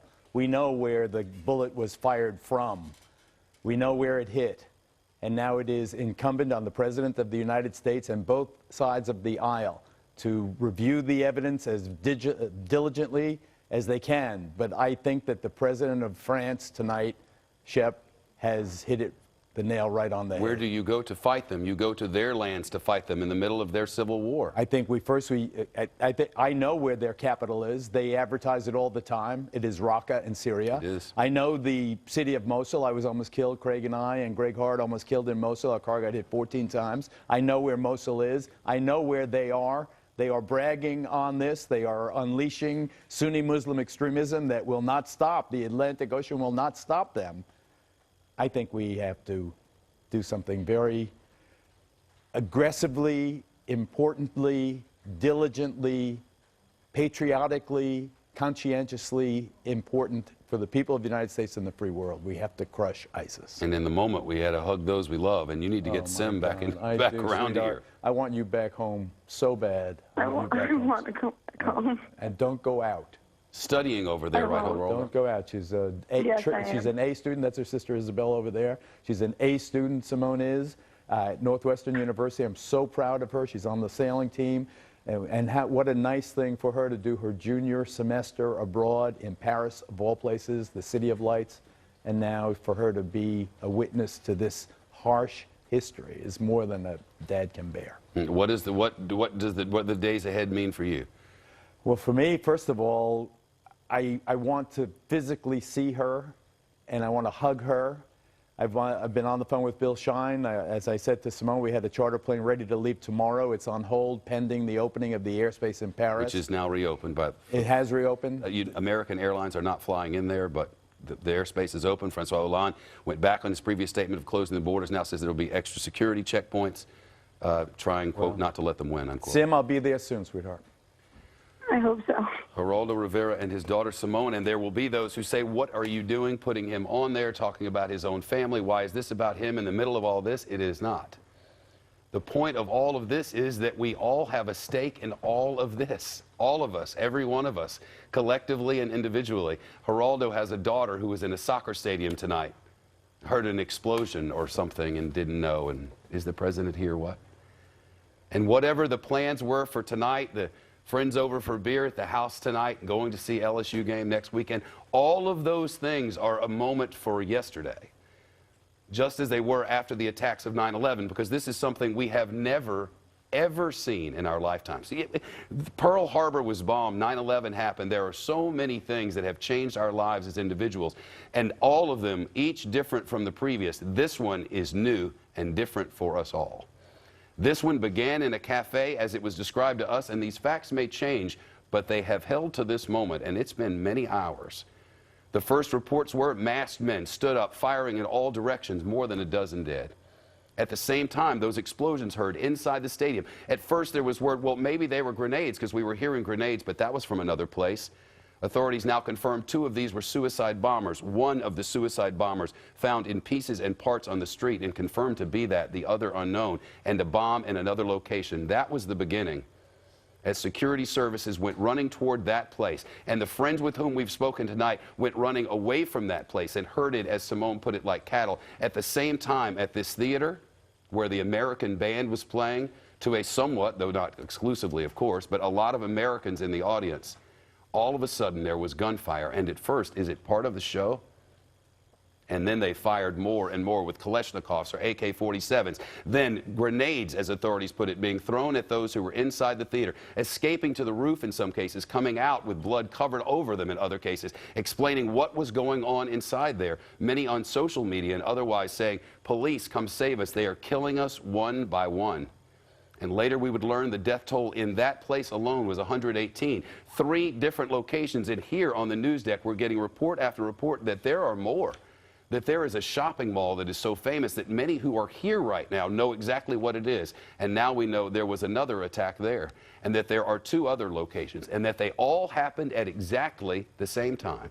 And not in an environment where no one was expecting anything, not in an environment where our guard was not up. No, at the highest security level possible in one of the most famous cities in all the world, where they've been having problems for months and years, where they have changed laws in the face of things before unseen, where they've made new rules for people about what they can wear because situations have gotten so difficult that they're impossible to bear, where all of their antennas up and where tonight something happened completely off the radar to our knowledge. A series of coordinated attacks. At this point, we believe dozens of people involved in actually carrying it out. And who knows the level of coordination behind the scenes that it took. And they did it without anyone hearing, without the CIA or international services or anyone over in London or anybody in Paris hearing anything. And the president of France was in a soccer stadium that was right there, close enough to hear the explosions himself, to walk down and begin to deal with the information, to go to that theater and stand in front of all and say, to all who have been seeing these awful things, I want to say that we are going to lead a war which will be pitiless. The French president now says we will lead a war that will be pitiless. He sent his military to the streets and put in place a curfew for the first time in the city of Paris since 1944. We are in a new world with a new future, and what we had planned is no longer important, for there is a new task at hand, and we shall see how our leaders deal with it. Megyn Kelly continues our coverage right now.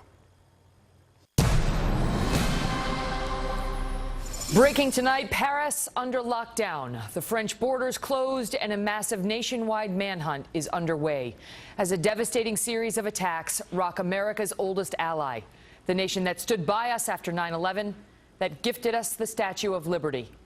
France tonight fell victim to the worst terror attack in its history. Welcome to the Kelly File, everyone. I'm Megyn Kelly. Here is what we know at this hour. At home, the NYPD is deploying counterterrorism teams. American Airlines is holding all flights to Paris, France. Authorities here say there is no specific or credible threat to the United States, and our government is pledging to do all it can to assist French investigators. Back in France, the lights of the Eiffel Tower have gone dark. Paris is under an effective police state. A curfew is in effect, officials declaring the ability to seize and confiscate people's weapons and impose house arrest on anyone considered dangerous. This as the death toll climbs. More than 150 people believed to have been murdered in multiple attacks across Paris tonight. The worst of it coming during a hostage standoff at a sold-out concert featuring an American band, the Eagles of Death Metal. Eyewitnesses say the attackers were shouting Allah Akbar, killing people one by one, shooting them as they were on the floor, even searching for anyone who might have been hiding, reloading to take out as many people as they could, over and over and over again. Police finally storming the hall to take out the attackers. From everything we can tell, what they found inside was apocalyptic. Around 100 people killed there. Listen to one man who managed to get away, describing the horrors of what he saw. This is in French with subtitles, but the story he tells is heart-stopping. Qu'est-ce que vous voyez à l'heure actuelle? Vous étiez à l'intérieur de la salle? Qu'est-ce qui s'est passé précisément? On est en plein concert, il y a des mecs qui sont arrivés, ils ont commencé à tirer au niveau de l'entrée vers vas-y avance, avance, avance maman, avance. Et en fait, ils ont tiré en plein dans la foule en criant à la WAGA-TV avec des fusils à pompe, je crois, parce que les gens entendaient charger. Et du coup, après tout le monde sait que le concert s'est arrêté, tout le monde s'est couché à terre et continue à tirer sur les gens. Et là, putain, c'est un enfer. Pardon. Je vous en prie, c'est tout à fait normal vu les circonstances. Quelle a été votre réaction à ce moment-là? Qu'est-ce que vous avez pu faire? Ce que j'ai fait, j'ai pris ma mère, on s'est couché au sol. Et on s'est couché au sol et à un moment, il y a quelqu'un qui a dit ils sont partis. Donc du coup, on a réussi à courir. On s'est enfui par une issue de secours du côté du Bataclan. Il y avait encore des coups de feu. Et voilà, j'ai juste fait en sorte de survivre avec ma mère. Je voulais juste que ma mère soit là. Votre mère est à vos côtés. Vous avez pu sortir de cette salle de spectacle. On est dans la voiture, on est rue Lafayette là actuellement. Est-ce que des personnes se trouvent encore en ce moment dans la salle du Bataclan? Il me semble que oui, je sais pas, je peux pas vous dire, je pense que oui. Je sais pas, nous quand on est parti, on a enjambé des corps, vous comprenez. C'est un cauchemar. Louis, dans ce cauchemar, est-ce que vous avez pu voir les assaillants? Non. Non, je vais pas vous mentir, j'ai juste vu des silhouettes quand ils ont commencé à tirer les premiers coups de feu, en fait, si vous voulez. Et vous vous êtes couché, ils ont prononcé les mots que vous nous dites. Allahu Akbar, voilà, Allahu Akbar, et je sais plus d'autres, je sais plus. Merci Louis pour ce témoignage. Je vous en prie. En direct sur France Info, bon courage. Je vais juste dire que... enfin, courage à tous les gens qui sont victimes de cette horreur. Courage à tout le monde. This is hell. You heard it there. On the left side of your screen, we are bringing in live pictures from Paris provided by various news agencies, including our sister network, Sky News. At this hour, some 1,500 soldiers have been deployed across Paris. The French president saying, in the face of terror, France must be strong. As we mentioned before, there were a number of attacks in Paris tonight, including near the biggest stadium in France, where the French president was watching a soccer match between France and Germany and had to be evacuated from that stadium, as well as another horrific attack at a restaurant south of the stadium. The attacker opening fire, spraying the windows as diners fell to the floor. Police report that at least 11 people were killed there. And we are joined now by American Margot Schmorak, who was eating dinner in Paris when she heard shots fired at the restaurant that was attacked. Margot, thank you so much for being with us tonight. So you're there in Paris, and what was the first sign you had that something had gone wrong? Well, we were sitting outside at the restaurant on the sidewalk, kind of in front of the doors of the restaurant, and my colleagues and I, there were 4 of us sitting at a 4-top table, and we heard about 8 to 10 shots, and we didn't really understand what they were. We weren't sure if they were gunshots. And then we heard actually 2 other sounds, which were also gunshots. They were different from the first bunch that we heard. And my colleague actually said, I think those are gunshots. And I looked up and I saw 8 to 10 people running around the corner towards our restaurant. And we all got up immediately from the table and ran inside. And we heard more gunshots as we were running inside the restaurant. How many would you say you heard? You know, it's hard to say. The first round was probably 10 to 12. And then, like I said, we heard a few that sounded different. And my friends and I were just talking about how the 2 in the middle sounded like maybe they were a smaller weapon. The first were like a semi-automatic weapon, like boom, boom, boom, boom, and then they were kind of pop, pop, and then another boom, boom, boom. And during the second round, we ran inside, so I couldn't tell you exactly how many. Could you tell where the gunshots were coming from? No, it sounded like they were very close. So, I mean, we were about a half a block away. Like I said, we were around a corner.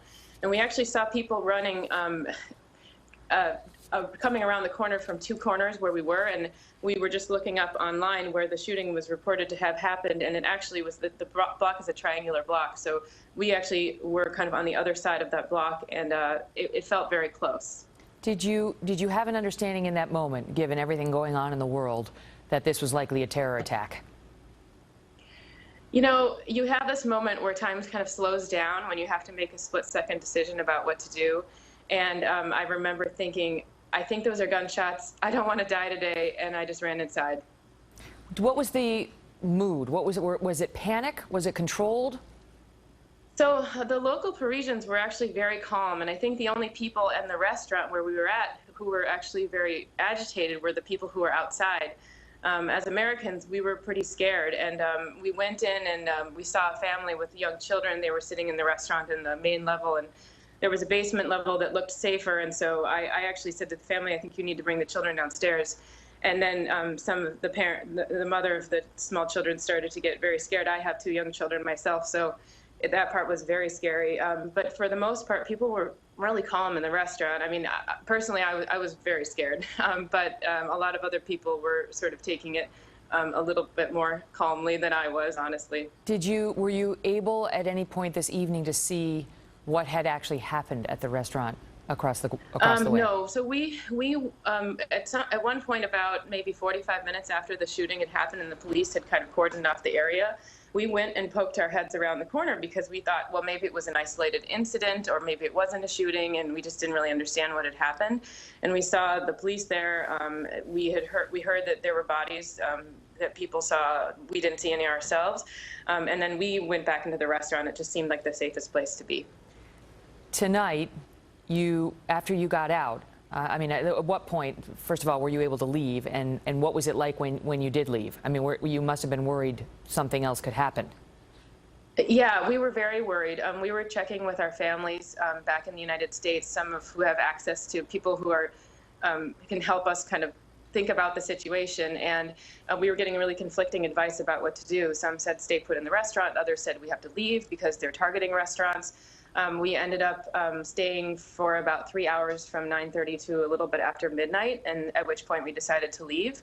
And we actually had to walk back to our apartment that we're staying in, which was about a 30-minute walk, and that was pretty scary too. We actually saw police officers on the way back, and we asked them, where is it safe to walk? And she said, honestly, I don't know. And she said, just go to your hotel. So we just walked as quickly as we could. Wow. I mean, we have a picture of some of the carnage at the restaurant, and we warn the viewers it is disturbing, and you can see what appears to be the bodies of the dead, some of them. And this is it. We put it not up for shock value, but to underscore what has happened in Paris, France tonight. People just out trying to bond with fellow human beings and have a meal were shot dead in and around the restaurant. And that included many Americans were in these restaurants. We don't know the nationalities of the dead, nor is it particularly relevant. But Margot, you were there. I know you're the mother of 2 young children, and after you left the scene tonight, you managed to get a picture of them. You must be feeling like one of the lucky ones this evening. Yeah, I am, definitely. We're very glad you're safe. Thank you for being with us. Thank you. We're getting reports that 5 attackers have been killed. But Chief Intelligence Correspondent Catherine Herod suggests it likely took upwards of a dozen people to plan and execute an attack of this magnitude, meaning this manhunt is likely far from over. Those who are said to have been shooting into at least one of these restaurants did so from a car and then drove away. And that's not even to take into account the multiple other shooters who appear to have been in Paris, France tonight and may be unaccounted for. Congressman Peter King is the chairman of the Counterterrorism and Intelligence Subcommittee of the Homeland Security Committee. He's with us tonight. Congressman, thank you for being here. First, just give us the big picture. Give us the big picture on what we've seen today. This was a vicious, diabolical attack carried out, I'm certain, by Islamic terrorists, most likely ISIS. It's the nightmare scenario that all of us who deal with intelligence and Islamic terrorism fear. That the fact that you could have foreign fighters, most likely coming back from Syria, carrying out an attack like this, coordinated attacks, hitting all different levels of society, hitting restaurants, hitting a concert hall, hitting a soccer stadium, to create this fear, this feeling of fear and absolute confusion and chaos. This was terrorism at its worst, and this is what could happen really in any major large city in the United States or in Europe. And we have to always be on our guard. I hope this is a wake-up call. I hope the president is listening when this morning he said that ISIS is contained. This shows that it's going to be a long, hard fight before ISIS or Al-Qaeda or Islamic terrorism is contained and destroyed. So this is a war, and we have to realize that we have to stop holding back and stop making believe that our main worry is how fast we can close Guantanamo. Our main goal has to be how quickly we can destroy ISIS. The situation is fluid, and we are working on preliminary information. But according to one report, one of the men arrested near the Bataclan, the concert hall, where so many were murdered tonight. The man taken into custody reportedly told the authorities, I was recruited by ISIS along with 3 others coming from Syria.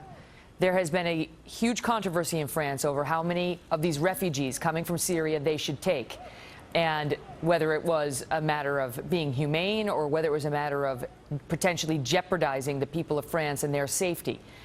We, too, have been engaged in the same debate here in the United States, and we have taken in over 1,000. The president says we'll take in 10,000.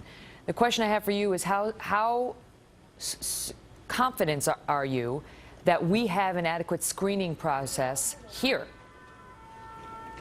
Megan, I'm not confident at all. I have no confidence. And by the way, neither does the FBI or the other agencies in our government, because they have no databases to work from. We don't know who these people are. There are no records. There are no government records we can go to. There's no personnel records we can go to. We don't know who these people are. So you have, and we know that ISIS does want to infiltrate terrorists into Europe and the United States with these refugees. Also, in addition to that, you have the foreign fighters. There's thousands of Europeans, many of them French, who have gone down to Syria to fight alongside ISIS, to be trained as terrorists, and they are coming back into Europe. And once they get to Europe, they can fly into the United States without getting a visa. This is a very desperate situation, and I don't hear many people in our government talking about it, many candidates talking about it. The president somehow thinks ISIS is under control. And you think of what's happened just in the last week. There's been the Russian jet has come down. There's been over 200 people killed, men, women, and children. The bombs going off in Lebanon. Now what we're seeing tonight in Paris. This is, Megan, this is the real deal. And when I think of all the attacks that were made on the NYPD, because the fact that they were monitoring potential terrorists here in New York City, well, maybe if the Paris police could have incorporated those same methods, this may not have happened. And but we're not doing that anymore here in New York. Well, let me give Commissioner Bratton, he's doing the best he can under certain circumstances, and it's not as much as it was done before, and that's part of the problem we face. But I will say, even, is there any other way? Is there any other way in a free society? And some would question whether we are free if you have, the law enforcement infiltrating places like mosques. I understand that. But is there any other way, besides doing that, that you can realistically prevent someone from strapping on a suicide vest and walking into a public place and detonating it, or doing a drive by a restaurant and opening up fire with an AK-47? Megan, there really isn't. That's the reality. I mean, you need a combination. We have to use the NSA, we have to use the CIA, the FBI, the Joint Terrorism Task Forces, and the police on the ground. Now, just this past July, we were told that ISIS was going to attack the United States, specifically New York, over the 4th of July. 5 ISIS operatives were arrested in New York City and northern New Jersey. If they had not been arrested, if they had not been stopped, we could have seen over the 4th of July the same type of carnage that we saw in Paris today. How significantly, if at all, does this raise the alert level here? We used to have the color-coded system. We got rid of that. Yeah. But what is likely to happen here in America over the next days and weeks? Well, I can assure you that within moments of this happening in Paris, all of our agencies, FBI, Homeland Security, National Counterterrorism Center, FBI, all of them came together. The Joint Terrorism Task Forces, NYPD, here, and I'm sure other police departments around the country, consolidating and assessing as much intelligence as they could, increasing the security patrols. In New York, you're going to see a higher level of police protection, and there's going to be more police activity that you don't see. And I'm sure that'll be repeated in other major cities across the country. You're going to see more security at the airports. You're going to see us sharing whatever intelligence we have with the French, with the British, with the Germans and the Spaniards, because we don't know whether or not these attacks were just coordinated for Paris, or are they part of a worldwide series of coordinated attacks? All of that has to be looked at, and that's what's going on right now. It's a full-court press.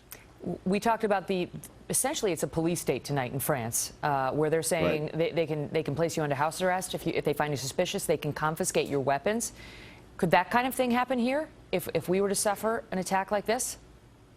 Megan, we certainly don't want that to happen. And that's why when I was talking about the NYPD before and certain activities I think the FBI should carry out, to me, those are entirely within the Constitution. Yes, it's going further than maybe some of us in our idealistic world would like, but it does say within the Constitution. The danger is if something like this does happen, what happened in Paris, that people will want to give martial law powers to the government. We don't want that. I don't want that.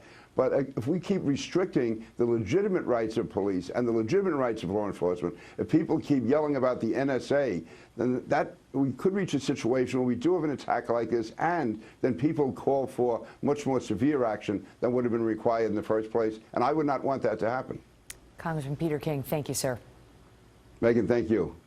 Well, we also have some new details coming in just a moment ago about the retaking of the Bataclan concert hall. 100 people were reportedly killed. These are preliminary numbers. They're going to change, folks, when these terrorists stormed the venue. But now we are hearing some reports from French police that in the effort to retake the popular music venue, 4 officials, possibly police officers, lost their lives as well. And here is how one witness described the scene shortly before that rescue operation was executed. Julian Pierce is joining us. He's a radio reporter. Julian, I understand you were inside the Bataclan Theater during this concert that American rock band Eagles of Death Metal were performing, but now you've made it outside. Tell us what you've seen and what you've heard.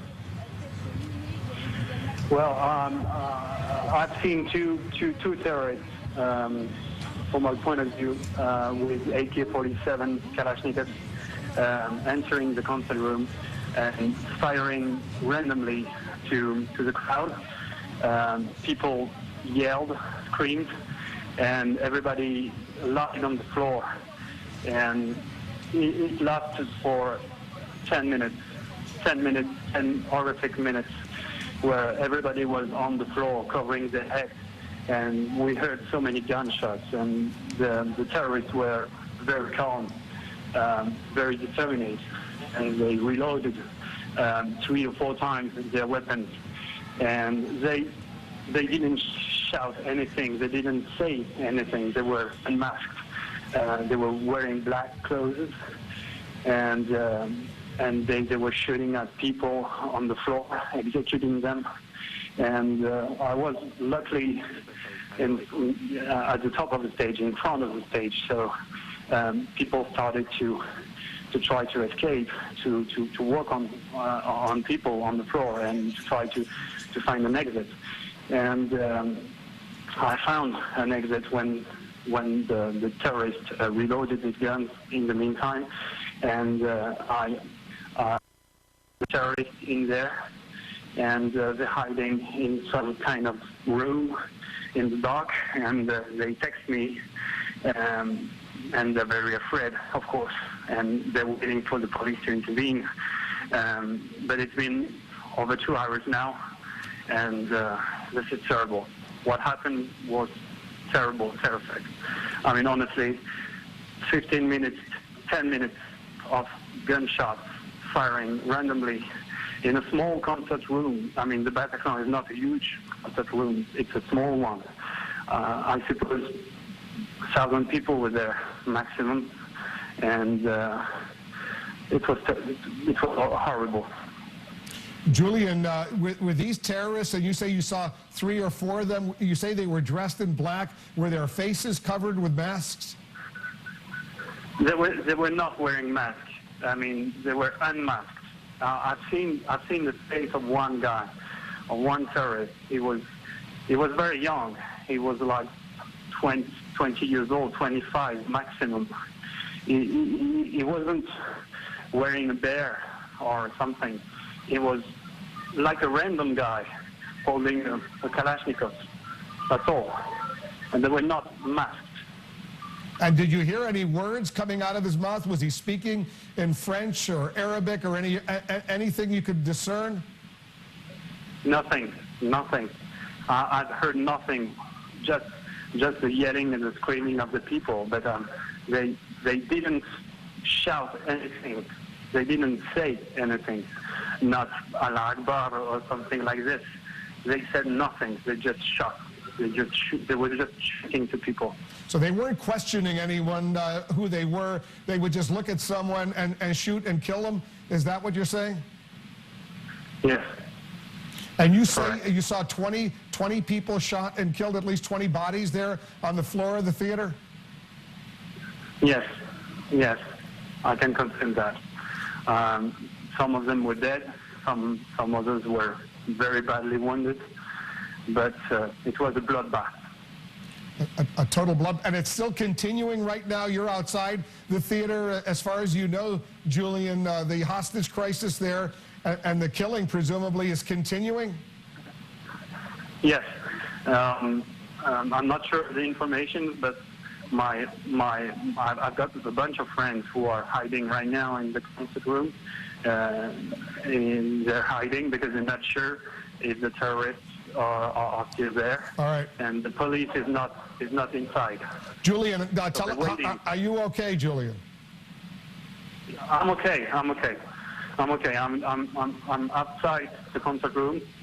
I'm in an apartment, and the police guys are all over me, all around me. So I'm okay. All right, Julian, be careful over there. Unbelievable testimonial. Just hours after the news broke, President Obama here came out to address the tragic attacks in Paris. He called it an attack on all of humanity and vowed to stand ready to help the people of France in any way possible. James Rosen reports from the White House live tonight for us. James. Megan, good evening. President Obama was informed of these attacks in Paris by Lisa Monaco, the assistant to the president for Homeland Security and Counterterrorism. He spoke for only 5 minutes in the White House briefing room in something that was obviously hastily arranged. He told us that he has not contacted French President François Hollande because President Obama said it was his expectation that Mr. Hollande is busy right now, but that he expected to speak with him in the next few days. Ironically, President Obama had spoken with the French president earlier today, much earlier today, before any of this transpired, to discuss their shared participation in an upcoming economic summit. But the president said that we stand by the French. He said that we have offered all kinds of assistance to the French authorities as they may need. And he said, and I'm quoting him now, we stand together with the French in the fight against terrorism and extremism. This is a heartbreaking situation, and obviously those of us here in the United States know what it's like. We've gone through these kinds of episodes ourselves. And whenever these kinds of attacks happened, we've always been able to count on the French people to stand with us. They have been an extraordinary counterterrorism partner, and we intend to be there with them in that same fashion. Secretary of State John Kerry is in Vienna, ready to convene a summit on Syria.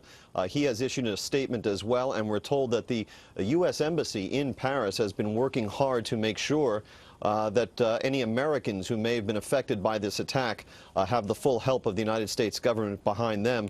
A French embassy official here in Washington told me that at one point they counted at least 5 situations that were live and ongoing, including the stadium, the 2 restaurants, and 2 others, Megan. So this obviously in a major attack. The State Department has been briefing some members of Congress, and there are some indications that there may have been some inklings on the part of the French authorities of a plot underway, and we're still working to confirm that. One last point here. I asked the French official if any Americans were known to be harmed, hurt, killed, held hostage, etc. And this official told me that given the venues we're talking about and the sheer numbers that we're talking about, quote, they're not all going to be French. Megan. James, thank you. As we watch the screen, we see folks walking by in the shiny blanket that they tend to give you after you run a marathon, you know, a warming blanket. And we believe that these are survivors of the attack that we saw on the concert hall in particular, where people were held hostage for hours and hours trying to hide from the gunmen as they continue to reload over and over and over again. Some witnesses talking about how they had to go to the roof of the facility, about how they had to push through doors and more doors and more doors, and 30 to 40 of them wound up on the roof.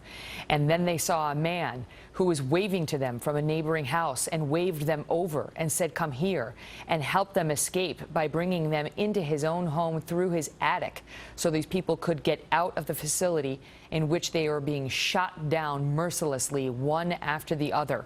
That is how many of the people managed to emerge from this facility, from which you heard the one witness say earlier, "This is hell." As we reported earlier tonight, intelligence correspondent Catherine Herridge believes it may have taken upwards of a dozen people to plan and execute this attack, this coordinated attack at 6 separate sites. And while officials are not providing an estimate, the Paris prosecutor said just moments ago that, quote, accomplices may still be on the loose. Catherine Herridge is live with us tonight with the very latest. Catherine, so do we know now who was responsible for this? We do not know who is responsible, but Megan, tonight there are 2 separate threat streams that are being followed. One involves credible ISIS accounts or ISIS sympathetic accounts. These are accounts that are celebratory in their tone, lauding the attack in Paris, but they are not claiming responsibility for the attack itself. We saw a similar pattern with the attack on Charlie Hebdo, the satirical magazine, and that was ultimately, the blame was ultimately affixed on two brothers who were trained by al-Qaeda in Yemen. There was also, though, a second set of chatter from ISIS-related accounts, and they are reposting a story that was published by a British newspaper, the Daily Mail, in July of this year, and it was about a French jihadi who had executed a Syrian military officer and then promised to bring the massacre and the bloodbath to the French land itself. This is being reposted by ISIS accounts, almost trying to suggest that the French had been warned about their intervention in Syria. But the bottom line for viewers tonight is that there has not been a credible claim of responsibility, but there has been significant activity on these ISIS social media accounts, Megan. And there's been plenty of celebration by ISIS as well online. They have a hashtag going out called Paris in Flames. Catherine, stand by just for 1 second. I have more I want to go through with you, but we want to dip into our sister network, Sky News, to listen to what's happening. More than 140 people have been killed in the combination of attacks, the majority of them at the Bataclan theatre, perhaps more than 120 people. Although, bearing in mind, we believe that 1,200 were attending this concert by the American rock band, so it may well be that many of them did manage to survive. Rebecca, you were getting indications that people had literally been sort of sheltering between seats and lying down to avoid all the gunfire. Yes, that's the reports coming out of Paris at the moment, that dozens managed to survive. You can see some of them in the shots on the screen at the moment. Of course, people with these foil blankets keeping themselves warm. Some have come out of the venue covered in blood. As you say, we understand there are around 1,200 people there, so a huge proportion of them now, we know, have died. But like you say, they were sheltering under seats in the gallery, lots of them hiding on the top tiers of this concert venue. But the shocking news, as you've just read out, that the Paris police prefect has said the attackers blew themselves up with suicide belts as the police closed in, and of course a number of people were killed there. And I mean, presumably in the coming hours we'll get more information about exactly what went on inside that concert venue. Apparently all the attackers are now dead. 5 have been killed, although authorities are hunting for any possible accomplices. We're just getting that in now, just breaking that news now. They're hunting for any possible accomplices. So, although I guess we ought to add there's no confirmation that. And Sky News on the same page as we are with respect to the accomplices, still on the loose potentially and being searched for by investigators. Catherine, so ISIS has not claimed responsibility but is celebrating this, and we have heard some varying eyewitness accounts about the shooters saying Allahu Akbar, and in particular at the Bataclan Theater there was an eyewitness who said that they heard gunmen talking about Iraq and Syria. So what are investigators focused on right now? Look, investigators this evening are focused on the simultaneous nature of these attacks, at least 6 at this time that have been counted, and also on the level of premeditation and the scope and the support network. You have to think of each of these attack sites like a separate cell having responsibility for it. When you look at the breakdown, you anticipate in a situation such as this that there are at least 2 operatives who do advanced surveillance, so they understand the layout of the target, and then you also have to do an assessment of what the security is in the neighborhood. So you would go to that part of Paris on a weekend evening, on a Friday night, to understand the pattern of the police and the security services. The next thing that you have to look at here is the use of what I would call sort of a multiplicity of military hardware. The grenades, the effectiveness, and the handling of the AK-47 at the concert hall certainly suggests a familiarity with the weapon, training outside of Paris, and then also the suicide belts or bombers themselves. You've got to have someone who is familiar with explosives, has experience making these bombs, so not to have an incident in advance that would tip off police. Then you also have to consider that some of these operatives were not willing to die on the mission and would therefore have an escape route, a series of accomplices or safe houses. When you start tallying up all those numbers, Megan, you are looking at upwards of a dozen people easily, and you are looking at an operation which would not be a pickup operation, but would take weeks, perhaps even months of planning. We learned within the last hour that the chairman of the Joint Chiefs was briefed. That gives you a sense of how highly this is being circulated within the administration, and we were told to focus on this migrant stream as well as the returning foreign fighters, as you just heard from Congressman Peter King. Catherine, thank you. We'll be back to you in a bit. Well, as Catherine just mentioned, France's official news outlet is reporting that the 3 attackers at the concert hall scene detonated explosive suicide belts as the authorities closed in.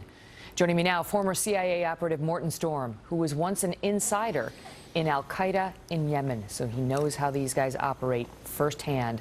Morton, thank you for being here. Here's my first question. Are they getting more aggressive? Because we saw, if this is ISIS, we've seen now them blow up a Russian airliner over Egypt, and now we see this coordinated attack that must have taken some level of sophistication and planning. You know, it's not surprising. I've warned against this for over a year now. Since the uprising of ISIS. The sleeper cells have woken up since Charlie Hebdo, the attack. And I think the only way is to do as France have done today, is to close all the borders and stop the invasions from these countries. Last week I said there will possibly be an attack soon. So, and unfortunately I was right in this. The sleeper cells have woken up. The question, though, is, you know, they've closed the borders now. What we're being told is the borders are closed to those who want to leave France, not necessarily to those who want to come in France. They perhaps are trying to suggest that the accomplices, or perhaps if there are any remaining perpetrators, might be trying to leave. So are those who may have helped in this endeavor, who are still alive, do you believe they'd be hiding in plain sight in Paris? I mean, how do they go about... These cells have got to be well hidden and well coordinated to have pulled this off. So how do they find them? Well, these people are allowed to pretend to be one of us. It's a warfare, strategic warfare, according to Islam, that you can pretend to be amongst the enemies and be a part of them until you're given the permission to kill. So this is what happened in the time of Prophet Muhammad. I have studied Islam for 10 years. I have infiltrated the highest ranks of Al-Qaeda in East Africa and also in Yemen. And I know inside and out how these people think, the strategies they're using, and they're allowed to pretend being non-Muslims even. So it's very sophisticated, it's very calculated and sneaky. This may sound like a simple question, forgive me, but when you hear the barbarity of it, you know, just going into a concert hall and standing there with these AK-47s, just one by one picking off the people and reloading, and then again, civilians, targeted civilians, and in restaurants just going by and lobbing in grenades, you know, according to the reports. One struggles to wonder, these aren't hard targets, these are soft targets.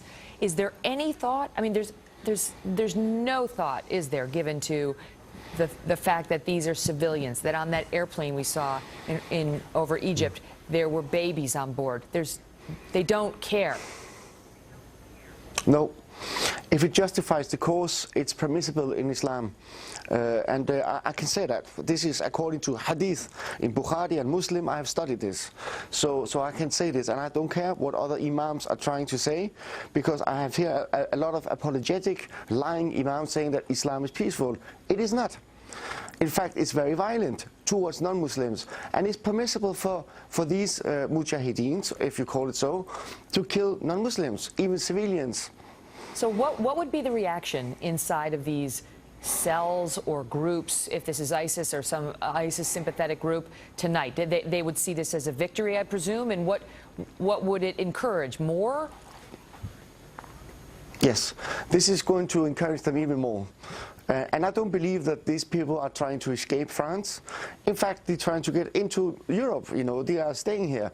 They are not going to leave alive. They will die in this fight.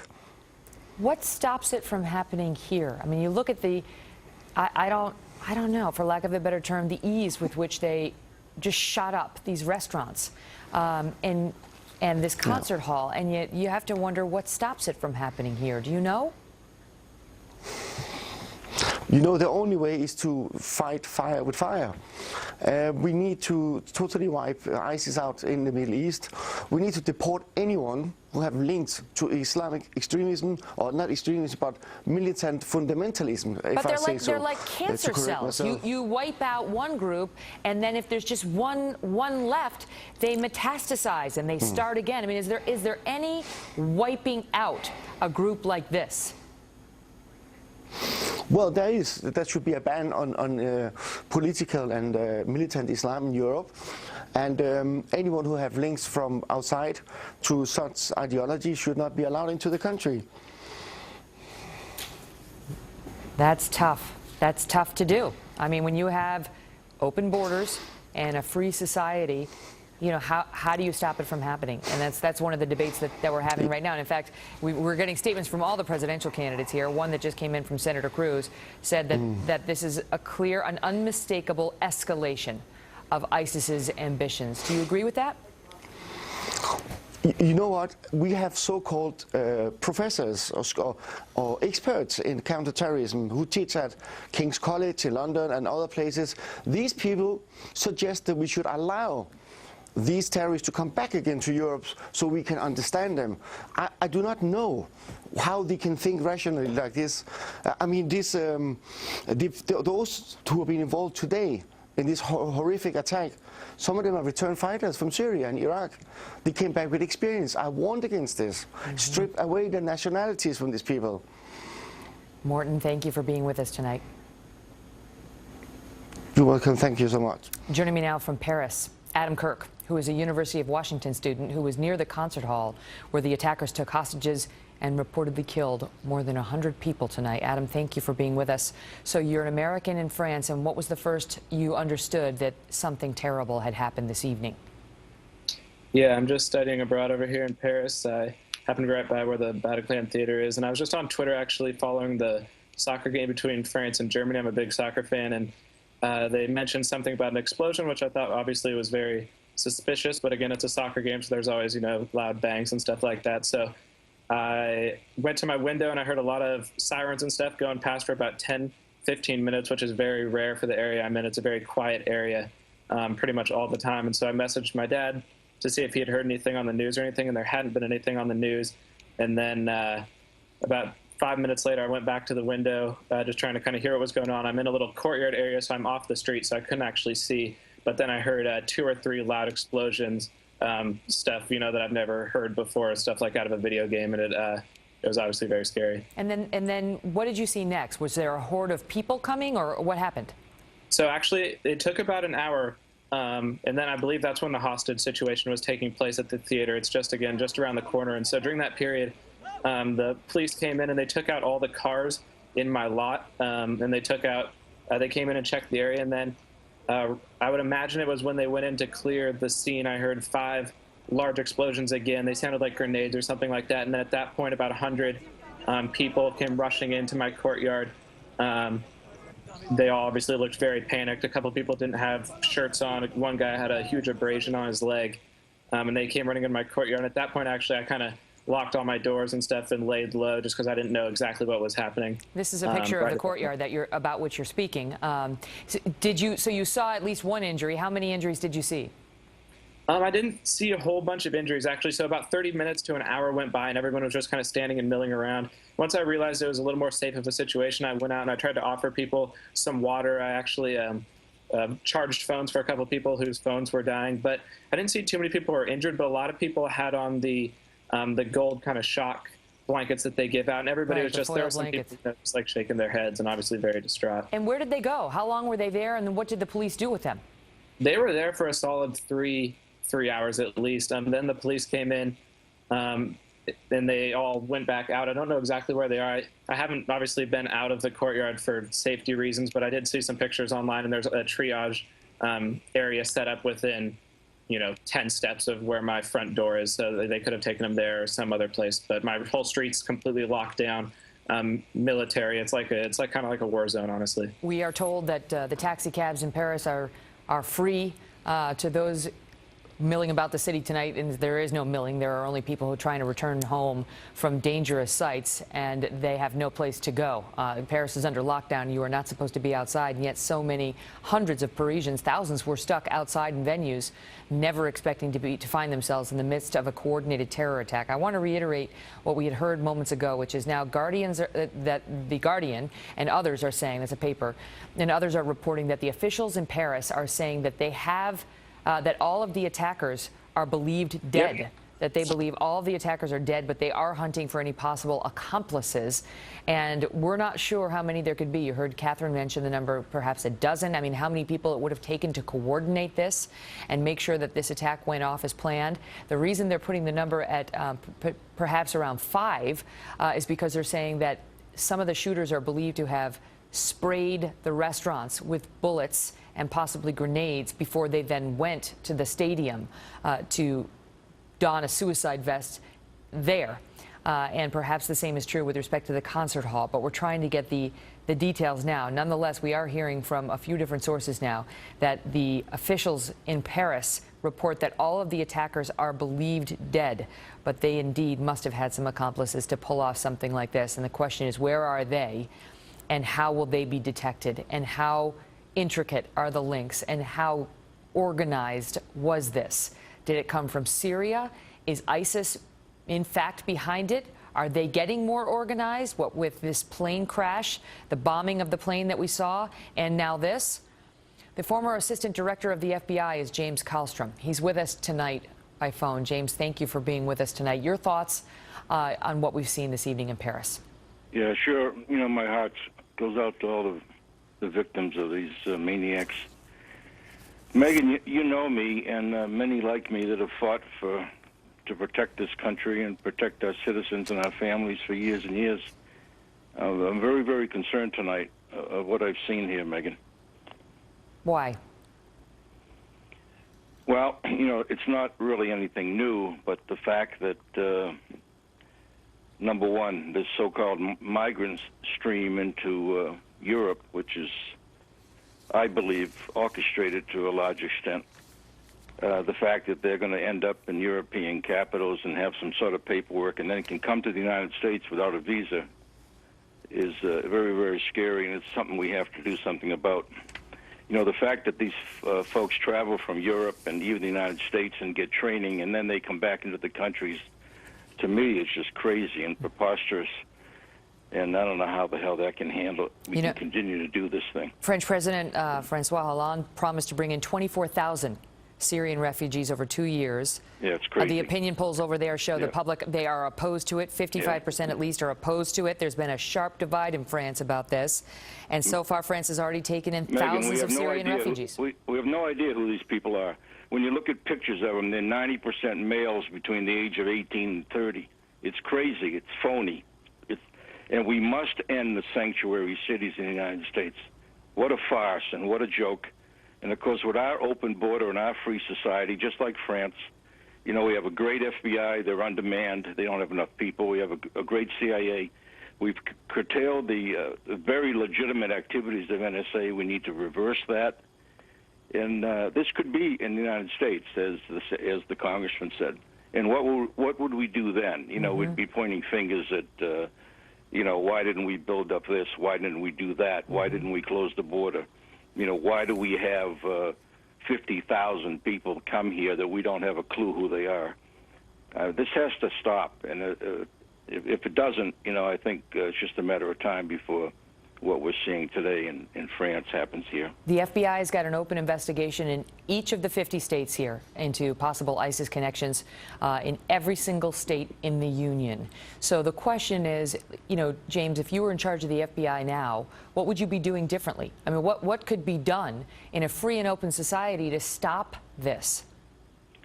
Well, I would take away all the all the things that burden investigations, all the nonsense that burdens it, both with the NSA and the FBI, where we can open cases a lot easier without, you know, a whole bunch of red tape. We can do this well within our Constitution. I would add many, many more people to the FBI. You know, the notion that you can follow hundreds and hundreds of people, you know, that deem our concern, probably many, many more than that we can do that with the resources we have is just not true. So in this wide open society where we have these stupid sanctuary cities and these naive people that run these cities and these states, you know, we cannot put any burdens, no extra pounds in the pack of the FBI, and we need to let NSA, you know, do what they need to do to protect this country. Comey's been, the FBI director Comey has been jumping up and down about this, saying, on the record, I don't have enough people, and saying something's going to happen. We're going to get attacked. I don't have enough people. I don't have the resources to stop Megan, it. he doesn't have enough people by thousands, not hundreds, by thousands, to keep track of the people that we should be keeping track of 24 hours a day, 7 days a week right now. What is it? What is it then? Why is he under-resourced, and why do you feel that the programs you think we need to protect ourselves have been cut back? This will sound very, very hard-hearted. We haven't had enough people die here in the United States. I mean that's the way it is. I was up on Capitol Hill testifying in the 90s to get it so when the switches, telephone switches became digital, the FBI and law enforcement could continue doing wiretapping. You know, and I had numerous conversations with people that were deathly opposed to that. You know, and I asked them a simple question: if their daughter was kidnapped, would they want the FBI to be able to track the kidnappers? You know, they had a funny look on their face when I asked them that question. But that's the kind of question we have to ask the people now that are sitting in Congress. You know, here's the president this morning saying that ISIS is contained. I mean, of all days to pick him to say that. I mean, is that an exclamation point or is that an exclamation point? And on top of that, you know, the Shepard was pointing out earlier, you look at these jihadi websites, and tonight the quote on those is, "The American blood is best, and we will taste it soon." Oh, it's always been best. The Israeli blood and the American blood is always that's the prime blood. And if we don't do something about this flow of the so-called migrant stream, you know, if the Europeans are you know, if they want to continue to dilute, you know, what their countries are all about, we cannot allow those people into the United States without a visa. There has to be some kind of an asterisk next to them so that they don't travel into the United States without some sort of close watch on our part. And if we're stupid enough to bring in, you know, thousands and thousands and thousands of these people who we don't have a clue who they are, all we're doing is putting 50 more pounds in the backpack of law enforcement. That's all we're doing. And it's to me, it's very, very concerning, to the point where I'm concerned of my own family. I'm concerned of where my kids go. I'm concerned about a lot of things. And I mean, I've always had these concerns because, you know, you sort of have those concerns when you work in that field, but we're just so naive about what we're doing. And we don't have to change the country. We don't have to become a police state to do common sense things. We just have to make some different decisions. James, let me thank you. I want to go to the live coverage that we're listening to now in Paris, France. Stand by. Heavily traumatized. Chris, François Hollande, the French president, as well as Manuel Valls, the French prime minister, came to the site of the attack at the Bataclan. I know that it's a vast area and there are several entrances, axes to access the site. Were you where François Hollande made a speech earlier? Can you fill us in on what he said? we weren't. Nobody came in the last few hours, accompanied, as you So said. apologies, but what this man was saying just before we got to him was that there may still be people trapped in the Bataclan, that concert theater in which the people were trapped, and over 100 are said to have been killed, or 100 so far as the official tally, but they believe that will change, that people may still be trapped in there. Now, it apparently has several different floors, and I told you earlier the story of how some escaped through the roof, and many tried to take shelter or sheltered in place as they were shooting at those attending the concert. And what an eyewitness said earlier was that they were reloading over and over and over for 10 to 15 minutes. They just shot at the people in there, that the shooters were not moving. They stood at the back of the room.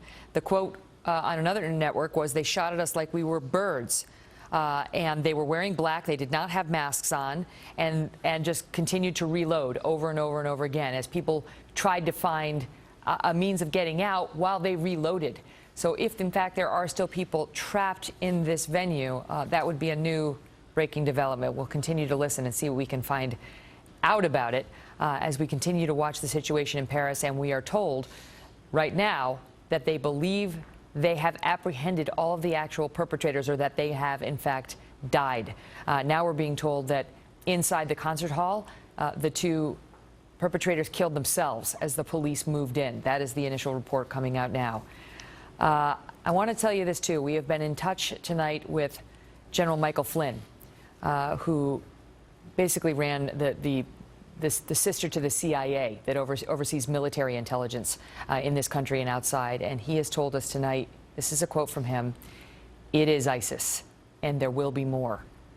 This is a man who did this for a living. And as we watch the situation in Paris, France tonight, it doesn't surprise anybody, given what we've seen them do, given what we've seen them capable of. And the only question is what we can do to stop it. Joining me now is retired Lieutenant Colonel Tony Shaffer, who's a CIA-trained intelligence operative and a senior fellow at the London Center for Policy Research. Also Brad Thor, who served as a member of the Department of Homeland Security's Analytic Red Cell Unit. Gentlemen, thank you both so much for being here. Colonel, let me start with that, with General Flynn. Sure. It is ISIS, and there will be more. Anything to quibble with there? No, I said this on your show about a week ago. Mike is one of my colleagues and friends, and absolutely. Megan, we have to recognize the White House has been consistently wrong on this. They could walk outside, look up in the sky, and miss it. This is something that they've said, no problem. President Obama said today, as stipulated by one of your other guests, that ISIS is under control. It's not. We recognize the trend. And the other thing we're failing to recognize here is the fact that foreign fighters are returning from the battlefield. This was an attack executed with military precision. It was rehearsed, as Catherine Herridge said earlier. It was very clearly laid out. So we've got to look at the facts for what they are, not what we want them to be. And I think this is what exactly Mike meant by saying it's ISIS. I believe completely with him on this. Brad, it seems like a somewhat of a change in tactics. I mean, ISIS had been, doing terrible things in the regions in which it was fighting prior to this. And Al-Qaeda had been going for the huge, dramatic terror attacks, as we saw here on 9/11. But this feels like some sort of a hybrid between what we see done to the Israelis by Hamas, these they target the soft sites, the civilians, where they live, where they eat, where they socialize, and something more pre-planned and grander like we might see from Al-Qaeda. What are your thoughts on it? Well, I agree with you there, Megan. I believe that what we're seeing here was blueprinted in Mumbai in 2008, where there was the swarm-style attack, which was designed to overwhelm military and police responders, as well as first responders with ambulances and things like that, where they move around the city with multiple targets. There were 166 people that died in Mumbai, over 600 injured. I don't know if we'll get to 600 injured in Paris, but I do believe, and I'm very sorry to say this, I think we're going to see more than 166 killed here. And probably one of the biggest problems, you heard Peter King speaking earlier about what NYPD ought to be able to do with the monitoring when they were going into New Jersey and everything. The French intelligence services are very, very good at monitoring, particularly North African, people of North African descent, whether they're Moroccans, Tunisians, Algerians. They've got a lot of informants there. But right now, the French are working feverishly to unpack who these people were, who they were connected with, and why they missed this. Mm-hmm.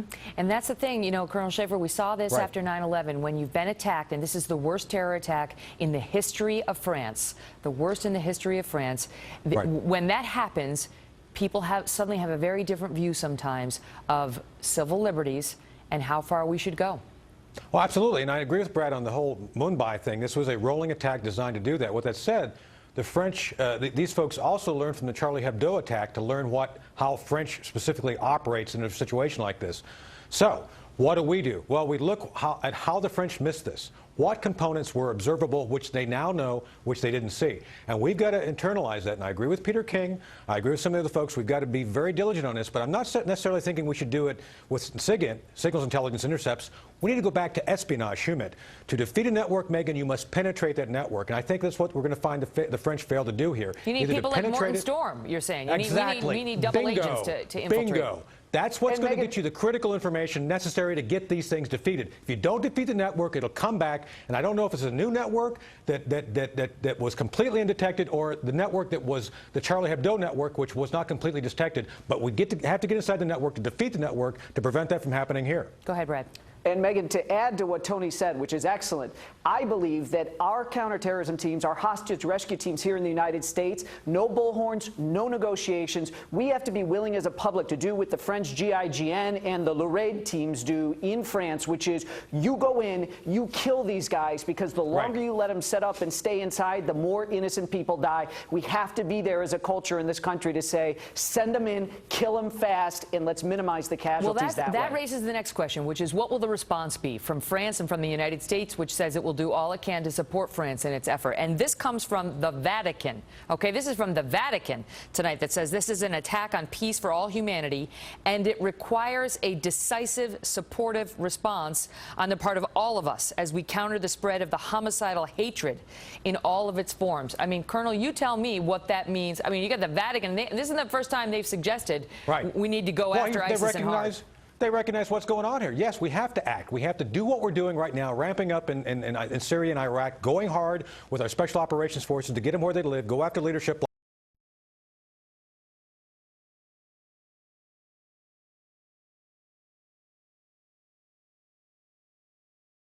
These networks when they're detected. We don't always need to know about it in the public either. I think Brad knows what I'm talking about. We can do these things behind the scenes very quietly, but we have to be completely committed to defeating them wherever they're at. What kind of a force are you talking about? Go ahead, Brad. And Megan, to add to what Tony's saying once again is, yeah, we have to go after them. When the cancer's there, we get it. But we have to go after the cause of the cancer, which is the ideology. You, me, Tony Schaefer, Ralph Peters, we cannot get Islam to reform itself. We need to turn up the heat. You and I, we stand in longer TSA lines, all that stuff. We need to turn up the heat on the Islamic world to reform itself. Absolutely. That seems like a tall order, Brad. But it needs to be done. But we're eroding our own civil liberties here, Megan. Instead of, you know, Charles Cook had a great article where he said, let's shut down visas for 12 to 24 months while we round up the people who've overstayed here, and it's going to tick off good Muslims around the world. But maybe they'll be so mad they start yelling. Stand by. My apologies.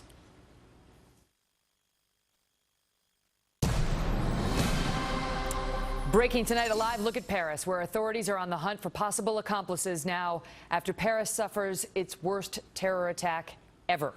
More than 150 people are believed to have been killed in at least 6 different attacks across the city tonight. Meantime, here at home, police and the feds are on alert, deploying additional resources, saying there are no credible threats to America at this time, but that Americans must remain vigilant. Welcome to the Kelly File, everyone. I'm Megyn Kelly. As we have been reporting, the terrorists sought out soft targets, slaughtering innocent civilians at a restaurant, launching attacks near the nation's biggest stadium in France, where the French president was, among those watching a soccer match, and then saving the worst for a packed concert hall where an American band happened to be playing. There they took hostages and shot people one by one. For hours, those being held at gunpoint sent messages to their friends and loved ones begging for help. Finally, it came. Starts right now.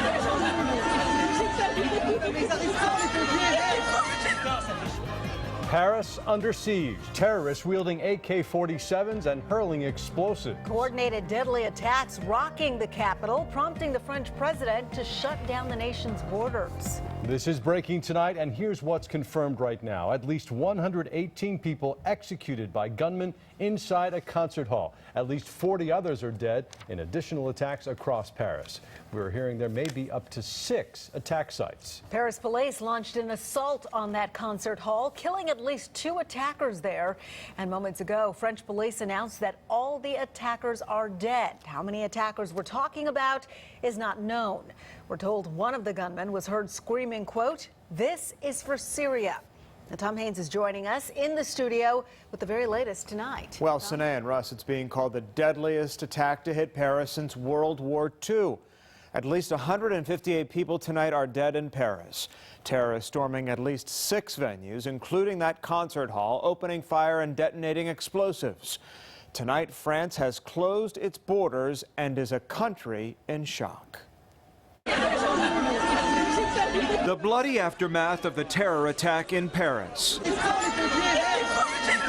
A woman shot by terrorists screaming for help. 6 different sites in Paris were attacked. The worst of the carnage at a concert hall where an American rock band was playing.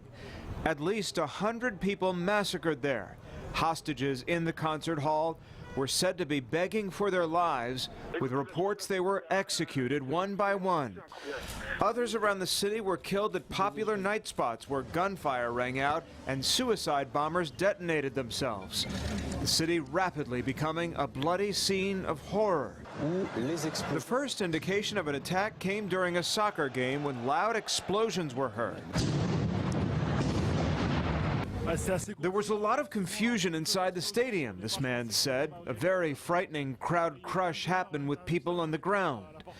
French President François Hollande was at that game and emerged soon after evacuating the stadium to declare a state of emergency and to announce France's borders had been shut. It is a terrible, terrible event that is upon us.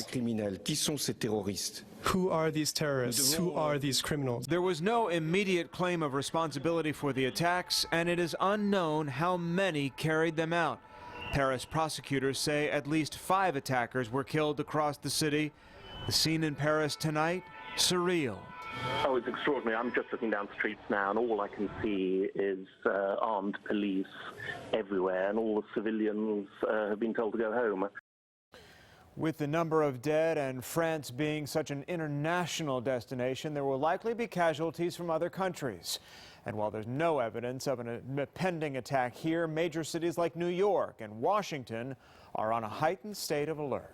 Russ? Understandably. Tom, thanks very much. Now, as the death toll from the French terror attacks continues to rise tonight, the iconic Eiffel Tower is shrouded in darkness. Take a look. The lights went out a short time ago in mourning for those who were killed tonight. And the lights are on in New York City. The World Trade Center is lit up in blue, white, and red, the color of the flag of France. You're looking at the 408-foot spire on top of One World Trade Center. Governor Andrew Cuomo says the act reflects New York's commitment to stand with the people of France. Now, President Obama spoke earlier tonight as details were just unfolding. The president said it was not just an attack on Paris and the people of France, but on all of humanity and the universal values we share. He called France America's oldest ally and said the U.S. is prepared to provide the French government with whatever assistance it needs. We want to be very clear that we stand together with them in the fight against terrorism and extremism. Paris itself represents the timeless values of human progress. Those who think that they can terrorize the people of France or the values that they stand for are wrong. Well, other leaders in the U.S. are also condemning tonight's terrorist attacks in Paris. Georgia Senator David Perdue released a statement saying, in part, quote, "I strongly condemn the ruthless acts of violence the world witnessed in Paris tonight. Any type of terror, especially of this magnitude against our allies, will not be tolerated." Governor Nathan Deal also releasing a statement saying Georgians share the pain and offer prayers to the Parisians tonight. We mourn the senseless loss of life at the hands of cowards. We turn now to a local connection. One man from Metro Atlanta was in the thick of the chaos tonight in Paris and barely escaped the gunfire. He tells his family in Atlanta that he's okay, but he was in the theater when that shooting started. Well, Jacqueline Schultz joins us now, and you spoke to his family. He's actually in the band that was playing at the Bataclan. Yeah, he was playing when the gunshots started going off. It was so scary. His name is Julian Dorio. He is a drummer. He's part of the band called the Wigs from Athens, but he got hired to play the drums for the Eagles of Death Metal band. Now they're on their European tour. I spoke to his brother, Michael Dorio, and he described that very horrific ordeal. They were playing about 6 songs into the set and heard the gunfire, multiple machine guns, and instinctively hit the stage, hit the ground, and they didn't even think twice. They went backstage out the back of the club and went down the street as fast as they could, and they ended up at a police station. Again, that is Michael Dorio, Julian's older brother, and he tells me that Julian couldn't see the gunman because of all the stage lights there. He could only hear the gunfire, fled, and learned afterwards that Paris was under attack. Fox News says 118 people were killed inside that theater, the attackers wielding AK-47s and hurling explosives. Michael Dorio says his brother is very lucky and may still be in some shock from the ordeal. He's a very strong guy, very astute guy. So he was speaking to me as if, we were just sitting out talking on the back porch. But I think there had to be some level of shock. Well, I'm told that Julian is still at that police station. His band is trying to locate all the members and crew. They're based out of LA, but they tweeted out this statement here. We are still trying to determine the safety and whereabouts of all of our band and crew. Thoughts are with all the people involved in this tragic situation, guys. All of our thoughts. Jacqueline, thanks. And this just in, we have just learned Massachusetts State Police have increased security around the area of the State House following the Paris attack. Yeah, in addition, police say they're monitoring intelligence at Logan International Airport in Boston. Meantime, here in Atlanta, airport officials tell us they have not made any changes to security. Now, Fox 5's George Franco is live at Hartsfield-Jackson International Airport tonight. George, what are you seeing there? Well, Russ and Sine, what we are seeing here is a mixture of emotions. On the one hand, the people coming back from Paris are expressing relief. On the other hand, the people going there are expressing a bit of dread. It was all hugs and kisses from family happy to see Anthony Mabouvi just off a flight from Paris. He says he learned of the attacks in Paris on the flight from the internet, not the flight crew. I mean, they closed the border. I haven't seen my kids for a month. I'd have been stuck in France for another, I don't know how many days. So, yeah, glad I got out. But others are going in. Dennis Marco is flying back home via a stop in Paris. We are afraid to go through Paris. In case, we have to go back to our families. And I don't know if there is any other option to go to a different airport instead of Paris. Mr. Marco says he came early to the airport to try to find another option other than the flight through Paris. When he arrived, this Atlanta police officer in protective gear and SWAT-style weaponry was very visible. Officially, Atlanta police told Fox 5 News there was no increase in security and that the airport is home for an APD Special Operations team. Of little comfort this night for flyers like Patrina Tarleton, who remembers the last time the French were attacked. I'm really shocked to hear about it. I can't believe, because obviously the Paris had the Charlie Hebdo incident earlier as well. So I'm just really shocked to hear there's been another one. Another reason this family is thrilled to have their loved one back in Atlanta. Thank goodness I got out. And Air France did tweet us this information, actually sent us an email saying that you can expect delays in departures in the arrival and departure of Air France flights due to the controls on the borders of France. They're also saying that anyone traveling in that direction from this airport obviously should come with the proper identification. The airport tells us that operationally things are standard. APD also says that the folks that you saw in the story, the man with the SWAT-style citizens were harmed. Operational team that they brought here a few weeks ago to be very visible, especially during times like this. Reporting live tonight at Hart Anyway. International, I'm George Franco, Fox 5 News. All right, thank you so much, George. We're also hearing from the State Department tonight. It's asking any Americans in Paris to shelter in place. Now, if you have a friend or a loved one in Paris and you're trying to contact them, the State Department has a number set up. You can call 1-888-407-4747. Now, this number is only for inquiries on someone currently in France. Again, that number, 1-888-407-4747. Of course, this story is still evolving, and our coverage will continue throughout our newscast tonight. You can get alerts sent right to your phone with the Fox 5 News app. On other news, authorities in San Francisco say a double-decker bus crashed in Union Square, injuring 20 people, including 6 people who were injured critically. Now, officials say one of the critically injured people was a bicyclist. San Francisco police say the bus smashed into metal scaffolding at a construction site right in the heart of the square. Now, the scaffolding collapsed onto the sidewalk. Officials say as many as 30 people may have been on the bus at the time. There's no word yet on what caused the crash. Let's talk about the weather. It's getting chilly outside. In some places, it might get near freezing. Let's check in now with our chief meteorologist, David Shanley. Yes, Sinead and Russ, we're finding in this very dry air, temperatures are already tumbling from earlier this evening. Check it out.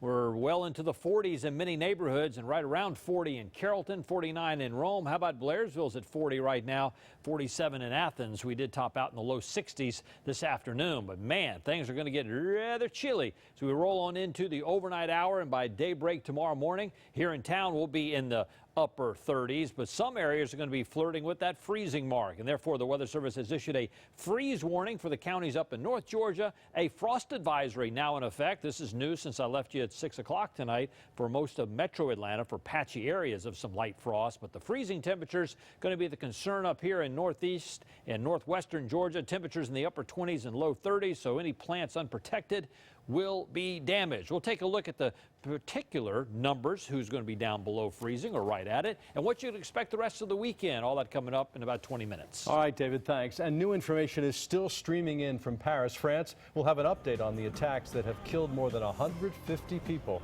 just ahead. And a local doctor. I find it surprising that the Paris police are saying that all of the attackers are dead. So soon? I mean, do we know? Because the reports were attackers drove by, they unleashed, firepower on different restaurants, they threw some grenades.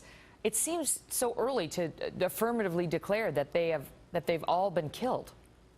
It does seem early to me too, Megan. And besides that, even if that's true, the individuals who were pulling the triggers tragically in Paris, they had to have a support network, and so. Even if you got all the attackers, there's a support network in and around Paris that no doubt investigators are trying to identify and scoop up now. What level of sophistication, how would you rate this? Oh, no, to have multiple simultaneous attacks, that we're talking about 5 to 6 sites with various kinds of weapons. We heard suicide vests, we've heard grenades, we've heard AK-47s. To have that variety of armaments, multiple locations at a coordinated single time. No, that's a pretty sophisticated effort, the likes of which we haven't really seen before. And the targeting of the soft targets, I mean, is that the wave of the future, Fran? Because we've been talking about here in this country for some time. Is this what's going to happen? Does Paris, does France, does the United States become Israel in effect, where that's the new reality? No question. Look, the bad guys have moved to soft targets because they're just easier and more available for them. I mean, there are things we can do to disrupt these and to try and, but we need sort of surveillance tools. We need intelligence, and we need the resources put against those capabilities to ensure that we continue to have the edge to try and disrupt plots. But we're going the opposite way, are we not? We're going the opposite way right now in the country. Exactly right. And, we've become complacent over time because we've been successful at disrupting them in the United States. And that's a vulnerability. That complacency becomes a vulnerability where we think, well, we haven't seen those attacks in the United States, so we're going to take those tools away. This should be a reminder about why we need them. You know, President Bush once said, if America shows weakness and uncertainty, the world will drift toward tragedy. That will not happen on my watch. Do you believe that's happened? I mean, does this have anything to do with American power or not? Look, I think what we're seeing is when America fails to lead, nature abhors that sort of vacuum, and others will move to fill that vacuum. You know, I think we've unfortunately, the administration has taken the view that the threat is an away threat. It's something that happens over there in Syria. It's not an American problem. We've heard some talk about concern about foreign fighters, but frankly, you can't approach this as I call it, an away game, right? Because of the internet, because of social media that ISIS uses to recruit and inspire individuals inside the United States, and because of travel, right? We know that these guys, the foreign fighters, will bleed out. They continue to be drawn to this alleged caliphate that they have, and they will bleed out. And they will bleed out first to places like Western Europe, like France, like London. But inevitably, you're going to find that they make their way to the United States. I mean, the FBI has got investigations in all of the 50 states. We've seen a number of arrests over the last 18 months related to ISIS and terrorism inside the United States. And so, look, we need the resources and the tools in order to prevent these attacks, and it's still going to be a challenge. The target selection here, Fran, when you see a concert hall, a crowded concert hall with an American band, a stadium with a jam-packed with the current president of France along with the former, with thousands of people there, and then restaurants where people socialize and connect with one another socially, meant to produce mass casualties. Absolutely. And look, and the weapons that they use, the AK-47s, we've heard eyewitness accounts where these guys were prepared with ammunition to reload multiple times. So these guys were in there and they were determined to cause as many casualties as possible. And yet we saw what we believe, what the authorities are all saying, ISIS kill 224 people on a Russian jetliner 2 weeks ago as it was flying over Egypt, 224. And tonight they're saying, the reports so far are believed 158 dead in Paris. But there's a special brand of terror when the people know it's coming, and it happens in different pockets and in places unlike an airplane where you understand you are at some risk, places where, for lack of a better term, you don't expect it. Right. I mean, and that's, the nature of these multiple simultaneous attacks. It has that quality to it, right? Because the first one happens and the city sees that, and all of a sudden these attacks begin to pop up at various locations, and then nobody feels safe. No one in Paris could possibly have felt safe as these events were unfolding. And in fact, for good reason, law enforcement in Paris told Parisians to stay home, stay in your homes. And frankly, so people were frightened. No one felt safe anywhere in the public. The deputy mayor came out tonight and said, we are truly facing an unknown and unprecedented era in Paris, France. Fran, thank you so much for being with us tonight. Thanks, Megan. We are going to go to our live coverage now in our sister network, Sky News, from somebody who was inside the stadium when the attack happened there with the suicide bomber. Listen. We started seeing the news coming in and that there was shootings happening in various areas in Paris. It was clear that it wasn't one single incident we could simply move away from. It was a citywide panic. There was no way to see where was safe, whether a metro was safer than walking or a train, or it was chaos. People were running in every direction. Police were corralling people towards one direct route, but yeah, we had no idea what to expect or really what to do. So the news tonight is that at least 140 people feared to have been killed, but the 5 attackers dead too, we're being told by the authorities, and confirmation now of attacks at least 6 locations across the French capital. We'll keep you updated with all the details. Stay with us here on Sky News. Just want to tell you that we have been getting a lot of incoming reaction from the presidential candidates. We played what we heard from President Obama, but just to give you a feel for what we're hearing from those running for president. This from Hillary Clinton. The reports from Paris are harrowing, praying for the city and the families of the victims. Bernie Sanders saying he's horrified by the attacks. Thoughts are with the victims. Jeb Bush praying for Paris. We'll stand with you against terror. Donald Trump, prayers are with the victims. May God be with you all. Ben Carson, my thoughts and prayers are with the people in Paris. Marco Rubio, we cannot let those who seek to disrupt our way of life succeed. We have to improve our defenses, destroy terrorist networks, and deprive them of the space from which to operate. Chris Christie, these attacks are alarming and heartbreaking. Thoughts and prayers to the victims. Now, Republican presidential candidate and Texas Senator Ted Cruz has also weighed in, suggesting it is not just the people of Paris who suffer tonight. And that, quote, this is an evil that does not discriminate between French, German, or American, Christian, Muslim, or Jew, soldier, football player, or concert goer. Their only goal, he says, is to murder those who do not submit to their vicious totalitarian ideology. Pete Hegseth is a veteran of the wars in Iraq and Afghanistan and the CEO of Concerned Veterans for America. I wonder what this feels like to you, Pete, somebody who's actually risked his life to fight this ideology over and over and over again. And yet, as I said earlier, like a cancer that metastasizes, just as soon as you cut one part of it out, it grows, it festers elsewhere and comes back. Absolutely. I think about it every day. The magnitude of the threat that we face from radical Islam. As I was watching these reports sitting next to my wife tonight, I turned to her and said, maybe the only possible silver lining out of this is a reawakening in a reality of not just Americans, but Europeans to the scope of the threat that we face from political Islam, from radical Islam, from Sharia law, the silent invasion that has occurred in Paris, whether through mass immigration, lack of assimilation, demographics. They've got a radical Islamist problem in that country and throughout Europe that is creeping its way toward the United States that we haven't even begun to wrap our arms around, let alone go to the source in Raqqa and Syria, in Iraq, and actually defeat this vicious enemy. What you see in Paris right now, it is a war zone. That is a war. That is a war for whoever that radical Islamic group was, whether it was ISIS or Al-Qaeda or any variation thereof. It was the manifestation of Johnny Jihad and that knife pointing into that screen saying, I'm coming for you.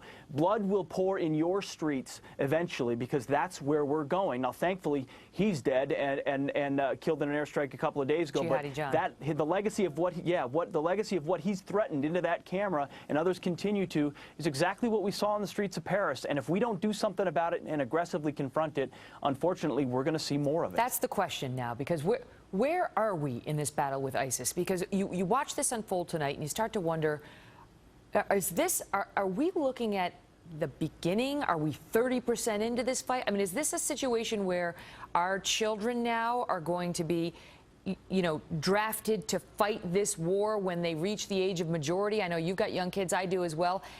Where are we in that battle? Megan, I wish I had an answer. The only answer I have is one America has always had to give, which is the price of freedom is eternal vigilance. It never stops. It's not going to end. We have to stand guard in defense of freedom in every single generation. I have 3 little boys. I hope they carry on the cause of freedom in some way, maybe a rifle. But the only way to do it is to understand the nature of the enemy that we face. And that's what's so frustrating about this administration that refuses to call them Islamists, that refuses to recognize when we're fighting them, they have boots on the ground. What the mentality has been. And it's not just President Obama or the left. A lot of Americans wanted to see President Obama be elected because they felt that they were sick of the war. They were war weary, some were, but they also felt that somehow we had antagonized the radical Islamists, and that if we did step back from some of these conflicts in the Middle East, they'd be less focused on us. I mean, I mean, that is one perspective, and that perspective is being challenged tonight. Whether we want to decide in the face of this threat to pull back and hope, Megan, that they don't continue to come after us, which is what they've said they've done. So, I mean, 9/11 happened before the Iraq War. It happened before Guantanamo Bay. It happened before Abu Ghraib. Happened before all the things that the left or anybody else wants to point to as the reasons for these types of threats. Have mistakes been made? Have we executed this war perfectly? Absolutely not. I've seen it in Iraq and Afghanistan and Guantanamo Bay, mistakes that have been made. There is no doubt. But we need to stand proudly for the values that we represent, for a free society, and recognize that there are people in this world who are fundamentally incompatible with a belief in freedom, and they will carry both a Quran and a knife and suicide vests, and they will take it to cafes and stadiums and concert halls in Paris, just like if they could, they go to shopping malls in the United States. If we're not willing to go kill them where they are, viciously, brutally, without apology, with every tool at our disposal, but wait, this threat is not going away, But I have Megan. to ask you this, too, because I know a lot of people are saying, okay, so we took a more, non-interventionist approach under President Obama. You only know whether that works over time. You have to see how things go over time. Well, over time, over the past 7 years, we've seen, this metastasize even worse. I mean, ISIS is bigger and more and stronger and more dangerous than it ever was, and so on. Yeah. And yet, the question is whether it can be wiped out. So if we go over there, Pete, and we go in guns blazing, and we put all of our resources towards defeating this terrible group, is that giving them what they want? Will whatever remains of ISIS when it's over just come back bigger and stronger and more determined to kill us? Because there is proof that bin Laden, that's exactly what he wanted. He wanted us to send all the American troops over there because he wanted to fight. He wanted to spill American blood on his land. ISIS wants the same thing. So if we're not smart about it, if we don't approach it strategically through a leadership role as opposed to just throwing as many 100,000 men as we can at the problem, then we won't solve it fundamentally. We have to be smart about approaching it, but we have to realize the size and scope of the threat and not sit in front of a camera today like Barack Obama did and say that the threat is contained when it isn't being fundamentally solved. And I think we have to look at the fact that mistakes have been made in how we approach following through on the wars that we start. You and I have talked a lot about the Iraq War and the Iraq surge. There was an outcome in Iraq that could have been favorable toward a different kind of outcome in that country that we abandoned because of American abandonment. It's not about sending hundreds of thousands of troops, Megan, in every scenario. There is a measure of restraint that can and needs to be shown at certain times, but there is a viciousness of nature that America needs to have in facing this threat because they're coming after us whether we realize it or not. It's an ideological battle that they are fundamentally committed to, Megan. And it's not just at the Pentagon. It's in the cafe and at the concert and at the sporting event. Pete, thank you. That's right. Thank you, Megan. Joining us now by phone is eyewitness Seth Porges. He was near the original shooting scene at the restaurant and heard the shots as they first rang out. Seth, thank you for being here. So, first of all, what are you doing in Paris? Here on vacation, and I did not expect to have this happen. You're there on vacation, and did you hear gunshots and understand them to be gunshots? Well, I actually didn't hear them. They happened, I believe, while I was in the elevator of my building on the way down. I'm staying in an apartment that's right next door to the restaurant. And as soon as I got down, the first thing I see is a man with a bloody hand sort of hiding, is what he looks like, behind the gate of the building I'm staying in. It's a gated building. And I walk a couple feet, and then I see police officers, lots of police officers. And at first I thought it was just normal Friday night police activity. And then I see them have their guns out, and they're hiding behind their vans as if they're crouching, almost like it's a movie scene. And there are dozens and dozens of onlookers, pedestrians. Nobody's shooing them away. They're just there snapping photos, talking, trading gossip, and not anybody is really sure what is going on. People talk about they heard a couple gunshots. Somebody else says they saw some bodies. And then the rumors just start to escalate. Somebody says that it was a machine gun. Somebody says that multiple people got killed. And then somebody says, well, the guy, he's still out there. And that's when you realize that this is serious. Right, that this was something, that this was a terrorist attack. When you saw the man with the bloody hand, do you now believe that he had been shot? I do. When I first saw him, I thought it was somebody who had, if I'm going to be honest, got drunk and punched a windshield. That was my first thought. It's Friday night. There's no other context. That's not the first thing in my head is not this guy got shot in the hand. But, you know, I think it's a near certainty that he got shot, though, now that I think about it. Did you speak with anybody who saw any of those who were killed? Yeah, I spoke to somebody who said that, and I would have heard the bullets if I was outside 10 seconds later, that 5 or 6 shots went off in quick succession, and that he saw some people appear to be dead and some appear to be alive. I don't know if the people he saw who were shot who appeared to be alive, the same person I saw, but it's impossible to tell. I mean, we saw a picture. We'll put it on the screen one time. We put it on the screen one time last hour. We'll put it on the screen one time this hour, of dead bodies out in front of one of the cafes that was targeted, and it does look like a war zone. Our last guest, who was there it is. It was a veteran of the Iraq and Afghanistan wars, said this is a war. This is a war zone. That's what it looks like. As somebody who's an American who's over in Paris on a vacation, Seth, what is that like for you to understand how close you were to a terrorist attack, not necessarily targeted at Americans, but targeted at freedom? You know, it's a really interesting scenario because when I was there, I had no idea what was going on. I don't think anybody else really did. You walked 20 feet, and people were still out drinking and laughing and talking on their phones and chatting with their friends because it's a Friday night. And then you see them talk to somebody as they get closer, and then their face just changes. And then as the minutes go by, the streets get just a little bit emptier and a little bit emptier until maybe 2 hours later, there's almost nobody left in the streets. And the police have cordoned off the area around there. And it just kind of gradually happened. There was no hysteria. There was no panic, at least in the part of town I was in. Maybe by the stadium or elsewhere there was. There was none of that over here, though. It kind of spread via gossip and probably social media. It wasn't a big boom in the sky that everybody could see and instantly identify. It was much more subtle. I'm sure your family's very thankful that you are safe tonight. Seth, thank you for giving us your time. Thank you for having me. Well, the details on the death tolls have been changing by the minute over the course of the last several hours. And with reports that all of the attackers may have been killed, but accomplices are still on the loose, we go to Trace Gallagher for an update with the very latest on what we know and what we don't. Trace?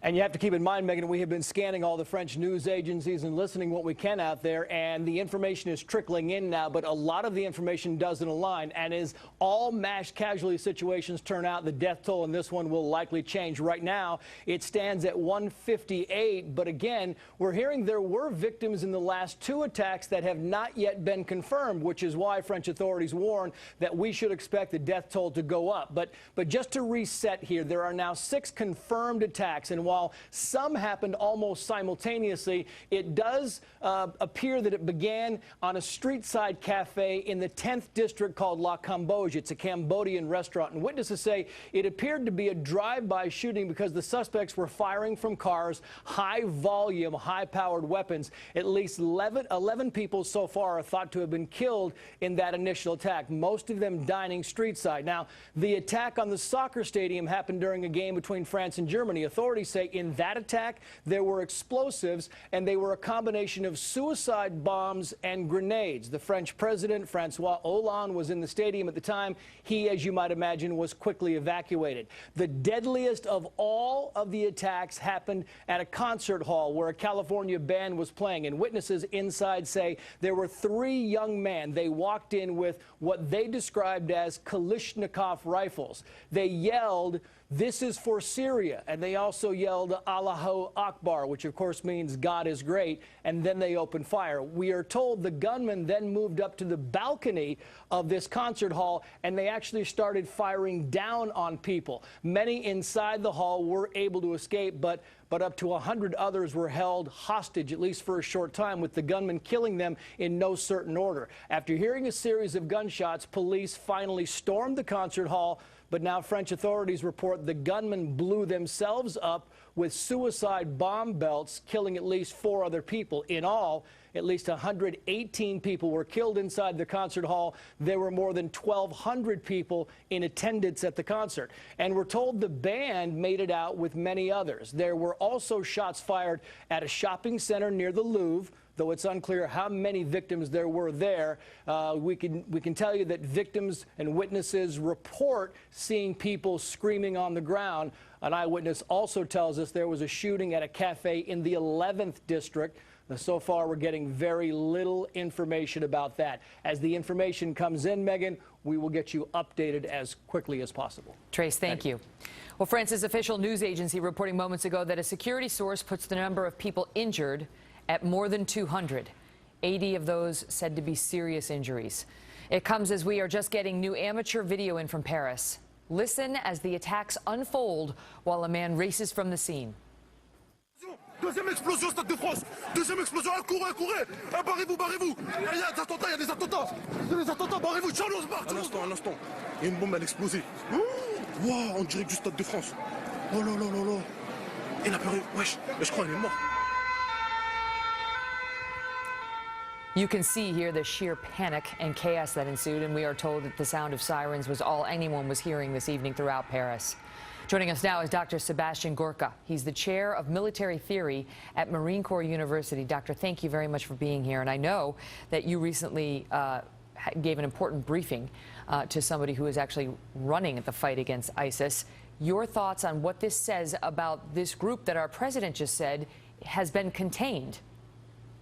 Well, it says one very clear thing, that ISIS is not the JV team. If these individuals are shouting that this is for Syria, then these people, even if they're not in operational connection to Abu Bakr al-Baghdadi in Syria, they're doing it for him. They're doing it for the new caliph. And the idea that Secretary Kerry today stated that with the death of Jihadi John, we are winning and ISIS is losing, it's just unconscionable. This group is building a caliphate in the Middle East, but it's not about events happening 10,000 miles away. It's about events happening in Paris, in Garland, Texas, on the streets of Boston during a marathon. This is all part of their plan, and sadly, this kind of tragedy we witnessed today will not be the last one of its kind. Because we're fighting against people who don't see the world in any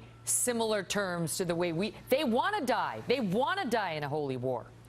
Yeah, think about it. Jihadi John wants to be a martyr. The fact that he's died isn't going to stop anybody. The people who were killed today, tomorrow, tonight, they will be on ISIS Twitter feeds. They will be praised as martyrs, shaheed, to the cause of Allah, to the creation of the caliphate, to holy jihad. This is a different kind of enemy. They want death, and when we kill one, 15 volunteer to replace him. Right, and therein lies part of the problem, which is it's not like fighting the Nazis where it's, okay, there's a defined group with a defined leader and you win against them militarily and hopefully it's over. I mean, really, if you were in charge, how would you do it? You send 200,000 troops over to Syria and try to bomb them to Kingdom Come?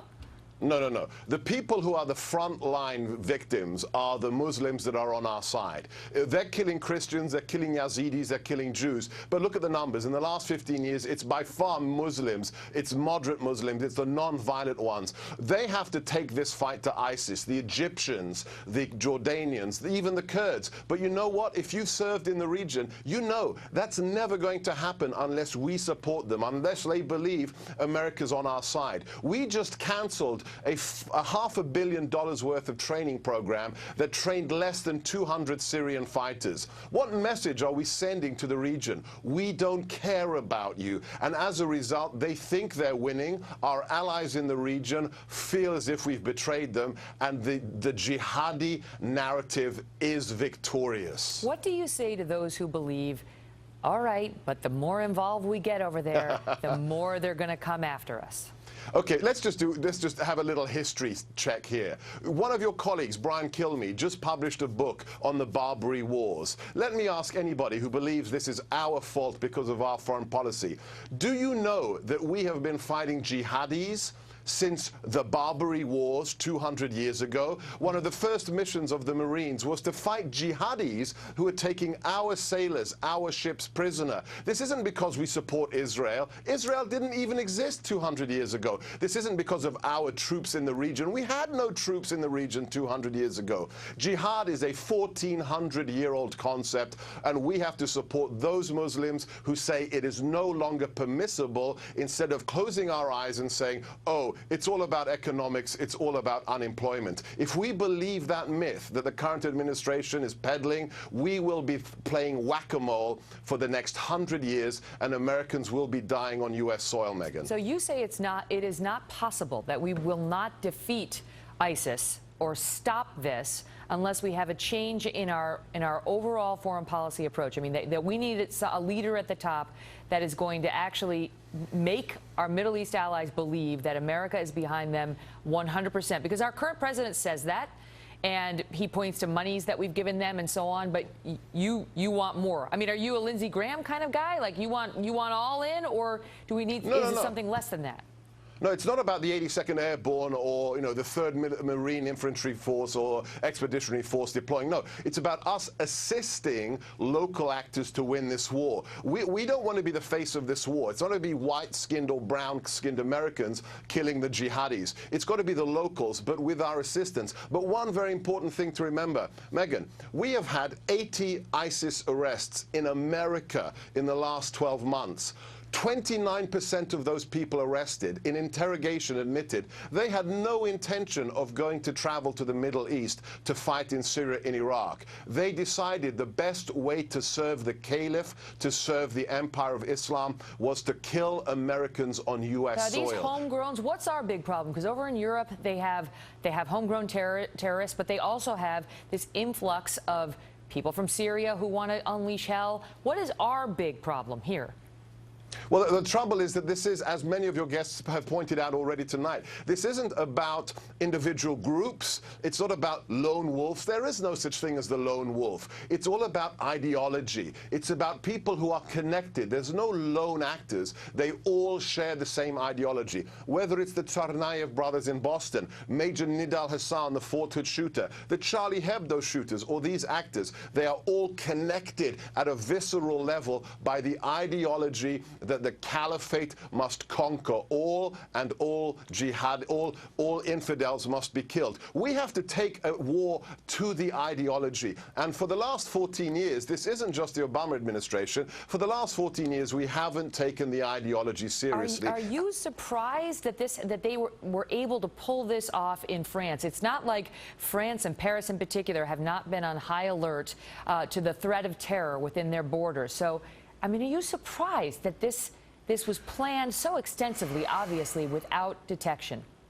It's impressive because it's 6 events happening at the same time, but at the same time, it's a very low-tech event. I disagree with one of your guests. This is not a big deal. To get automatic weapons in Europe, to get hand grenades, to make explosive devices, that's easy. The hard part is synchronizing it and keeping yourself undercover. The trouble is French national security professionals are very, very serious individuals. They get the threat and they're very good. But the trouble is they're part of the EU.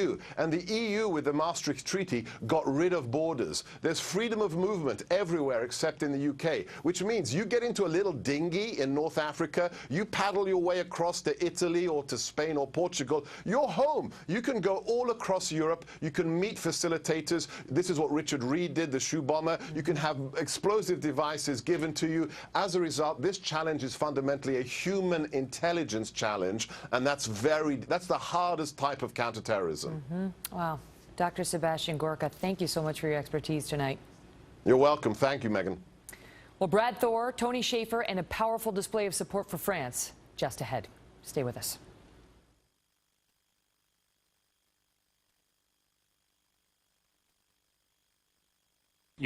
Deadly attacks in Paris, mass shootings and explosions shake the city. As new information comes in, stay with Fox News Channel for the very latest.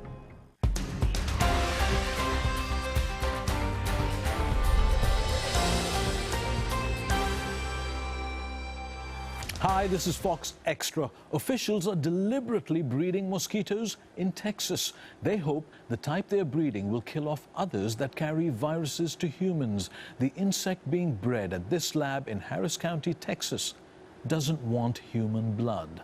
They want the larvae of the type of mosquito that carries the chikungunya virus and dengue fever. Harris County Precinct is breeding the insects, and if successful, they plan to release them on a large scale to help control the mosquito population. It doesn't bite humans, and it flies from flower to flower like a hippie, making love and making babies and laying its eggs in the places to where these invasive species are that are biting us and giving us diseases and that we have to slap and harm. Researchers think it will be at least a year before they can study the potential release of the insects in large numbers. They're also breeding a tiny organism here that lives in water. It kills the mosquitoes that spread West Nile virus before they can even fly. For this and other stories, visit foxnews.com, and thanks for watching Fox Extra. Keep it right here.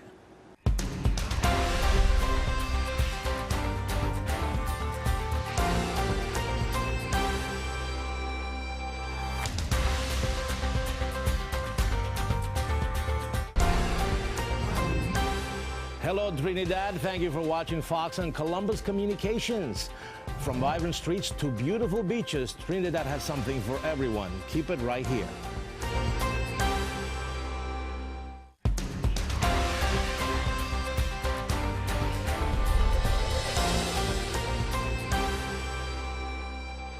With regard to hurricane preparedness, it's never too early to be getting ready. Folks across the nation are being urged to prepare. The official start of the 2015 Atlantic hurricane season has begun.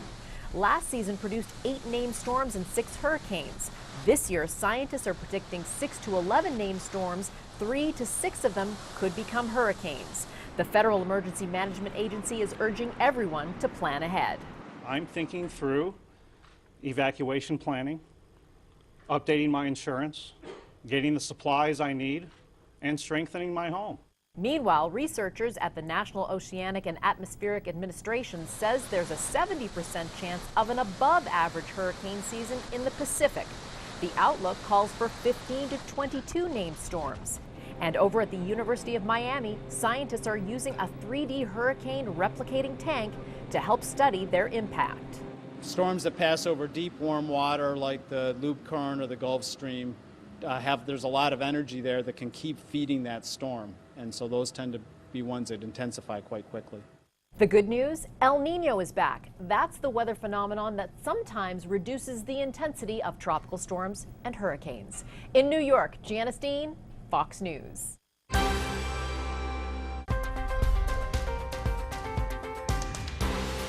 Hello, I'm Dr. Manny, and I'm here to answer your questions. The beauty of cooking is that you can create many different dishes with the same ingredients. But can the way you make your food change its nutritional value? Here's a question from a viewer.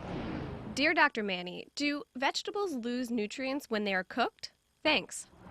Thanks for your question. Certain cooking methods can change the nutritional makeup of your fruits and veggies, but it can be for the better. For example, when you cook tomatoes, the antioxidant lycopene becomes more concentrated. Same goes for eating ketchup instead of raw tomatoes. But on the other hand, sometimes nutrients can get pulled out during the cooking process. Do not boil, steam, or cook vegetables for too long. Lightly cooking or blanching them instead will help to maintain the nutritional value.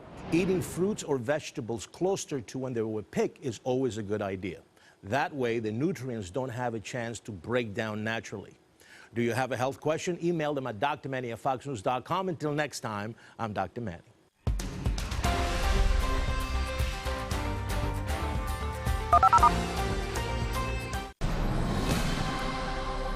Breaking tonight, hundreds killed and hundreds more injured. More than, it should say, about 158 killed in Paris tonight after the worst terror attack in their history. Earlier this evening, Shepard Smith sat down with our own Geraldo Rivera, whose daughter was in the stadium that was targeted by suicide bombers tonight. Watch this. As we were reporting live earlier, we learned sort of together, well, we knew that there were a lot of Americans there. We knew that there were a lot of Americans in that stadium. And we learned sort of together that our own Geraldo Rivera's daughter was in that stadium and heard the explosion. his daughter Simone. And Geraldo's live with us yet again now. How's she doing? Hi, Shep. I think she's on the phone now. Are you there, sweetheart? Yes, I'm here. We're with Shepard Smith. We're live, and so many people were so worried about you, honey. Why don't you just tell us what you saw? Tell us, first of all, you were at the game, the soccer game. Did you know the president of France was at the game?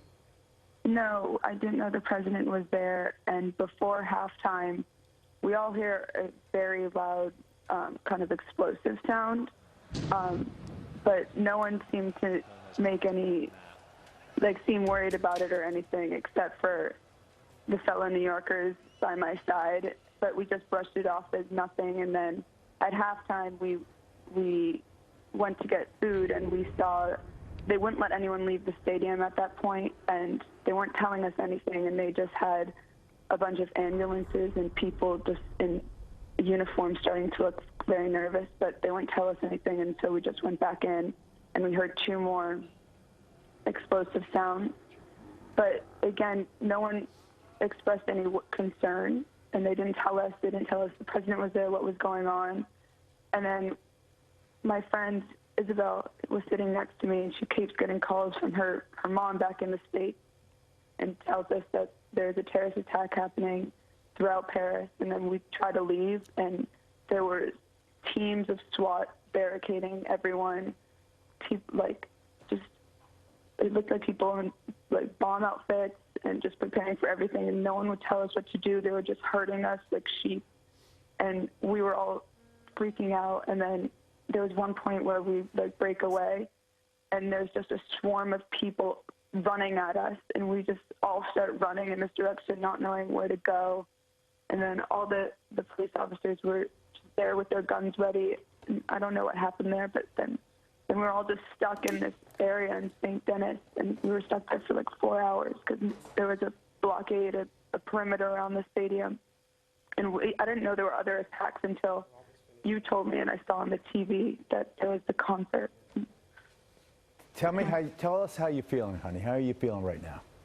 I'm shaking still.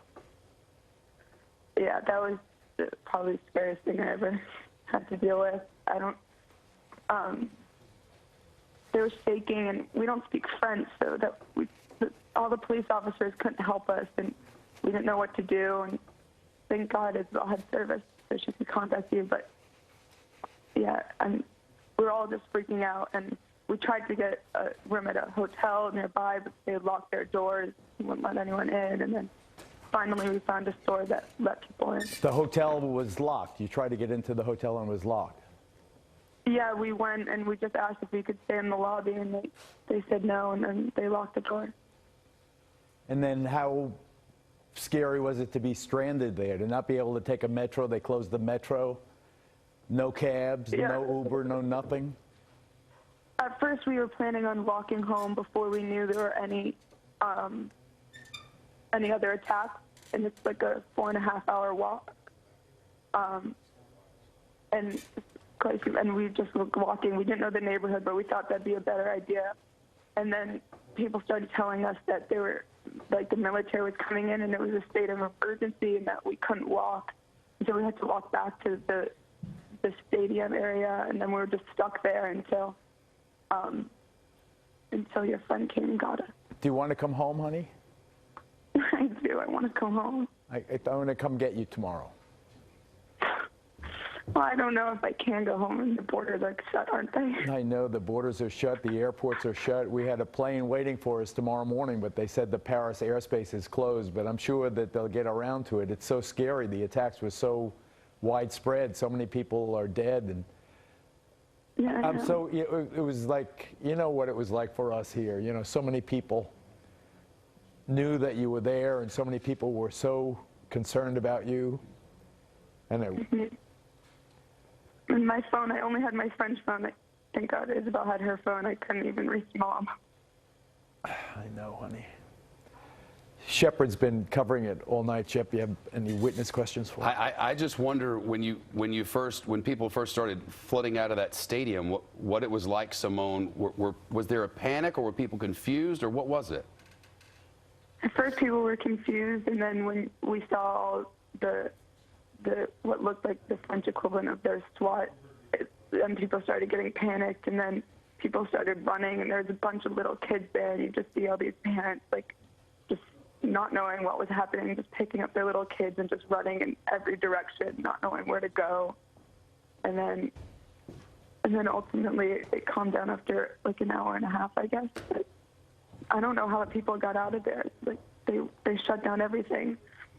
A million stories about how people did get out. And Simone, while you're with us, I'll tell you that we've just gotten a dispatch from French authorities, and Geraldo, they don't know how many, but French authorities have just sent out a bulletin that a number of armed terrorists are on the loose somewhere. Oh, honey, don't go out. Whatever you do, don't go outside. Don't go outside.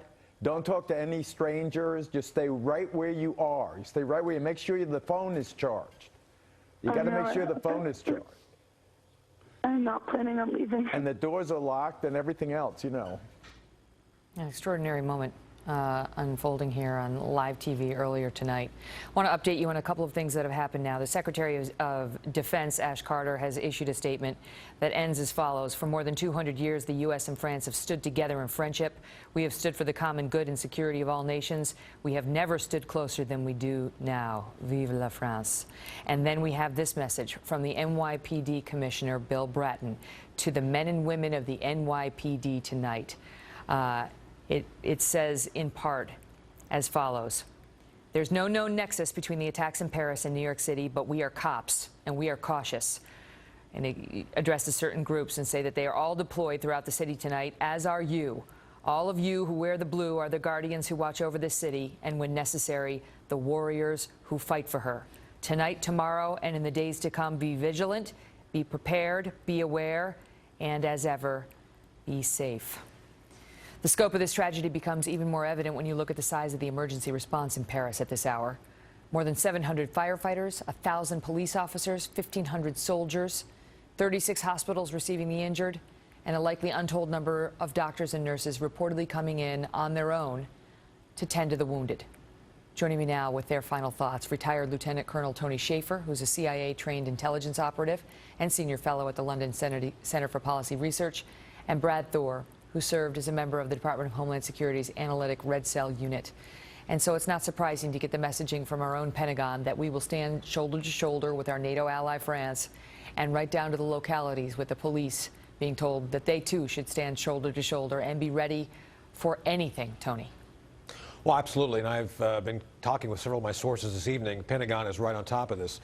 We have to take this very seriously, though, and Megan, I don't want to frighten anybody, but we don't want to see Geraldo Rivera's daughter situation replicated here, where we're worried about our children coming out of a stadium after an event where a terrorist event happens. The time is now to do what Dr. Gorka said. We need to look at this as an issue we have to deal with over there. Fundamentally, there are people who want to work with us. President al-Sisi said in a New Year's Day speech that they, as the Muslims, need to renounce violence as part of their religion. We need to work with him, need to work with others to go about trying to dismantle the radicalism over there, using them as a proxy, as an ally, and frankly, we need to work now diligently to stop that sort of violence from coming here. Brad? Megan, we've been blessed. We have not seen suicide bombers in our movie theaters or in our shopping malls. We have not seen a Beslan-style attack conducted in one or multiple schools in this country. We are out of time. We have had the blessing of time, but there's no more time left on the clock. If we don't get serious about this fight and kick political correctness to the curb, we are going to have blood in the streets that'll make what happened in Paris look like child's play. And I don't want to see that in this country. What about, Colonel, the approach we've been taking so far in Syria? You know, we've got Donald Trump, Rand Paul, others who they don't want to get further involved in Syria, and a lot of Americans agree with them. Well, no, I'm not proposing boots on the ground. We've talked about several times the idea of organizing our allies. We've put forth the idea of an Arab NATO.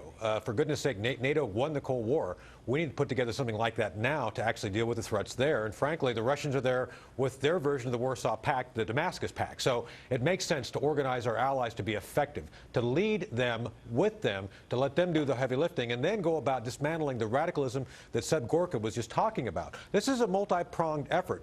As Brad was saying, though, if we don't pay attention to it now, we will see that violence spill over here. So now is the time to get serious about it. Colonel, thank you. Brad, thank you as well. Thanks, Megan.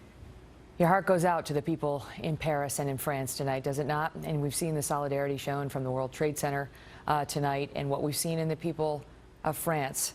As they walked out of that stadium, the survivors, those who were not hurt, they were singing the French national anthem. They were throwing sheets out their windows so that the bodies of the dead could be covered and not just lie there. Thank you for trusting us for your coverage tonight. I'm Megyn Kelly. This is the Kelly File.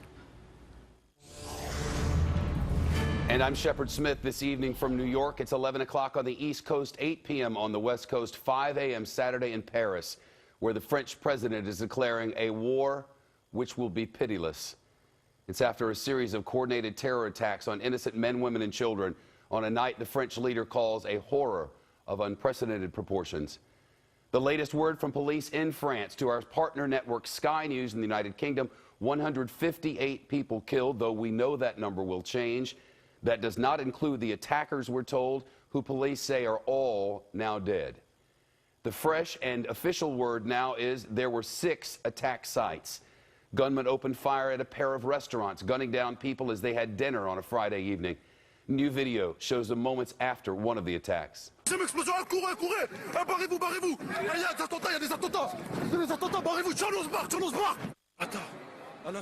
Another attack moments later at a packed stadium, the largest in the nation.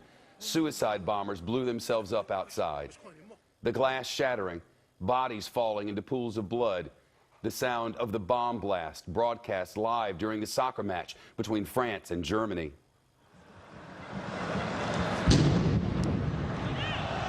Almost trying to get in there. The soccer match continued, the people unaware, at least for a time. The French President François Hollande at the game. He was evacuated minutes later, and then people began leaving the stadium, and as they did, singing the French national anthem. Across the city, gunmen took hostages at a concert by an American band. People trapped inside turned to social media, begging the police, raid this place. They said gunmen were throwing grenades into the crowds and executing hostages one by one. Police say the gunmen were strapped with suicide vests. And as the cops finally stormed that concert hall, the gunmen, we're told, blew themselves up, killing an untold number of innocents and maybe even first responders. News crews captured the blasts. Survivors climbed out of the concert hall on ladders. French media report one gunman waited outside at an emergency exit, gunning down people as they escaped. Inside that concert hall, survivors describe a horrible scene. Bodies piling up. Officially now, something like 100 people dead there alone. Right now, the City of Lights on lockdown. Heavily armed soldiers by the hundreds patrolling the streets of Paris. A mandatory curfew in effect for the first time in Paris since the Nazis occupied the city in the height of World War II. Now investigators are trying to find out who's behind these attacks. So far, there is no official claim of responsibility. But as I'm confident many of you know, social media is lighting up with accounts linked to ISIS. ISIS praising the slaughter, mind you, not claiming responsibility, but praising. Witnesses say the attackers shouted Allahu Akbar and said, "This is for Syria," as they murdered their victims. It was certainly a scene of chaos, and we have gotten throughout the evening, throughout the night last night in Paris, and now the early morning in Paris, so many different eyewitness accounts from those who were inside. Unthinkably, in this now connected age, people were sending out requests to the police, please storm the building, they are killing us one by one. And a harrowing account from a man on the second floor inside there, a young man who was in the Bataclan, that's the name of one of the most famous arenas in the area, has given a detailed account of what happened to a local newspaper, Le Figaro. And he said, and I quote, "It was chaos. I was on the right of the room in the Bataclan. An Eagles of Death metal song was about to finish when I heard the sounds of explosions like firecrackers. We now know that was shooting. That band from America and said to be safe. I saw the guitarist take off his guitar. I turned around and I saw a guy with an automatic weapon firing into the air. Everybody," he writes, "got onto the ground. From that moment, instinct kicked in. And with each volley, you try to get as far away as possible from the gunman. Impossible to say how many. It all went down too quickly." He said, I tried with the help of some others to get onto the stage where there was an emergency exit to the right. And there was chaos. People were terrified, pleading to survive, and others pushed and pulled us to get behind that stage. We hid in a room on the right by the stage thinking it was an exit, but no. A member of the staff in the room said that the emergency exit was on the other side of the room, and there they still heard shooting. And as the pleas went out on social media, please save us, eventually in went the police. And as they tell the story, as the French prosecutor tells us, it happened like this. You're seeing the aftermath, people coming down on ladders out of this place, because as the authorities went in, the people who were inside shooting had on them, though we did not know it, suicide vests. And as the police were about to take them down, they blew themselves up. The death toll inside that building still unknown, but believed to be somewhere between 100 and 118. We're getting a look at some of the powerful explosives and powerful front pages from newspapers and magazines around the globe in the wake of the attacks in Paris. We have some of them in our slideshow for you tonight. We have from a French newspaper, Libération, the headline, "The Carnage in Paris." It's one of many headlines that are coming out this morning. Again, it's something like just past 5 a.m. there. Here we go. Changes à Paris. I can't make it work at the moment. If there's anyone in control of this, I'd appreciate it. There we go. The headlines, as you can read them. This from a French newspaper that reads horror. In the next one, the front page of the London Times newspaper. London Times with carnage in Paris. And here, the Irish Times. Here you can see the British newspaper, The Guardian. I showed you the carnage. Then here in the United States, a look at the front page of tomorrow's New York Daily News at some point in here. And then we get to the paper of record in the United States, the New York Times, which says at the top, Paris terror attacks kill more than 100. France declares state of emergency, and that state of emergency exists even now. During the state of emergency, authorities are able to, we're now told, able to go into any home, confiscate whatever they want, keep control of the streets, as they are in a state of alert not known in modern times. Fox News correspondent Benjamin Hall is live with us early this morning overseas. Benjamin? Hi, Shep. Well, look, we've been following this as it happens, and as you say, it's some of those eyewitness reports which are so terrifying, so horrible.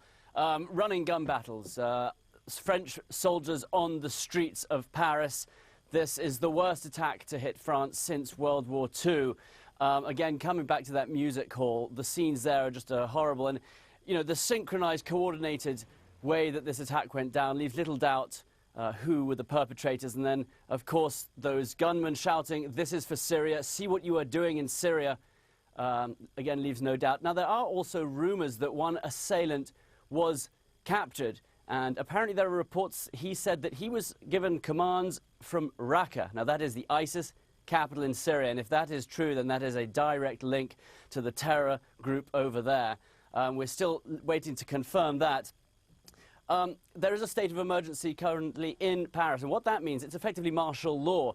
Soldiers are on the street, police can arrest anyone they like, they can search homes, and they are doing that. If you see the images coming out of Paris, that city is in lockdown. They're telling people not to leave their homes. They have sealed the city off effectively, and they have sealed France off. Now, the borders are closed. François Hollande has done some pretty drastic measures. And, of course, this all ties into the big immigration and refugee problems that we've been hearing about over the past few months, these open borders, the Schengen deal in Europe. And, of course, many questions will certainly be asked about that coming up. In terms of transport, if any Americans have family or friends out there, airlines are still running. American Airlines, United Airlines are still running. The Eurostar is still running. And the American Embassy is doing their best to track down all Americans and make sure they are safe. We haven't got the nationalities of any of the casualties yet, but as you said, that band playing in the music hall was an American band. You know, huddling together, eyewitnesses saying that gunmen opened up indiscriminately, shooting into the sky, throwing grenades, and that siege broke down in a terrifying way. They weren't sure whether to go in or to hold off, and then apparently they were forced to when they heard 5 explosions on the inside, and that forced the police and the soldiers, the elite force, to go in, and that's when these terrorists detonated their vests. There were over 1,000 people in that hall at the time, and we now know 120 of them have died. François Hollande was at this stadium at the football match. It was a France-Germany match. And what's remarkable is that suicide attackers could get so close to the entrance of this stadium. The match continued till half-time, but Francois Hollande was taken off, and he actually came on the airwaves soon afterwards to try and reassure France and bring calm to the country. That was while the siege was still ongoing, and what he was trying to convey was, look, we have to keep going, we have to show strength, we have to show solidarity, and I think that's what the point is, keeping the airlines open, keeping France moving. If the country stops, then these terrorists have really won. What we will see over the coming days is very interesting, but at the moment, horrible scenes coming out of Paris. Benjamin Hall live with us early this Saturday morning in London.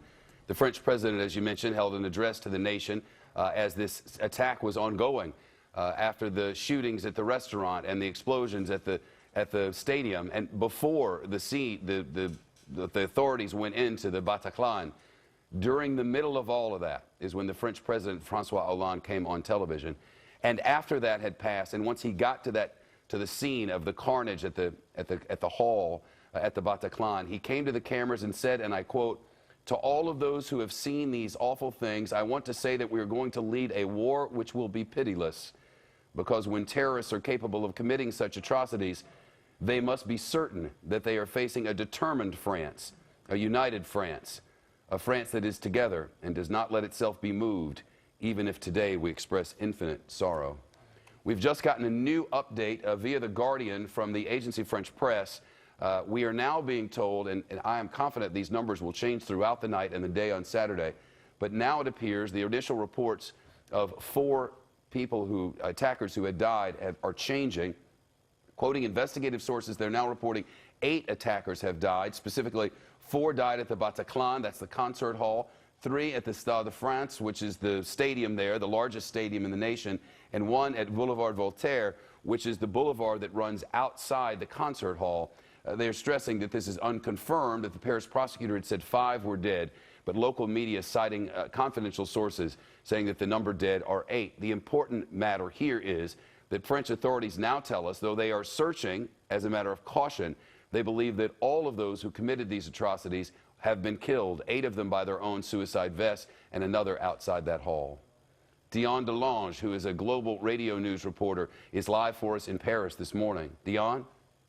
Hello, Shepard. What can you tell me? Well, I can confirm those figures that you've just mentioned, the 8 attackers who have been killed, as you said, 4 at Bataclan, 3 at Stade Français, and 1 at Boulevard Voltaire. French newspapers or Parisian newspapers this morning are leading with phrases like apocalypse and horror to describe the attacks that have occurred overnight here in Paris. There's a fairly somber mood, as you can imagine, hanging over the city at the moment. What is normally a bustling city, even at this hour of the morning, is at the moment absolutely quiet.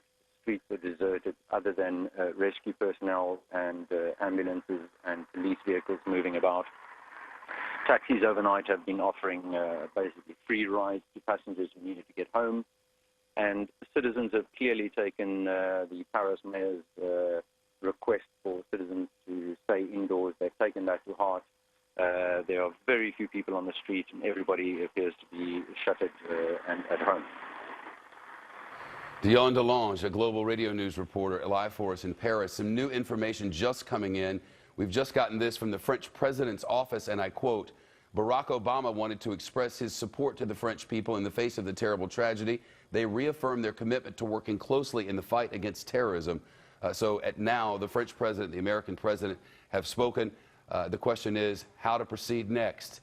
We're waiting for a number of developments overseas. Again, 5:13 a.m. Sunrise around 8, but the morning programs will begin shortly, and we're expecting addresses from leaders as well as the police and an update from security forces on the status outside all these facilities where the carnage has taken place on Friday night. Our coverage continues live on Fox News Channel after this.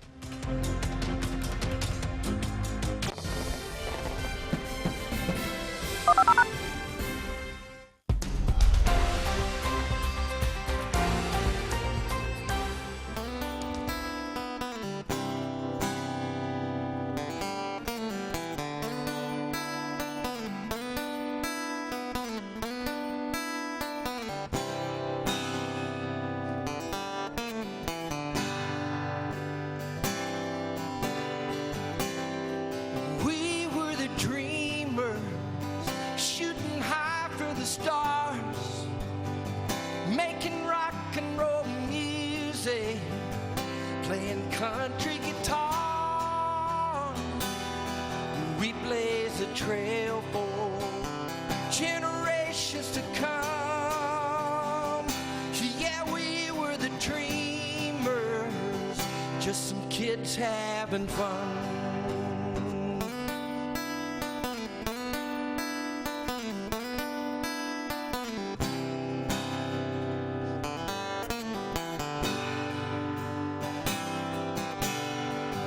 When there's nothing to prove, there's nothing to lose. When you're just making your music and paying your dues.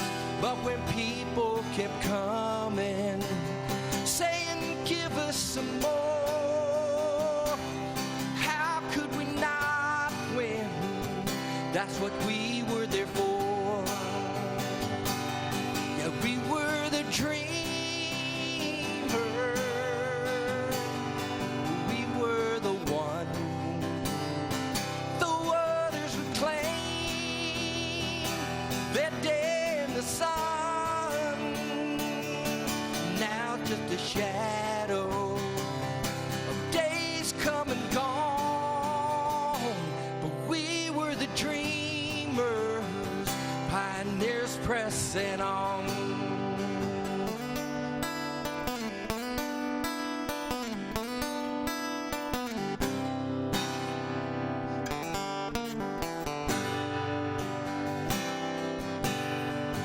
It's been 40-some years, 1969, on that troubadour stage. It just seemed like our time. Laurel Canyon and Sunset, that's where we call home. We made certain our music had a sound all its own.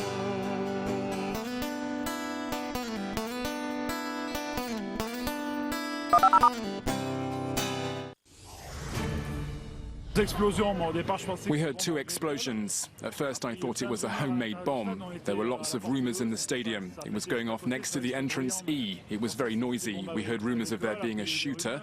It was all very confusing inside the stadium. The crowd started moving. Everyone started panicking. It was impossible to leave. The trains were blocked, people everywhere. It's very stressful. It's chaos in Paris. Chaos across that city. Breaking now, we've just heard from the Chinese president. The Chinese president saying that China will join in an increase of security cooperation with the French. Prince Charles as well from the United Kingdom saying that they're sending profound sympathy and solidarity with the people of Paris and France. Greg Keller, Associated Press correspondent, live with us again early this morning from Paris. Greg, the numbers are changing, but the facts on the ground remain. Chaos across. That's exactly right. I can just to explain, this all is happening in my own neighborhood. I was at home finishing dinner when I got a call that there'd been some sort of shooting. We had no idea how big or small it was, but it was literally around the corner from me, the Petit Cambodge restaurant. So I ran over there, managed to talk to a few witnesses who'd been in the bar across the street, heard the shooting, people who saw people in other restaurants on that street who saw people fleeing, some bleeding. So it was pretty chaotic just at that first scene. And then after I was there for about a half hour, we started to get, the reports that, wait a minute, there's another one and another one and another one. So I've spent the whole night basically biking from one scene to the other in the 10th and the 11th arrondissements. It's our understanding that troops have been deployed in the 10th and the 11th districts, if you will, in Paris. How difficult is it to get around? To what degree are there security checkpoints and the like? Wow. For a car, it's almost impossible. I didn't see any cars on the street. There were police roadblocks all over the place. Pedestrians and people on bikes, we were getting around fine. Greg Keller, Associated Press correspondent in Paris. Thanks. Breaking news now on Fox News Channel, 19 minutes past the hour, and we've just gotten word from the French press agency. 4 of the attackers were killed at the Bataclan when the police stormed it. So here's the scene as we knew it.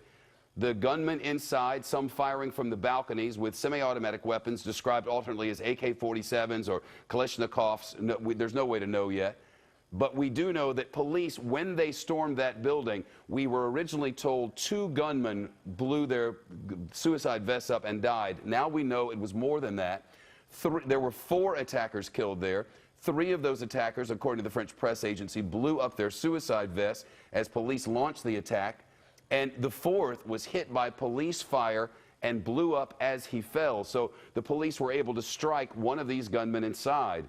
Earlier reports from the French news agencies and beyond that there were 5 gunmen involved in this now appear to be incorrect. We now have a total of 8 people dead who were perpetrators here. 7 of them died when they blew up their suicide vests, and the 8th shot by police and then blew up when he fell. The numbers are changing, and we're getting more reports from the ground, and we'll have continuing coverage on Fox News after this. Deadly attacks in Paris, mass shootings and explosions shake the city. As new information comes in, stay with Fox News Channel for the very latest. If you are in Guatemala, Nicaragua, or El Salvador, thanks for watching Fox on ProSat. For the very latest headlines, go to foxnews.com, and for all your financial news, check out foxbusiness.com.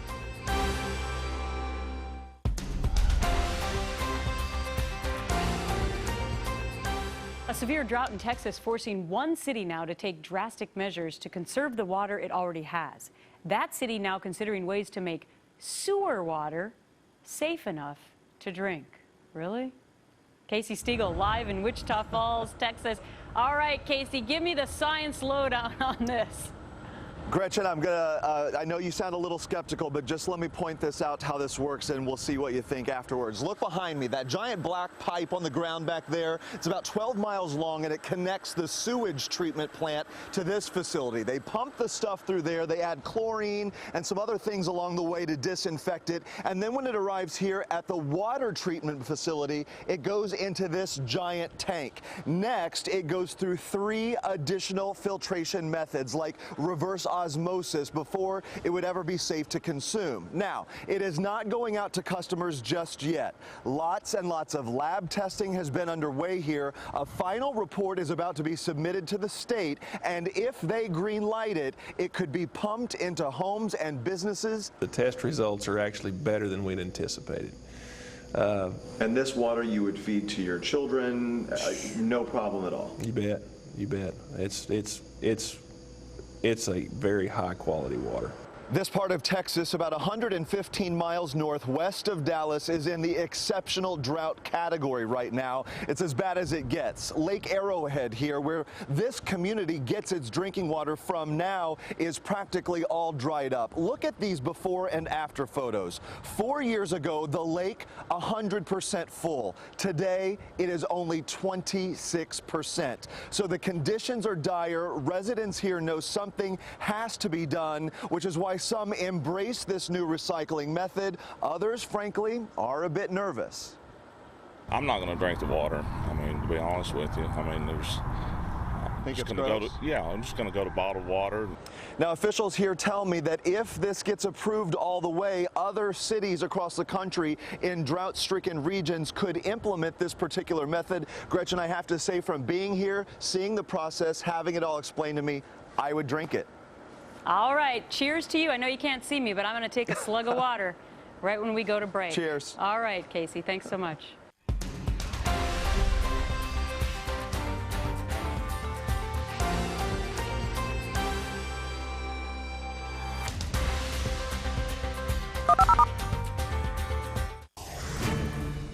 We were sitting right at the window when there was numerous gunshots directed at the window towards the restaurant that we were eating in. We immediately dropped to the floor with all the other diners, and we were there for maybe one minute, lying on the floor as we continued to hear numerous gunshots. I noticed the woman next to me had a fatal injury. a witness to the Friday night massacre that happened in Paris at 6 different locations. Breaking now, we've just gotten word the total injury number seems to be approximately 200, according to French authorities, to the French press agency. 80 of those seriously injured, in addition to those who've been killed. And I now have a breakdown of who died and where. The Paris prosecutor, which is really a bigger job than a prosecutor here, much more in charge, if you will. He says that there are 6 locations that were targeted in total. You may see 5 in some places, and that's because officially they're breaking the concert hall, the Bataclan, and the boulevard in Bataclan, and the boulevard that runs in front of it as 2 separate locations because people died both inside and outside. So 6 locations total. The prosecutor says at the Stade de France, that's the stadium. Some were killed, he says, possibly 3, though it's not clear exactly how many are there.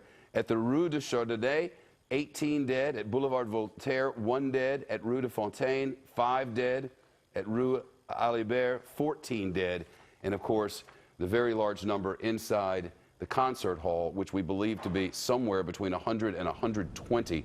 The latest word from Paris is this, the latest on the shootings. Those who survived this attack on the Paris concert venue, physically unscathed, have now been bused to a special crisis center for psychological support. As the Associated Press puts it, some walked in dazed, their shoulders draped with emergency blankets.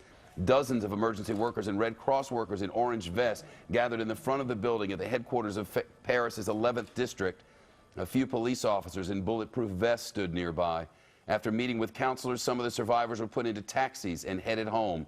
They had all been at the Bataclan for the scene of that American band playing Eagles of death metal. Again, China willing to help now, and many new reports coming from on the ground. Pierre Mounouget is with us. He's a reporter for France 2 and live in Paris this early morning. Pierre, anything to add? Hi. Well, yes. As you were saying, what happened at the concert hall was very, very impressive. I actually went there immediately, just when we started having the first report. I think it's no secret that many people in Paris have been, unfortunately, expecting something like that to happen. Of course, not on such a scale, but we've been sort of expecting it, and immediately, I guess I and a few colleagues knew that something was happening, that was going to be a terrible night in Paris. Paris is a very small city. I actually walked to that place near the concert hall, and when I came, it was quite disorganized. There were many policers everywhere. They were at the windows in the building. They were screaming at us, "Go back, hide in that part, hide in that part." They had their weapons drawn out. Dozens of them were there at the time.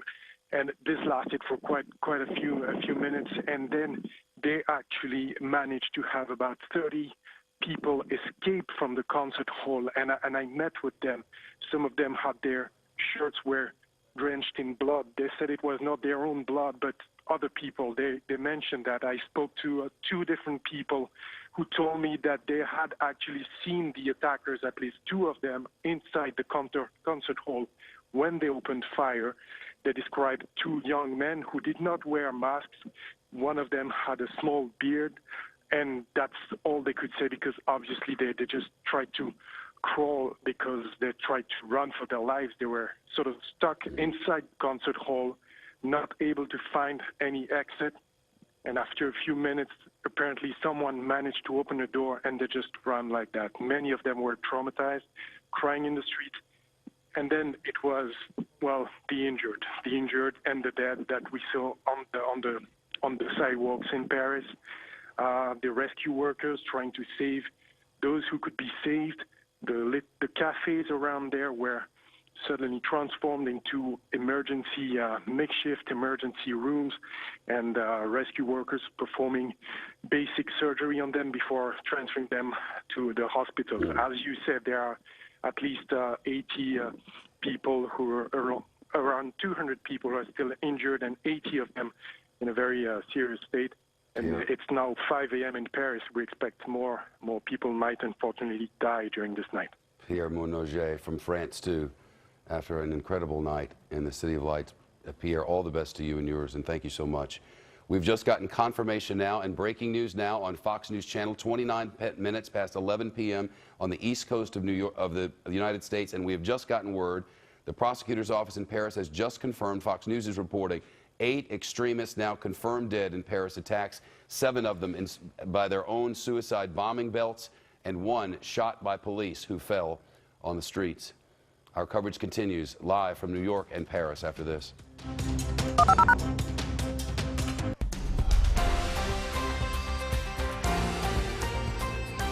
Cooking with friends this morning, and guess who's joining us? Anna's cousin, Meredith, flew in from North Carolina to help share a special family recipe.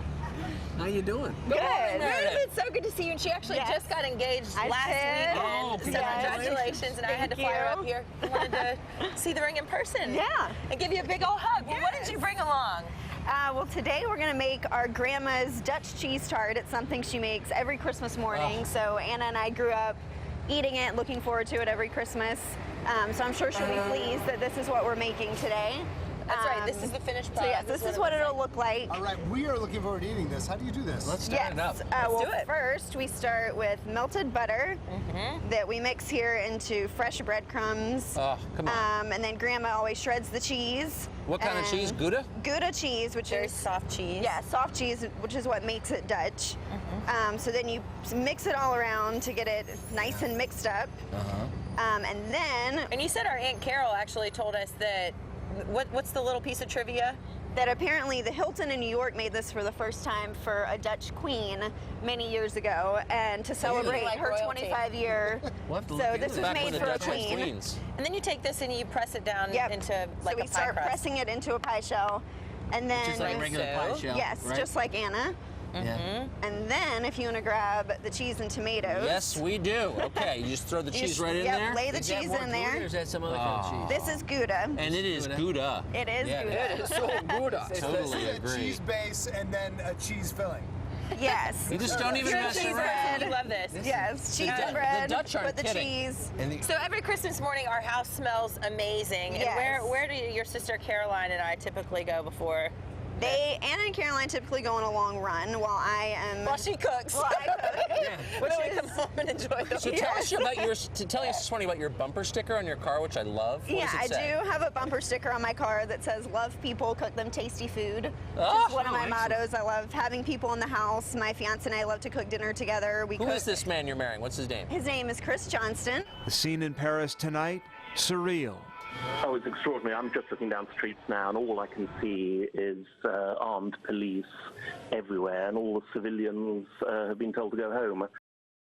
Now, one man from Metro Atlanta survived the attacks. A UGA grad is a member of the band playing tonight in the concert hall and called telling his family that he and the band had escaped.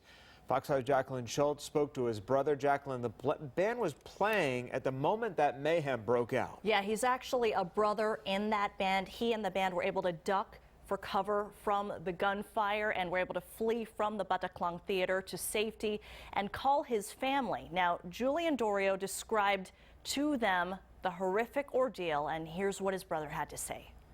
They were playing about 6 songs into the set and heard the gunfire, multiple machine guns, and instinctively hit the stage, hit the ground, and didn't even think twice. They went backstage out the back of the club and went down the street as fast as they could, and they ended up at a police station. Now, that you heard is Michael Dorio, Julian's older brother. He says Julio couldn't even see the gunman because of the stage lights, and he could only hear the gunfire and fled. Fox News says that 118 people were killed inside that theater. The attackers wielding AK-47s and hurling explosives. Julian actually left his cell phone on the stage and borrowed someone's at the police station to call his family and let them know that he's okay. It's very, very, very, very lucky. I'm very glad that the band got to get out the back door as fast as they could. I'm actually told that Julian is still at that police station. His band is still trying to locate all the members and the crew. They are based out of LA, and they tweeted out this statement tonight. We are still trying to determine the safety and whereabouts of all of our band and crew. Our thoughts are with all the people involved in this tragic situation. Now, communication has been very difficult for him and for others in the area. Cell phones are mostly not working. Again, I'm told he is at that police station right now, and his family just very glad that he was able to let them know that he is okay. A very chilling account of what happened there. All right, Jacqueline, thanks. At Hartsfield-Jackson International Airport, meantime, people returning from Paris were stunned to hear the horrific news, while some travelers headed there say this trip now makes them nervous. Atlanta police say that they have not increased security at the airport. Fox 5's George Franco joins us now live from there. And George, what are you sensing from flyers there tonight? Well, Tom, we spoke to people both coming from Paris and going to Paris, and their reactions were very different.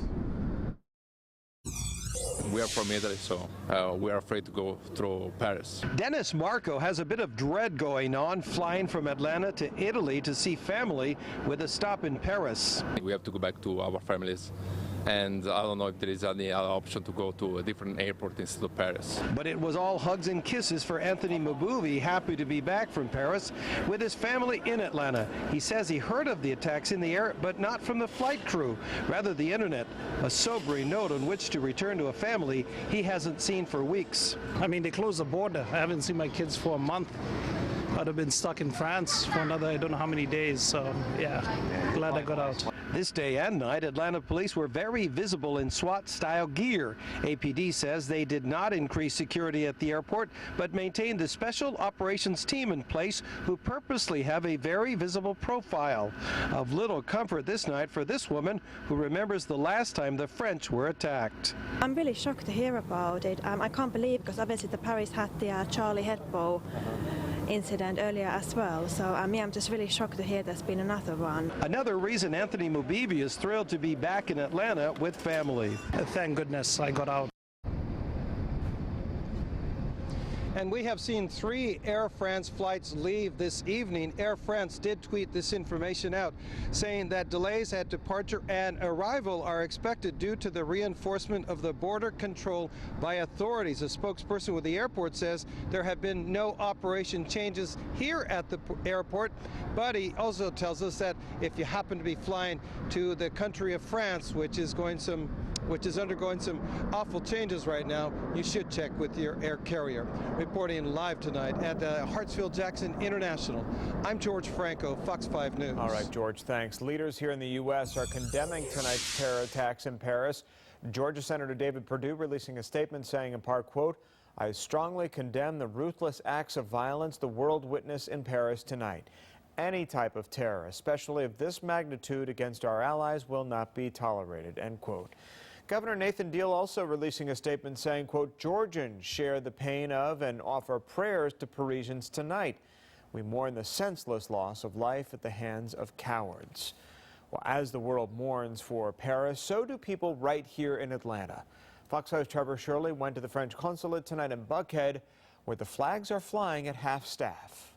Well, outside the French consulate here in Buckhead, a small memorial is already starting to form. Some people just stopping by a little while ago to place a candle and some flowers at the base of the French flag, which, as you can see at this point, has been lowered to half-staff, along with the American flag and the state flag of Georgia. All 3 of those emblems flying at half-staff right now in honor of all of those people in Paris who were killed or injured in today's attacks. Now, French flags all around the world are being asked to fly at half-staff in honor of those victims as the investigation begins, along with the mourning process. Now, here's some important information. If you are in the United States and you have loved ones over in France that you want to check on, at least get in touch with, there's a number for the State Department that you can call. That number, 1-888-407-4747.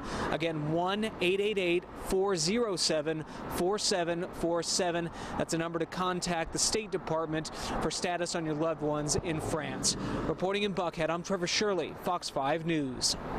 And take a look at this. The Eiffel Tower dark tonight. The city of Paris turning the lights out at the iconic tower as it mourns the tragic deaths. Again, more than 150 people were killed in the attacks around Paris. Our coverage of the Paris attacks continues online. Just open up the Fox 5 Atlanta News app for the latest information. As we learn more about the massacre, we'll bring it to you on air and online. Still ahead as we can continue, a little girl badly injured after she's hit by a daycare bus. Tonight, what parents now want done to prevent another accident. It's cool right now, and as the evening goes on, temperatures are going to continue to slide, and that means it's going to be a cold start to your Saturday. Look at those numbers just ahead.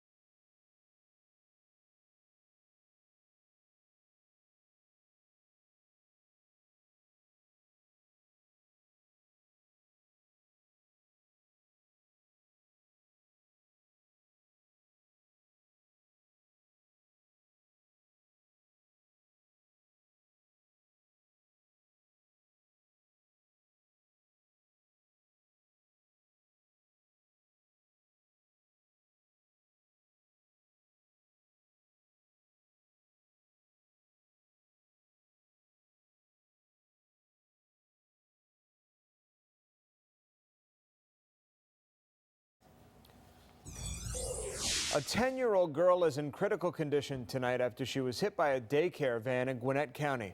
The accident happening this morning near the intersection of Benford Lane and Hollybrook Road in Snellville. Now parents who live nearby tell Fox 5 Trevor Shirley that changes are needed. Neighbors say the spot where a 10-year-old girl was hit by a daycare bus Friday morning has been a crosswalk of concern for some time, especially for kids heading to school at Brookwood Elementary. I worry about it when I leave in the mornings because hitting a kid is one of the scariest things you could do. Emmanuel Rodriguez lives nearby. He says parents drop off and pick up their kids next to these traffic stanchions throughout the day, resulting in a steady stream of kids crossing at this intersection. It worries me because so many other cars making U-turn just here. Parents like Sasha Shayamatova stood by as paramedics raced to help the injured child, eventually airlifting her to a local hospital. Never seen anything like that. You can see there are no lines here denoting a crosswalk. There's also no signage warning drivers to be aware. However, both of those safety measures exist roughly 50 yards up the road closer to Brookwood. After this accident, parents say it's time for some changes. First of all, we might have a crossing guard like we have one over there, or police car that has lights on. Some drivers who frequent the area say having an officer on duty during high traffic times would also help. They should probably have an officer of the law coming around. Reporting in Gwinnett County, I'm Trevor Shirley, Fox 5 News. The driver of the van was not charged or cited in that accident. Right now, Dunwoody police are looking for this man. Police say he stole 4 tires and wheels from a vehicle parked at the Camden Dunwoody apartments on November the 6th. Police believe the same man may be behind other recent thefts. You're asked to call Dunwoody police or Crime Stoppers if you have any information. Meantime, a Butts County man is behind bars tonight accused of illegally owning the gun that killed a toddler. Police say Chris Askins has been arrested 19 times as a convicted felon and should not be owning a gun. He's facing several charges, including cruelty to children and possession of marijuana with intent to distribute. Askins let his emotions show in court today. Man, oh, mercy, y'all think I would kill my son? Really? Y'all think I would have something up my son? I think you took a gun in the house. And that's what killed the kid, and you know you can't possess a gun. You know this. The toddler's mother says she was putting up groceries when she heard the gun go off, killing the 2-year-old boy. Askins was sentenced to 5 years in state prison back in 2013, but served less than 5 months.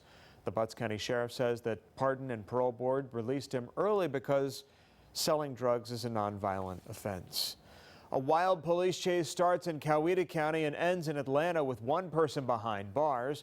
Coweta County deputies say that it took 2 pit maneuvers to get the stolen Dodge Durango stopped after a more than 30-mile chase. This is Hamilton E. Holmes. It's a video that shows 3 men taking off on foot on Hamilton E. One tries to jump a fence but gets hit with a stun gun. Investigators say they're close to tracking down 2 others. We have developed some leads based off of the physical evidence recovered in the car, and so we hope to be able to identify the other occupants. 22-year-old Quantavia Jamaica Rivers behind bars tonight, facing several charges. No one was injured in the chase. The sheriff's office praised its deputies for the patience that they showed. Taken for a wild ride. Cameras are rolling as a man gets stuck in a car wash and the brushes are going there.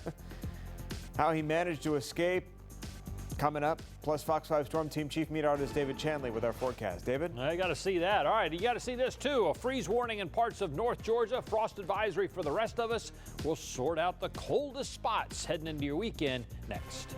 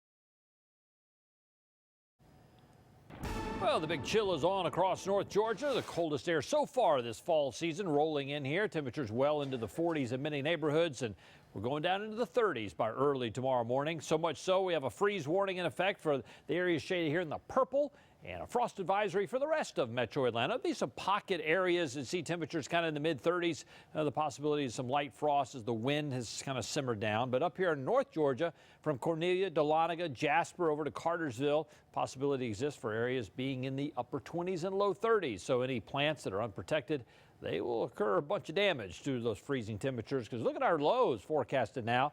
I've got them in the mid-30s, most areas in and around town, and then some low 30s to upper 20s in extreme North Georgia. South side, you're going to be chilly as well. You're going to be in the mid to upper 30s as daybreak occurs. Now, here's what's going to happen by tomorrow afternoon, though. Check it out with all the sunshine back into the upper 50s to the low 60s in many neighborhoods. That's still down below the average for this time of year. Supposed to be hanging out in the mid-60s. We had 62 this afternoon. Won't be nearly as breezy tomorrow as the area of high pressure gets a little closer to us. Sitting over the top of us takes away that big time gradient that we had today. So there's the center of the high out over Memphis, Tennessee, ushering in more dry air. So yeah, not only is it going to be cold in the morning, it's going to be bone dry. And then we're going to see temperatures trying to rise up into those 50s to near 60 in the course of the afternoon. And we're going to see a lot of sunshine. Don't think we'll see too much in the way of the high thin cirrus that we saw out there this afternoon at times. But I expect some more cloud cover in here along about Sunday, kind of mid and high levels. Still going to be a mostly sunny day. Temperatures Saturday night into Sunday morning. There you go, falling back down into the 40s. But then we kind of stop the drop, though, with the clouds that stream in here. So we'll keep it in the upper 30s to low 40s by early on Sunday morning. And then Sunday afternoon, just a few passing clouds. Still cool, though. Highs trying to get up near 60 in many neighborhoods. Still think it's going to be warmer still by Monday. As we look down the road, Tuesday, we cloud up, but temperatures on the upswing due to a southerly wind, and that southerly wind's tapping a lot of Gulf moisture. Look at that ribbon out there across Tennessee and Alabama. The prospect there of some pretty strong thunderstorms as well, but I think that's going to weaken by the time it rolls into metro Atlanta. That's going to be late Wednesday and early Thursday. Look at Wednesday night. Chances of some pretty good rain going on here. I think it's a big rain event in the middle part of the week, tapering off late on Thursday. So your forecast for metro Atlanta for the next several days goes like this. We're going to see a cold start to the morning. Haven't seen temperatures that cold since back last spring. We're looking at 59 for a high tomorrow, 60 on Sunday, 64 on Monday. As we take you into early next week, we cloud up, and then there's your better chance of some showers, maybe rumble of thunder early Thursday, late Wednesday night. No doubt a nice warm up, mid-60s in here toward the end of next week. But this weekend is going to be sunny and cool. Watch out for some patchy areas of frost. You have any of the plants out on the back deck? Time to bring them in. Adam Klotz will have an update on your weekend weather. Join him on Good Day Atlanta. All right, David, thanks. A Louisiana car wash manager gets stuck in the machine. The security video at the Pit Stop Car Wash shows Josh Hood doing some routine cleaning, and then the hose he's using gets caught up in a spinning brush. Hood is then taken for a wild ride, and incredibly, he walks away with only minor injuries. Look at him going around and around there. He says the biggest hurt was to his ego. Well, it was an unusual traffic stop in California. One of Google's self-driving cars was pulled over for going too slow. The officer pulls up to the car and notices there was no one behind the wheel. There were two people in the back seat. Google cars usually have somebody inside to take over if needed.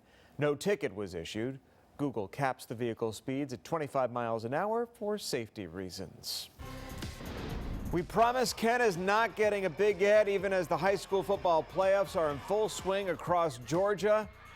Ken and Cody are back in the bunker with more postseason action. That's coming up next on The Edge.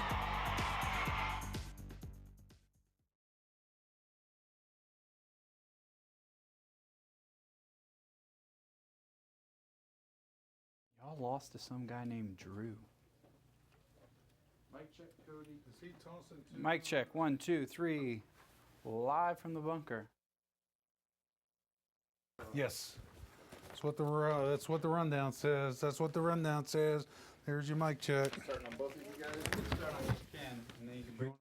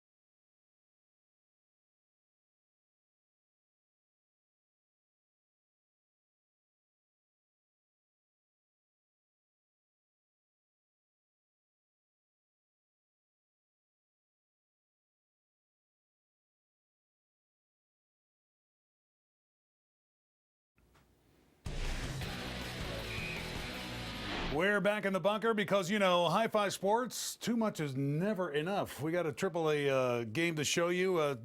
Hart County and Callaway going at it. This one in Hogansville. Cavaliers taking on Hart. And Trey Clark with a 12-yard touchdown run to make it 7-0 Bulldogs. Jumping out in front in that game. Dylan Johnson now, quarterback sneak, a 1-yarder.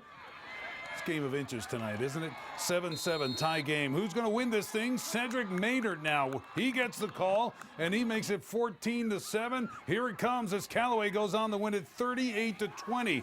Got another one here. Westminster Wildcats versus the Southeast Bullock Yellow Jackets. Westminster defense looking mighty good early. They get a stop. Oh, that's a stop. Couple of aspirin. Called me in the morning, son. Yellow Jackets punt now, and it's picked up by Will Damron. What's going on in this game? 7-0 Westminster Wildcats. Later, tough running here by Chase Williams. That's a touchdown as Westminster goes on to win it 31-7. They're heading to the second round. And we are heading over to Cody now, Professor Chaffins, who's got the AAA bracket. They're the Westminster Wildcats. They will play Callaway next week at Callaway. Just some other highlights here as we work our way through the brackets. 4A, Carrollton at Jonesboro next week. Worth County will go to Buford. Marist, Mary Persons is the top 10 showdown. How about in 5A, Gainesville at Stockbridge? That's going to be a great one. Yes, Northgate at Lanier is going to be good. Mays has to go to Houston County. Mays, state runner-up. That's going to be a hard game next week down in Perry. Camden County, Roswell in 6A. Valdosta, Grayson. Lots of great matchups here. If you can't find your matchup, I just took pictures of all these brackets and put them up on Twitter at High Five Sports, so look there. You missed one. McEachern, Archer next week. Okay. McEachern, yes. There you go. All right. Tom, back to you. All right, Ken, Cody, thanks.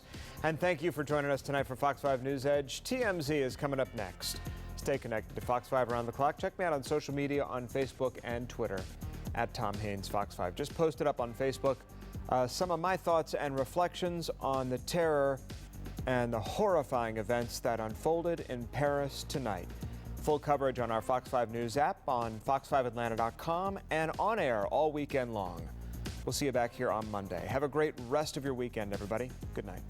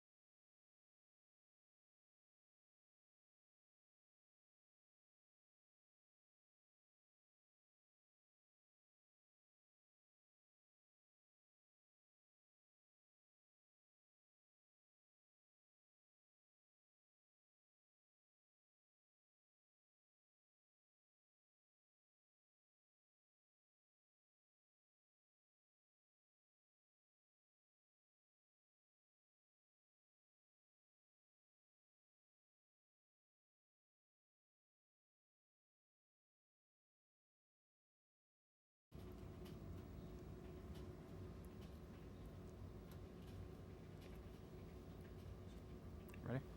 All right, hold on one second. All right, here we go. And 3, 2, 1. Hey, Cody Chaffins with you in the High Five Sports Bunker. Going to take you through some of the brackets after the first round of play in the state playoffs. All right, we'll start in 6A. Camden County in the round 2 will travel to Roswell. That will be a top 10 matchup. Collins Hill will go to the Newton Rams next week.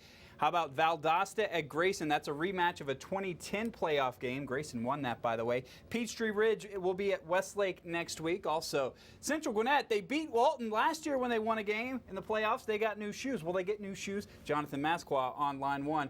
They'll go to Colquitt County next week, so that'll be tough. Hughes and Tucker's a Saturday game. Whoever wins will go to South Forsyth next week. Archer at McEachern. Now, Archer has played at McEachern 2 times over the last 2 years, but they haven't played McEachern. Those have been Corky Kell games, so they actually will play at McEachern at the reservation next week. Noonan at Mill Creek, also rounding out our 6A bracket. In 5A, next week's game, Stars Mill at Allatoona. Mays beat Creekview, and so they will go to Houston County. That's a top 10 showdown. 7 versus 3. Houston County ranked 3rd. Northgate at Lanier next week. Lanier got over the hump. They couldn't get that playoff win last year. They sure did get it tonight, beating East Paulding. Kell will be at Coffee. That will be a tough game for the Kell Longhorns. South Paulding will get to host next week. So they were a 2 seed, thinking maybe they'd be on the road, but Drew upset Carver Columbus, so Drew will be at South Paulding. Waiting on Ware and Northside Warner Robins. Rome will go to play them. Rome upset Stevenson 7-6 final in that game. Gainesville will be at Stockbridge next week, and Glen Academy will go to the Dalton Catamounts. All right, in 4A, Spalding got their first playoff win since 2003. They will go to Woodward Academy, who knocked off North Oconee. Marist and Mary Persons, that's a top 10 matchup, and that will be at Mary Persons next week. Worth County will go to Buford. Worth County upset Locust Grove. Brady will go to those Thompson Bulldogs. Sandy Creek and Bainbridge, another pair of top 10 teams facing off in just the second round of the playoffs. Doesn't seem fair, right? West Lawrence is at St. Pius next week. Carrollton and Jonesboro, a couple of long-time historic programs, but this will be the first time they've played since 1961. Carrollton won that game, by the way. Liberty County is at Cartersville. Cartersville will host next week. Westminster in 3A. Westminster beat Southeast Bullock down in Savannah, so a little less of a trip this time as they go to Hogansville to take on Callaway. Westminster at Callaway, Adairsville at Jackson. Pierce County and Cedar Grove, another Saturday game, but whoever it is will go to Oconee County. They played tonight at North Oconee. They'll likely do the same thing next week. Sonoraville got their first ever playoff win in our game of the week. They will host Westside next week. On the other side of the 3A bracket, Elbert County Blue Devils. Central Carroll was a top 10 team. Elbert County beat them. But Elbert County was way better than a 3 seed. Dodge County will host them next week. Peach County and Calhoun, a couple of teams that are always in the playoffs, always in the finals it seems like, but believe it or not, they have never played. They will play next week at Calhoun. Jefferson and Blessed Trinity played last year in the quarterfinals. They'll rematch it again. Blessed Trinity won last year. That one's at BT next week. Spencer will be at Dawson County. Dawson County got their first ever region title, and they paid off with a win. All right, Fitzgerald at Heard County in 2A next week. Lovett down in Savannah at Benedictine. Early County will go to Raven County in Clayton. Wesleyan will go to Jefferson County. Manchester at Brooks County. Vidalia will be at GAC. Bowden at Macon County. And Pace Academy beating Darlington in the top 10 showdown. They will go to Screven County next week. The Class A brackets will start next week. Here's a quick look of the public and the private brackets. They will have their own champions at the end of it all. One interesting one that we have here, Mount Pisgah will be at ELCA locally. These are a lot of South Georgia teams and a lot of Macon teams in some of those private schools. All right, that is your brackets. We will see you next week back here in the bunker.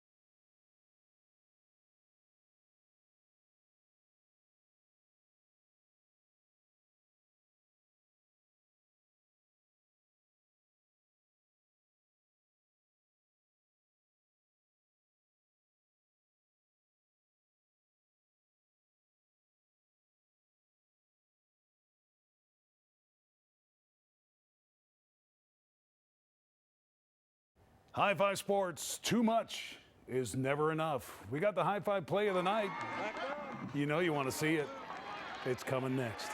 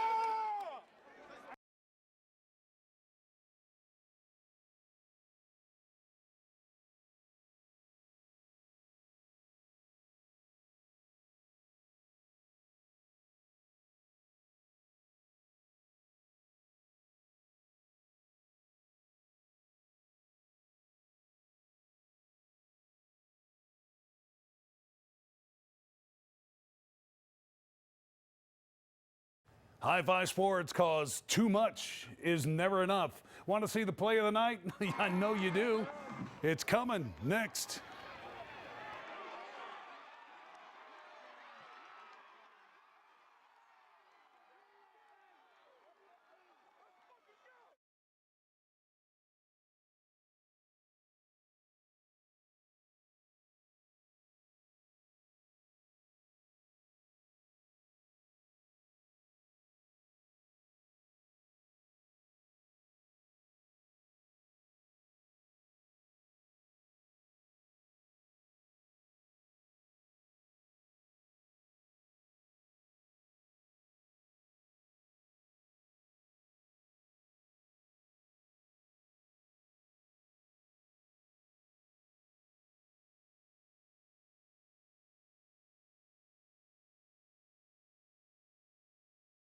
Well, here we go. Crazy night in the High Five bunker on the first night of the Georgia State High School football playoffs. If you missed the highlights, drop what you're doing and go to highfivesports.com. We have all that video.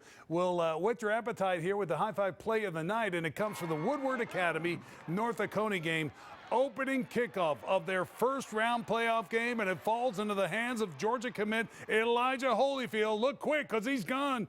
Elijah cranks the wheels, and he's in there for a touchdown. That's how you start a game. Woodward went on to win that game, and they'll host Spalding in the second round. Georgia Dogs have a shot at having a somewhat decent finish to a disappointing season, but it all starts at high noon today at Auburn. Auburn can say the same thing. You know, they've seen some steady improvement through, though their record doesn't really show it. Scenes from last year's game, 34-7 Georgia victory. This game looks like a toss-up to me, and as you know, this game means a lot more than meets the eye. Yeah, we compete not only on the field, but we compete a lot in recruiting too. And then of course, this is the 119th game. Somehow it's 55, 55, and 8. So whoever wins this one takes the lead in the series, and that's kind of hard to believe after all these years, but that's how close this thing's been. Coach has been keeping score. College hoops last night. UGA taking out Chattanooga. Dogs up one late, but for Chattanooga, it's Casey Jones. The layup puts them out in front. UGA tied it on a free throw. Then Chattanooga jumped out to a 7-point lead in OT and hung on for the victory, upsetting the Dogs 92-90. No such problem for Georgia Tech taking on the Big Red Bears of Cornell. Georgia Tech's Nick Jacobs, baby hook in the lane. He had 12 points. There it is. Jackets had 8 steals. Travis Jorgensen will nab this one and take it the other way as Tech starts off with a victory, 116-81. Hawks coach Mike Budenholzer left the team for family emergency. Kenny Atkinson filling in. Boston featuring former Georgia State star R.J. Hunter, who nails the three to tie the game up. This one close in the fourth quarter when Isaiah Thomas nails one of his 4 threes as the Celtics go on to win 106-93. The Hawks, by the way, will have a home game on Sunday. That's tomorrow against the Utah Jazz. That's sports. Have a great weekend.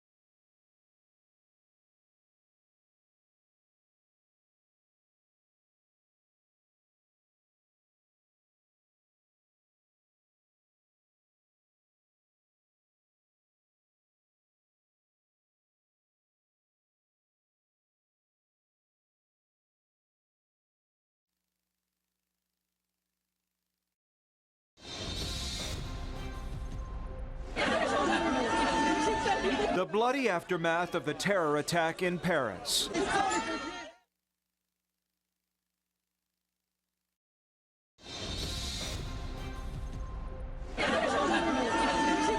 The bloody aftermath of the terror attack.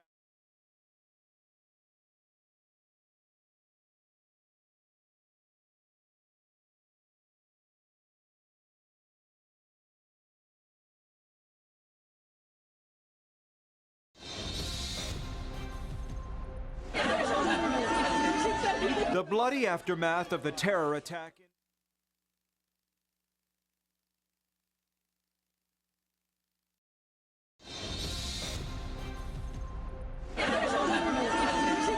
The bloody aftermath of the